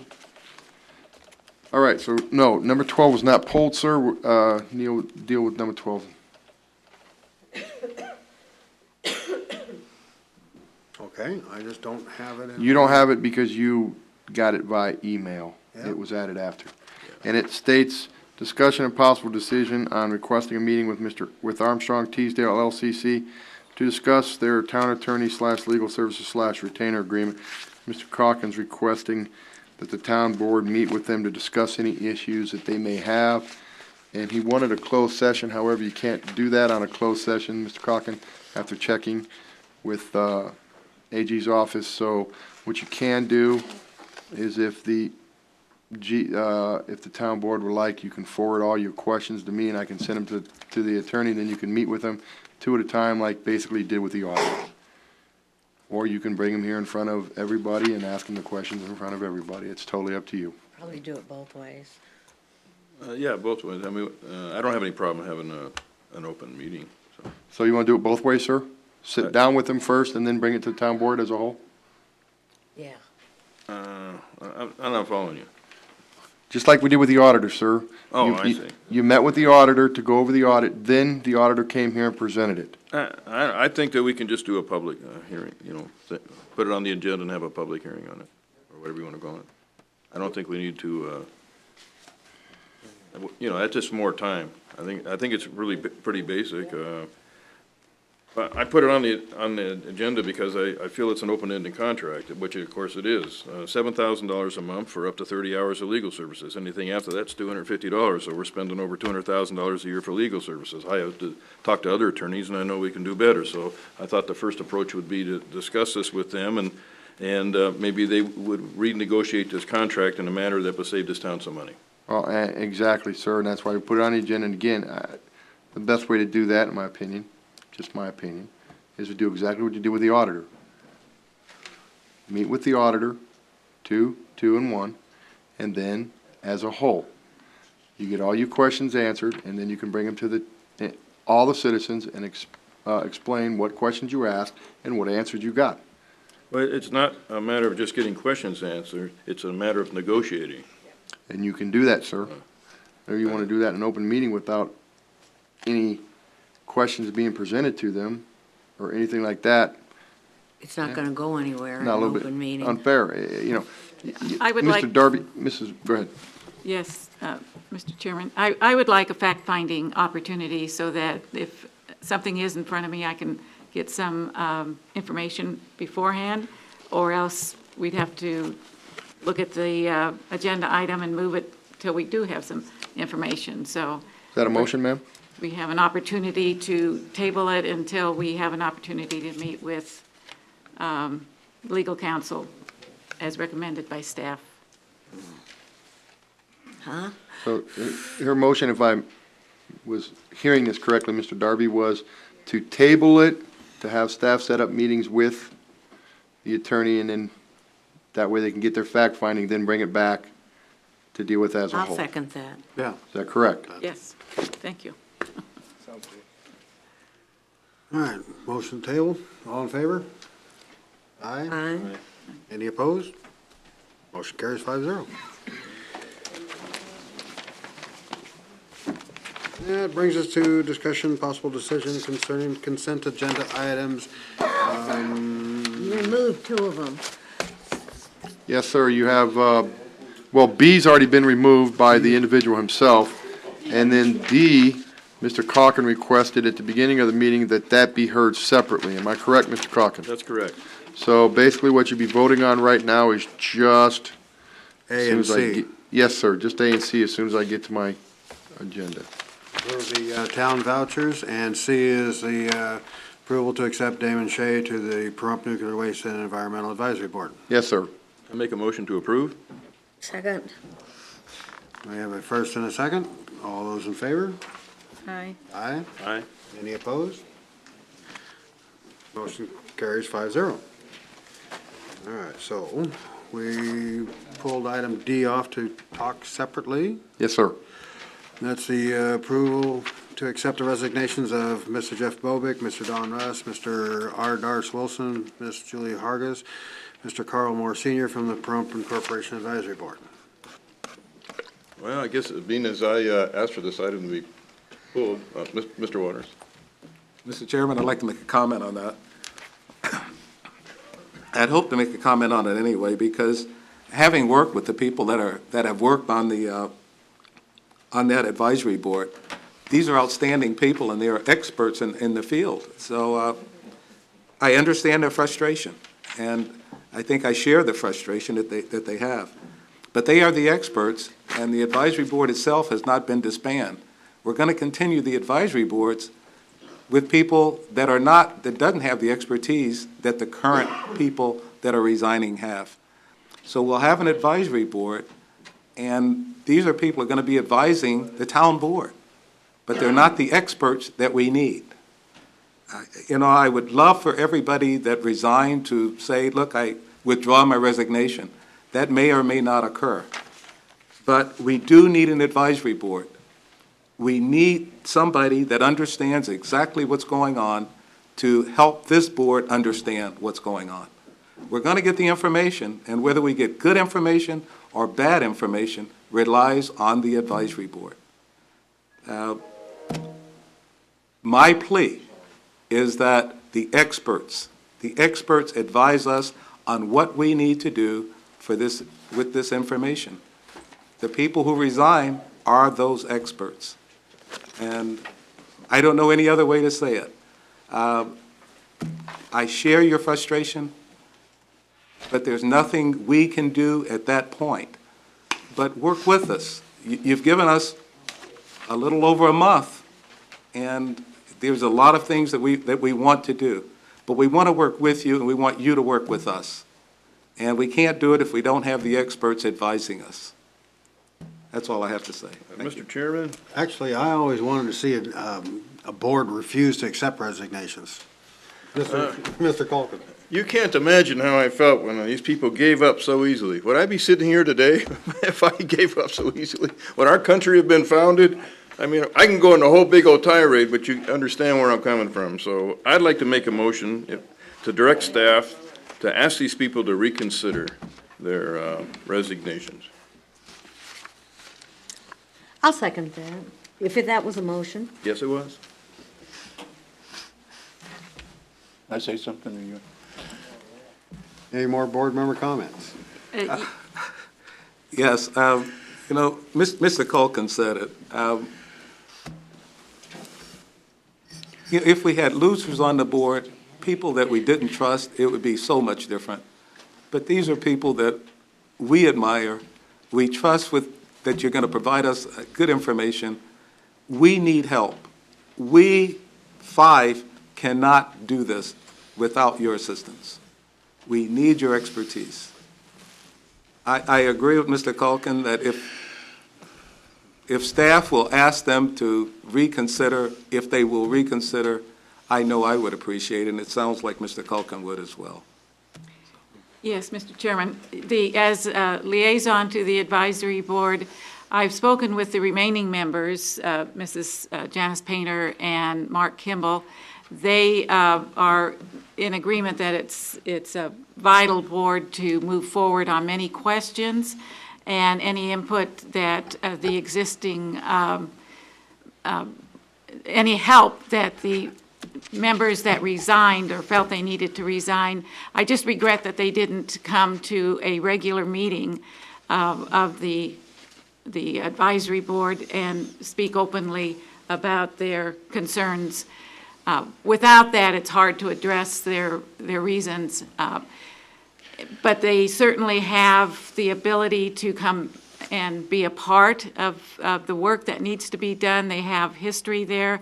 And if they're not willing to, then I would assume they would move all that information over to the existing members and any new members that would come forward and want to sit on that advisory board. And the purpose is not just to move a question of incorporation, but to research the best options that our town has and is facing. So it's a vital time to have not only the expertise, but any citizen that's interested in looking at that question and the other questions that we're faced, whether to have a charter. That's where the advisory board left their work, was formulating a charter and looking at the possibility of whether it's advisable to incorporate or not, whether it's advisable to look at the ordinances in lieu of having any other options as far as the advisory board members themselves being able to really work on a number of issues. So I would encourage any citizen to come forward and participate. Mr. Darby, Yes. if I may.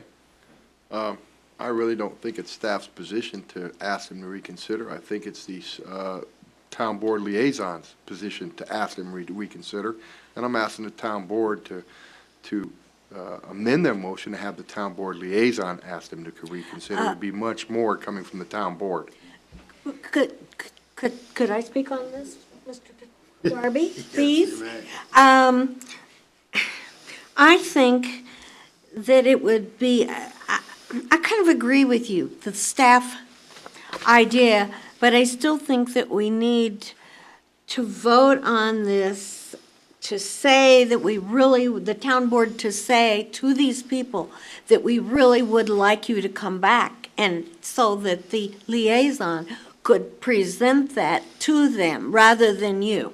So I think that, I think the motion was made to have staff, but could we amend it to have us vote on encouraging them to come back and have that to give to the liaison? Well, my motion is that basically the staff, the board is asking Yes. through staff would prepare the letters and send them out. But the board is the one asking, staff is just following through. Again, with all due respect, Mr. Hawkins, I think it would be best a personal phone call from the liaison themselves instead of a letter. Saying the town voted. And I can be outvoted, obviously. But I still feel a phone call personally from the town board liaison would be much better than receiving a letter asking for reconsideration. I would We can try that. I'll withdraw my motion, And reword it? and I will make a new motion to direct the liaison to ask on behalf of the board to reconsider their I'll second that. resignations. Okay, motion's been restated. Good. Any more board member comment? Public comment? Bob Irving. Here, a couple of meetings ago, I made a statement, and Mrs. Parker elaborated on it in her comment.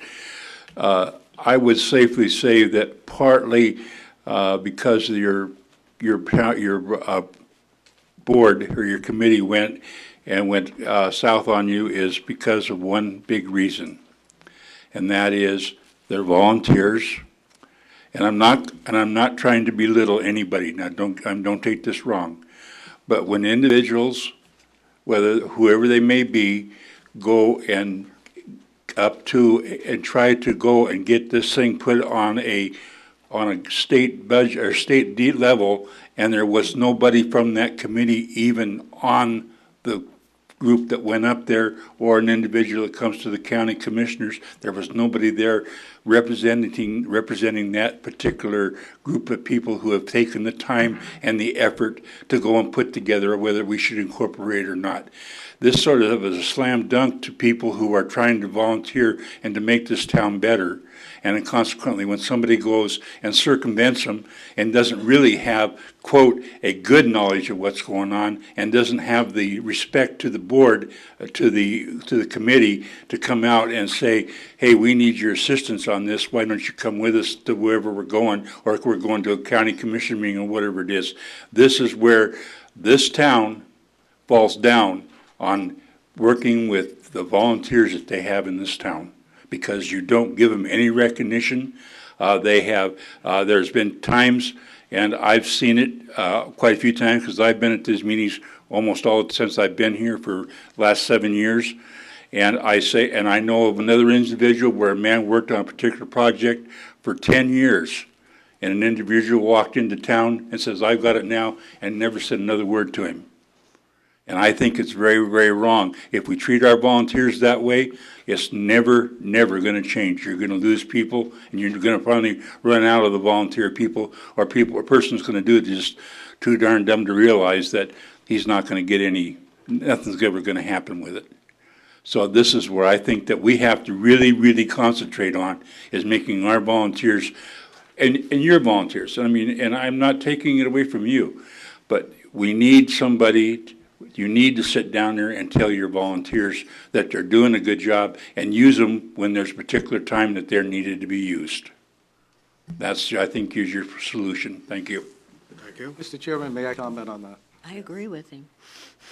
One of the things I'd like to say on that is I think you'll find that this current board has already started to use the advisory boards. We recognize the expertise. We recognize the fact that they're invaluable volunteers. And to call on the advisory boards to ask questions, to have them come before you, and then some of the training that we've already set up for the advisory board members, just so that everybody is consistent and understand the rules and laws of Nevada. So, again, we understand what has happened in the past. We can't fix the past. But from January 1 on, I think you've seen the fact that we do value the advisory boards. And when this board, and again, the Incorporation Advisory Board is not saying that we should incorporate or should not, but they're providing a valuable service so that we can make good decisions. And hopefully we'll continue to do that. But I understand what you're saying. I think we all understand what you're saying. But we still say, please give us a chance, please.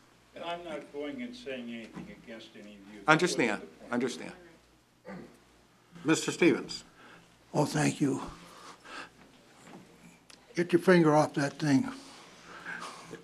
Dave Stevens, Trump citizen. Mr. Waters is 100% right. He does need help. He needs a lot of help around this town. He moved in this town 2 or 3 months ago, and he's taken the town over.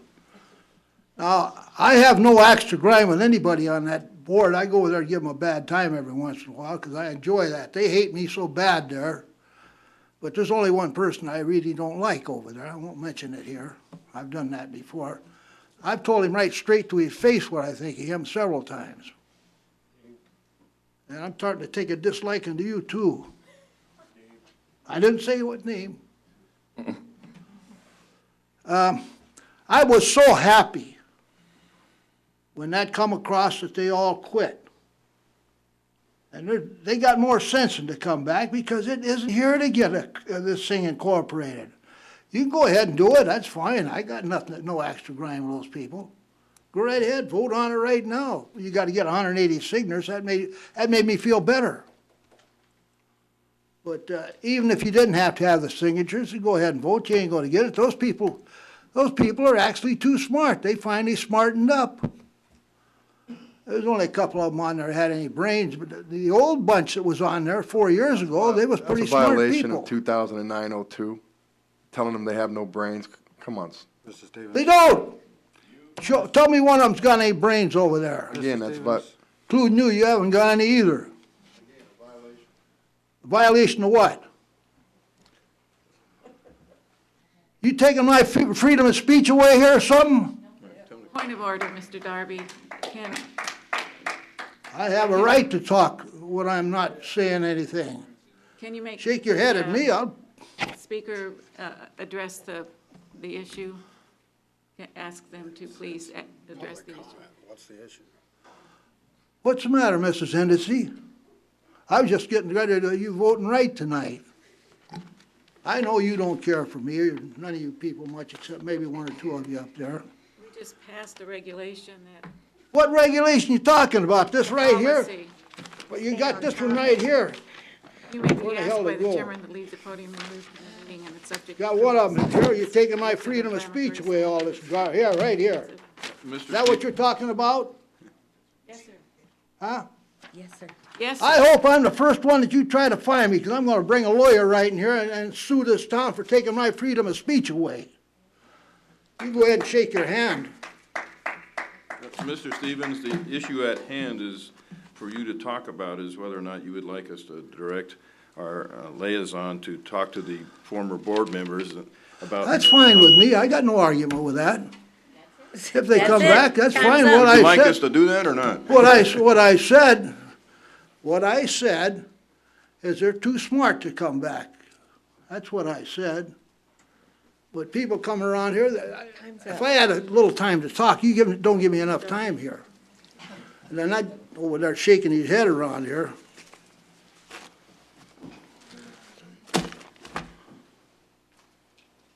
Thank you. You've been very, very generous to put up with me like this. I'm not the only jerk here in this town. I want you to know that. Well, give me the rest Or of the wacko, names. either one. You can call me all kinds of names, but I still will say what I feel like saying. Time's up. He can go over there and shake his head all he wants. I do. Oh, thank you very much. Oh, there's your advisory guy. We need to hear from Mr. Okay, Cox. okay. Don Cox. First thing, if you guys are going to put this advisory board and want them to come back, first thing they need to do is get their budget from the Secretary of State. They've never done that. My wife had an old one, gave it to them. I don't know what they did with it. She gave it to Bill Dolan, whatever happened to it after that, I don't know. But the first thing they need to do is get their budget from the state, so let have their foundation to work off of. They've never done that. Have you? No. Right there was our first mistake. You got to have that before you can go on with incorporation. My wife's done one. We know how it's done. No, we can't help because we're too busy. She can't take anything else on. Thank you. Hi, Jeff Bobeck, former chairman of the Incorporation Advisory Board. It's hard to speak. People are on the board, and I never really got a feeling for who was really in favor of it and who was not. I think we were all there to just find out what the truth was, bring it forward and bring it to the public. And for whatever reason, that failed, and I think that's what really demotivated the members. I will say it was also frustrating at times. It seemed like there were forces that thought our purpose was to move forward with the corporation at all costs, no matter what, to prove that it was viable, or to be a rubber stamp on a certain procedure. And there were various elements in this town that went around us. And I think a lot of the board felt that their opinions or what they came up with just wasn't desired, or that the various elements weren't even interested in what the board had to say. Their only interest in the board was if the board agreed with them, then great, they could go forward with it. If not, then we're ignored. And I think that's a big part of it. Personally, I'd like to hear from the liaison and talk with her if she's willing to talk. I'd be willing to do that.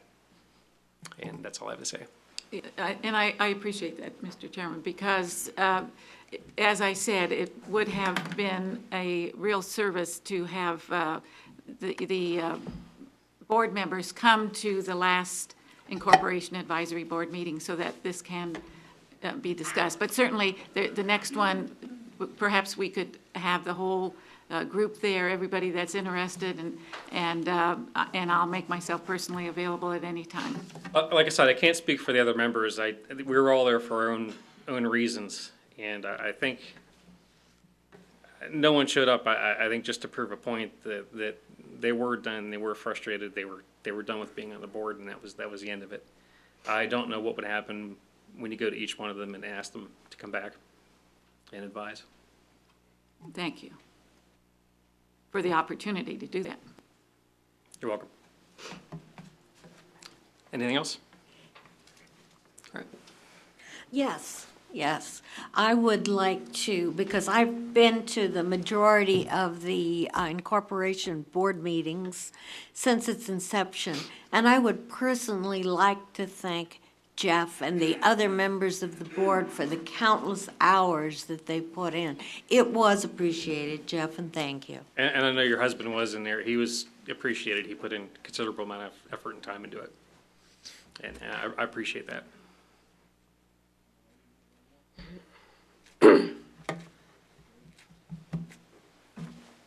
Thank you. Ms. Cox. Hi. Okay. Donna Cox. I'd like to speak a little bit from the legal point of view here.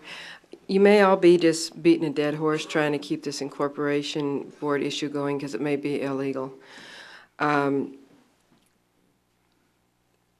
According to what Mr. Coonsey said, he said that all you're going to do is get out of this as an advisory question anyway. I think the way to go about this is a private citizens committee. It shouldn't even be a part of the town board. The town board should have nothing to say about it. If the people want to move forward and incorporate, then they should put together their own board, and they should do it by a vote of referendum, just like Mr. Coonsey had suggested at the county commission meeting.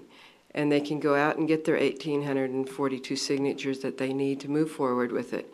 But they can do that after they've formed a board and then did their state budget and the other things that they need to do, using the figures and things that have already been collected. You know, I'd like to see the town board turn that over to them if they decide to do that.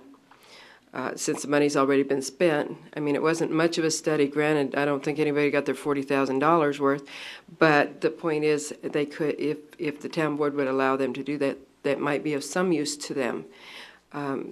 I've done an incorporation before. That was the way we did it. We did it by the people. I was a town board member at the time, as a matter of fact. I spent 12 years on the town board in Clark County, the East Las Vegas town board, and we were so frustrated with the county that what we did was we all resigned as town board members and we formed an incorporation board and we paid for it out of our own pocket. We had our maps drawn and we had good people, and I think you have good people here that can do this. There's a lot of professional people here that are retired that could do this, and God only knows I'm for incorporation. I've seen it, I know it'll work, and I know Pahrump needs to do something, and if not this, then they need to split the county. But I would like to see you maybe encourage those people to come forward with their own board and not interfere with their board, and let them come to their own conclusions and let them do their referendum and let them do it the way the law says they should do it. Because otherwise it's only an advisory question. You're spending a lot of money for an election that we don't need to spend. And, you know, if they get it on and then they call for an election, then you can help them with that. But other than that, I think you should just let them move forward and be their own board and not interfere. Just stay out of it. It should not be a town board project. It should be a community project. And the way things are going right now, we're not making any progress as a town board. Nothing against you people. I think you're doing great. You know, I think, but I just think if you want to, you know, come and have them give you reports and things, that would be fine too. But let the people do it so that you're following the letter of the law. Thank you. Could I mention the fact that the incorporation studies, both of them, are on the town website, and you can download them tonight, that they're available. Oh, I understand that, but maybe they need permission to do it as a private board, I don't know. I'm not sure. To actually use the figures since they were paid for. It's public information, and you're free to take it and use it. Well, not me, I don't want to do it. I'll vote for it, but I don't want to do Well, it. it is, I guess, for anyone that's interested, both incorporation studies are available on the website. And it's public information. You can do with it as you choose. Okay. Thank you. And may I also comment, as I have looked into it very extensively as to what it is that is involved in the research. And it is something that impacts our whole community. And with that, I agree with you, community input needs to be there. We have to have public hearings and workshops to talk about the findings, but because it is something that is a complete, engulfs all of the community, it should be part of the public deliberation process, and an advisory board has been established. They are in place for a year, and they really need to move forward on bringing their findings out to the public. So I think that any individual group that wants to work with a public advisory board certainly should do that, but it is part of what is a responsibility towards the whole community. Well, since they're spending taxpayer dollar to do this board, and the board may not be legal or may be illegal, even though, it was done out of the best interest for the community, I think you really need to get a legal opinion on that before you pursue going forward with this, based on what Mr. Coonsey has said. You might even get an opinion from him. Thank you. Mr. Chairman, you got to remember who Mr. Coonsey works for. It's not His the client town. is the commissioners. I disagree with Mr. Coonsey's decision that he made. An elected board of people made a decision that they wanted something placed on the ballot. And they did not have the authority to put that on the ballot, so they went to the next step in the chain of command of those that did. If the county commissioners on their own volition decided they wanted to address the corporation issue, I would agree with Mr. Coonsey, but that wasn't the case. The case was the town of Pahrumph's board, an elected body of people, made a vote on something, and they went forward to the county commissioners and asked them to do something, and they refused to do it. But then they did recognize 39 bogus signatures to get rid of the town board here, have a hearing on. I mean, I think it's quite clear where they're coming from. I think, I've always been against the corporation because I didn't feel it was the best thing to do. I think the best thing to do would be to divide this county, which I'll be bringing that issue forward in the near future.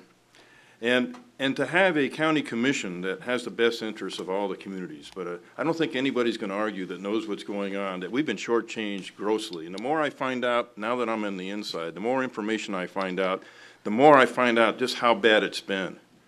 I quoted a figure, and then the media acts like I got it out of the air. I've been here 17 years. As long as I've been here, they've been getting pet money, and they've been getting it longer than I've been here. And as long as I can remember, it was $11 million. That's $187 million they've gotten. Now, someone please tell me where they spent it. A lot of people live in Pahrump, and they've never been up north. I've been around Mountain, I've been everywhere. So we need to look seriously at this incorporation issue, and we need to bring the facts to the people, all of it.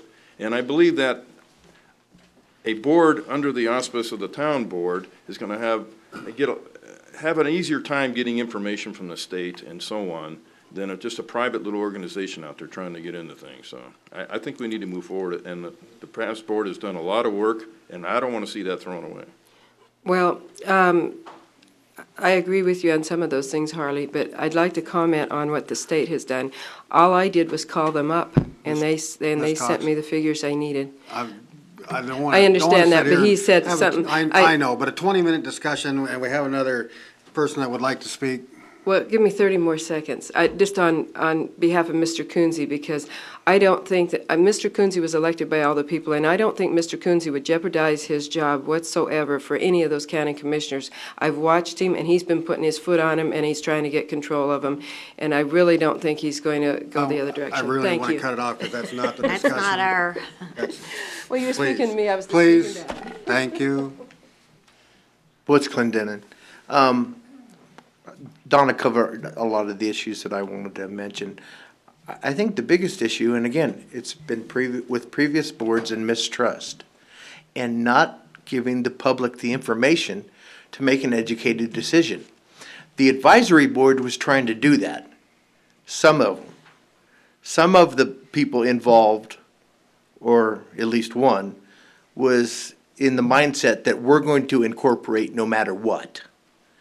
Not that we're going to give the public the information and then we'll follow forward from there. That's where we need to be. We need the correct information given to the public so the public can make an educated decision.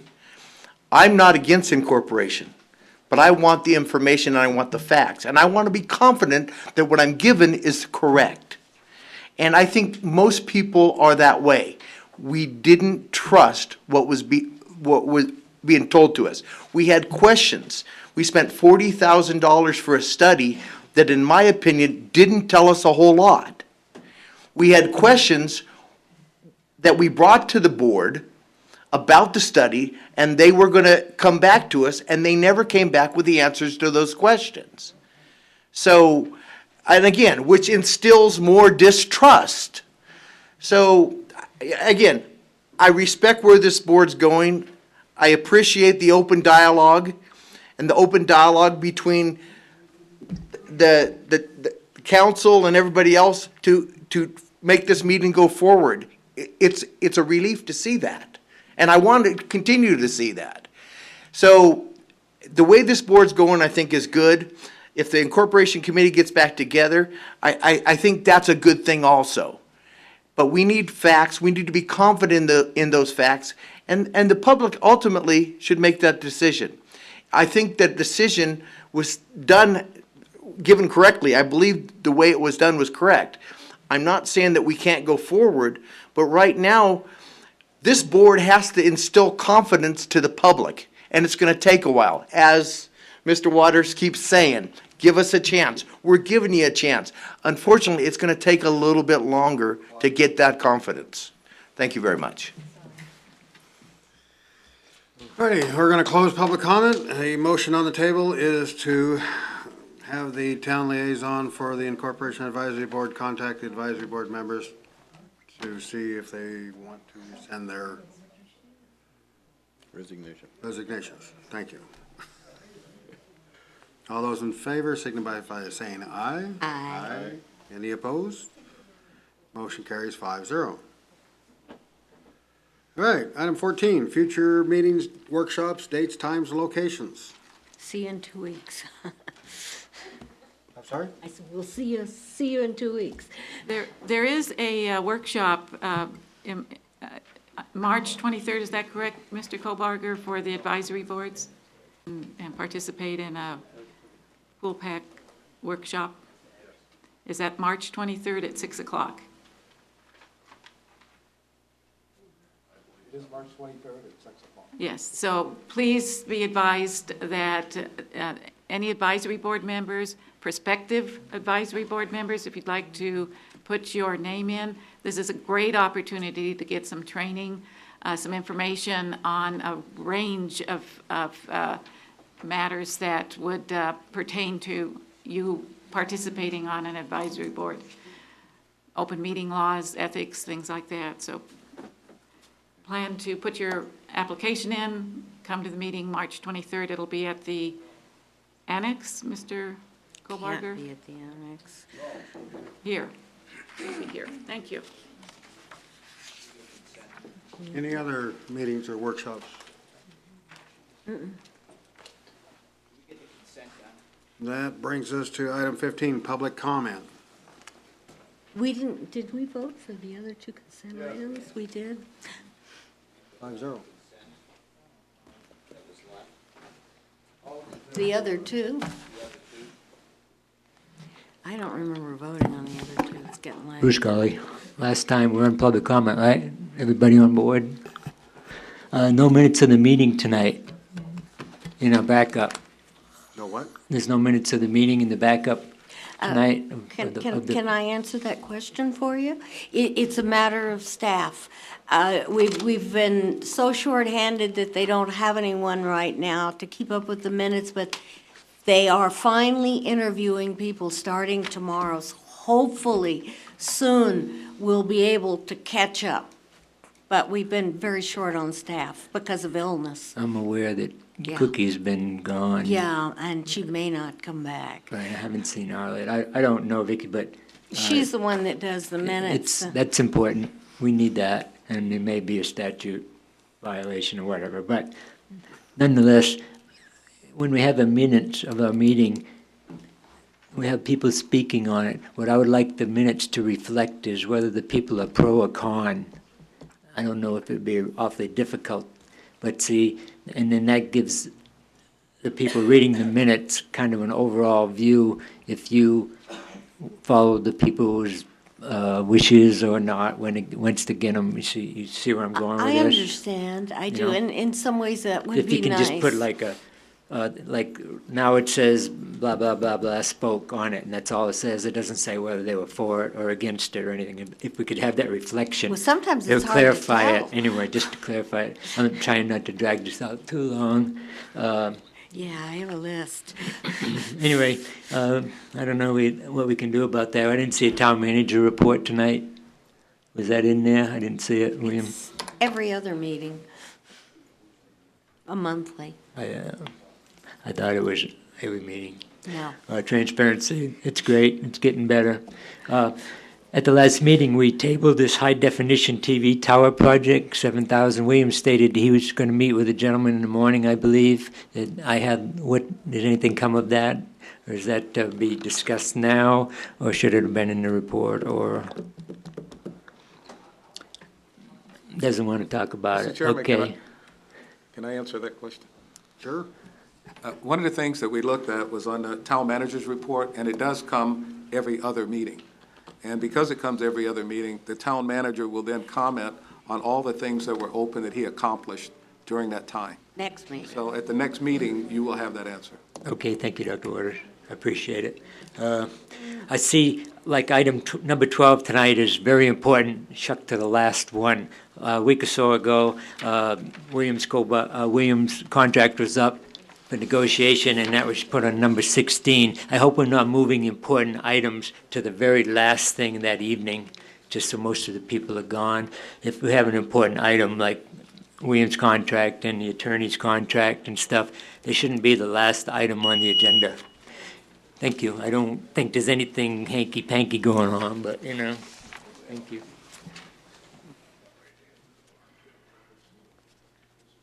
Mr. Stevens. Oh, okay, hit the button. I don't know, maybe I'm out of order. I apologize. I blew up a little bit there. Apologize a little bit, but this guy over here makes me mad sometimes. He forgets when they went up to Felon there and talked to him and Vicky Parker, and the lawyer, not this guy, the other guy, went up to Felon and tried to get that Senator McGinnis to put a bill on the state to run it through there and incorporate the town without people voting on it. Now, that even come from, I'm sorry, am I talking too? Okay, anyway, they tried to get that guy to vote on it, and they say, Vicky said, oh, I didn't do that. Well, that senator put it in the paper himself and said they did, but don't be too hard on him. Now he's over there shaking his head. That makes me mad. Dave? I wish I was about 50 years younger. Yeah. Now, what have I said? We'd all like to be 50 years younger. So what's new about that? Huh? Take it easy. I haven't said anything. Just be quiet. Mr. Stevens, if I may interject. Yes. Also, when they talked to Senator McGinnis, they talked to him about the idea of the town taking over planning and zoning, and they gained his. That's good. And they gained his support, and that is a Senate bill that is now going to be considered. So they did do some good stuff too. That's good. I believe I supported you on that at the time. Thank you. I still do. Well, when and then they have a meeting there, paid them $38,000. We couldn't even make a comment. The sheriff tried to say something, I tried to say something, and that's not right. The other gentleman, I can't think of his name, he's right. They want to incorporate, they got to let the people talk about it. But we couldn't even talk about it.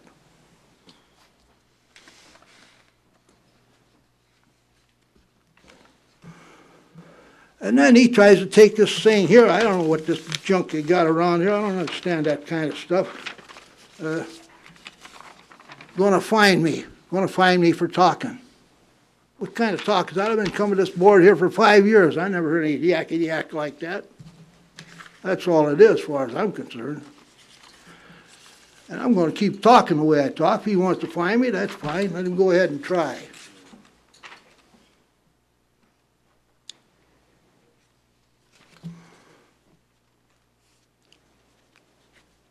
Good night, Dave. I still got 9 minutes.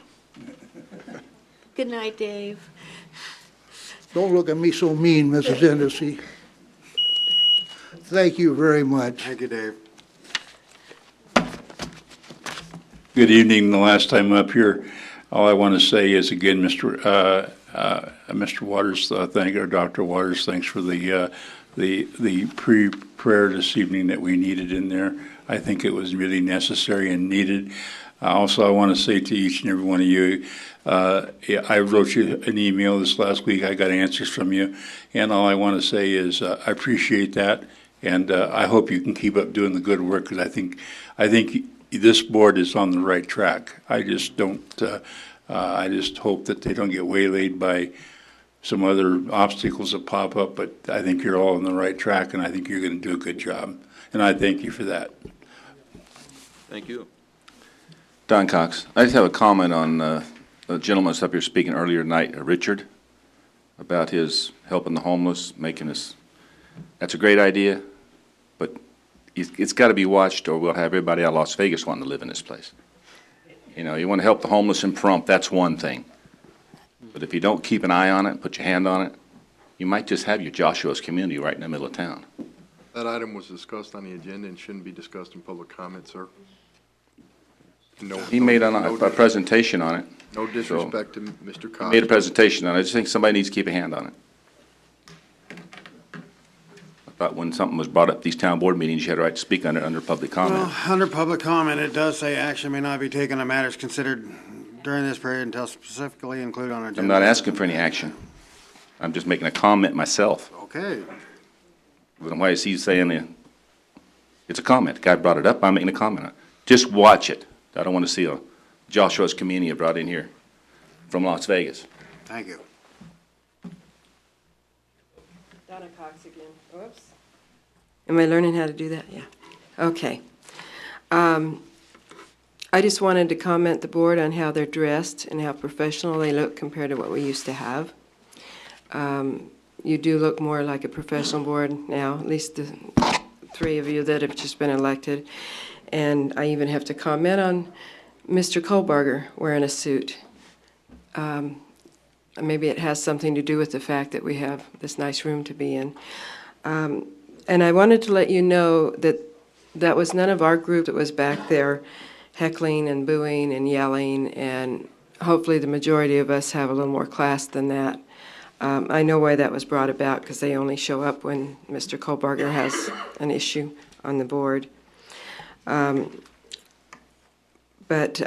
one of the things that bothers me is Mr. Kohlbarger's not being any better than they are when he's sitting over here yelling, violation 2009, violation 2009.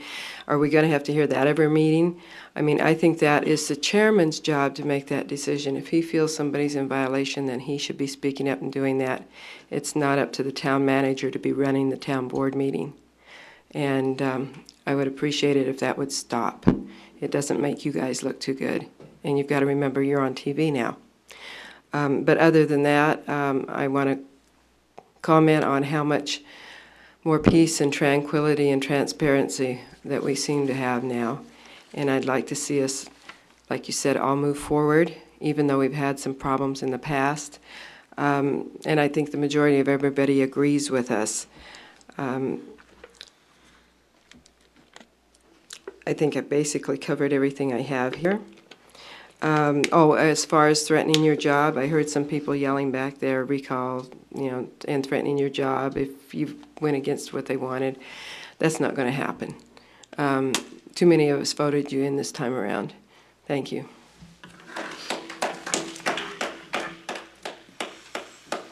All right, seeing nobody else up for public comment, that brings us to item number 16, town board member comments. Any comments from the board? Mr. Waters. Thank you, Mr. Chairman. My comment for this evening, number one, is it's very late. I would like to see the meetings go a lot faster, and I agree that maybe we should put some of the, or not have as many items on the agenda that will take as much time, and maybe move it to another town board meeting. The response from most of the people in the audience, and I know the people at home are watching very carefully to see how we as a town board react. But I do see some civility, and more than we had in the previous years, and I really appreciate that. And I want to say that to all of you. The comments that are made, I know there's some that have been very pointed, and I know we want to stop those. But to have the chance to speak, everybody deserves the right to speak. And we want to make sure that we hear you. Also, I have to say, too, that I've received a lot of email. I've asked before that if you have questions, comments, concerns, send emails to us. You have our email addresses, and send it to all 5. I see the other names on there now, and I see a lot of things, pro, con, on many issues. I try to get back to you. I'm sure the other members of the board are getting back to you. We're answering your questions as much as we can. You're making us do some research. You're making us dig into the NRSs. We don't mind that. That's what we want to do for you. But you've got to keep us informed. If you just come to the meetings and criticize our actions, you haven't helped us and you haven't helped yourself. Let us work for you. But we've got to know what it is that you're for and what you're against. And give us the time. I keep saying that. Give us the time to do the job that you've asked us to do.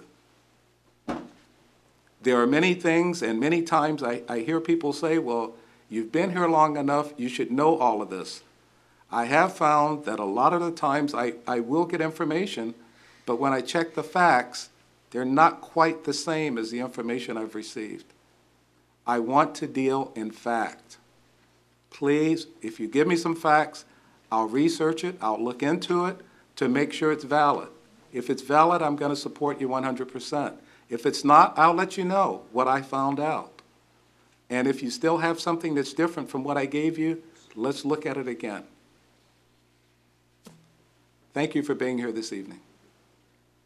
Ms. Endersby. Yes, I concur with Dr. Waters on all that, and I'd like to thank Mr. Van Winkle for giving his time to be here so late also, and televising this and the press and everybody, so thank you.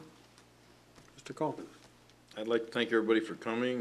This has just been our 3rd meeting, and I see that the public is really responding positive to this board, and I'd like to thank the fellow board members for working together in a manner that's not too common around here.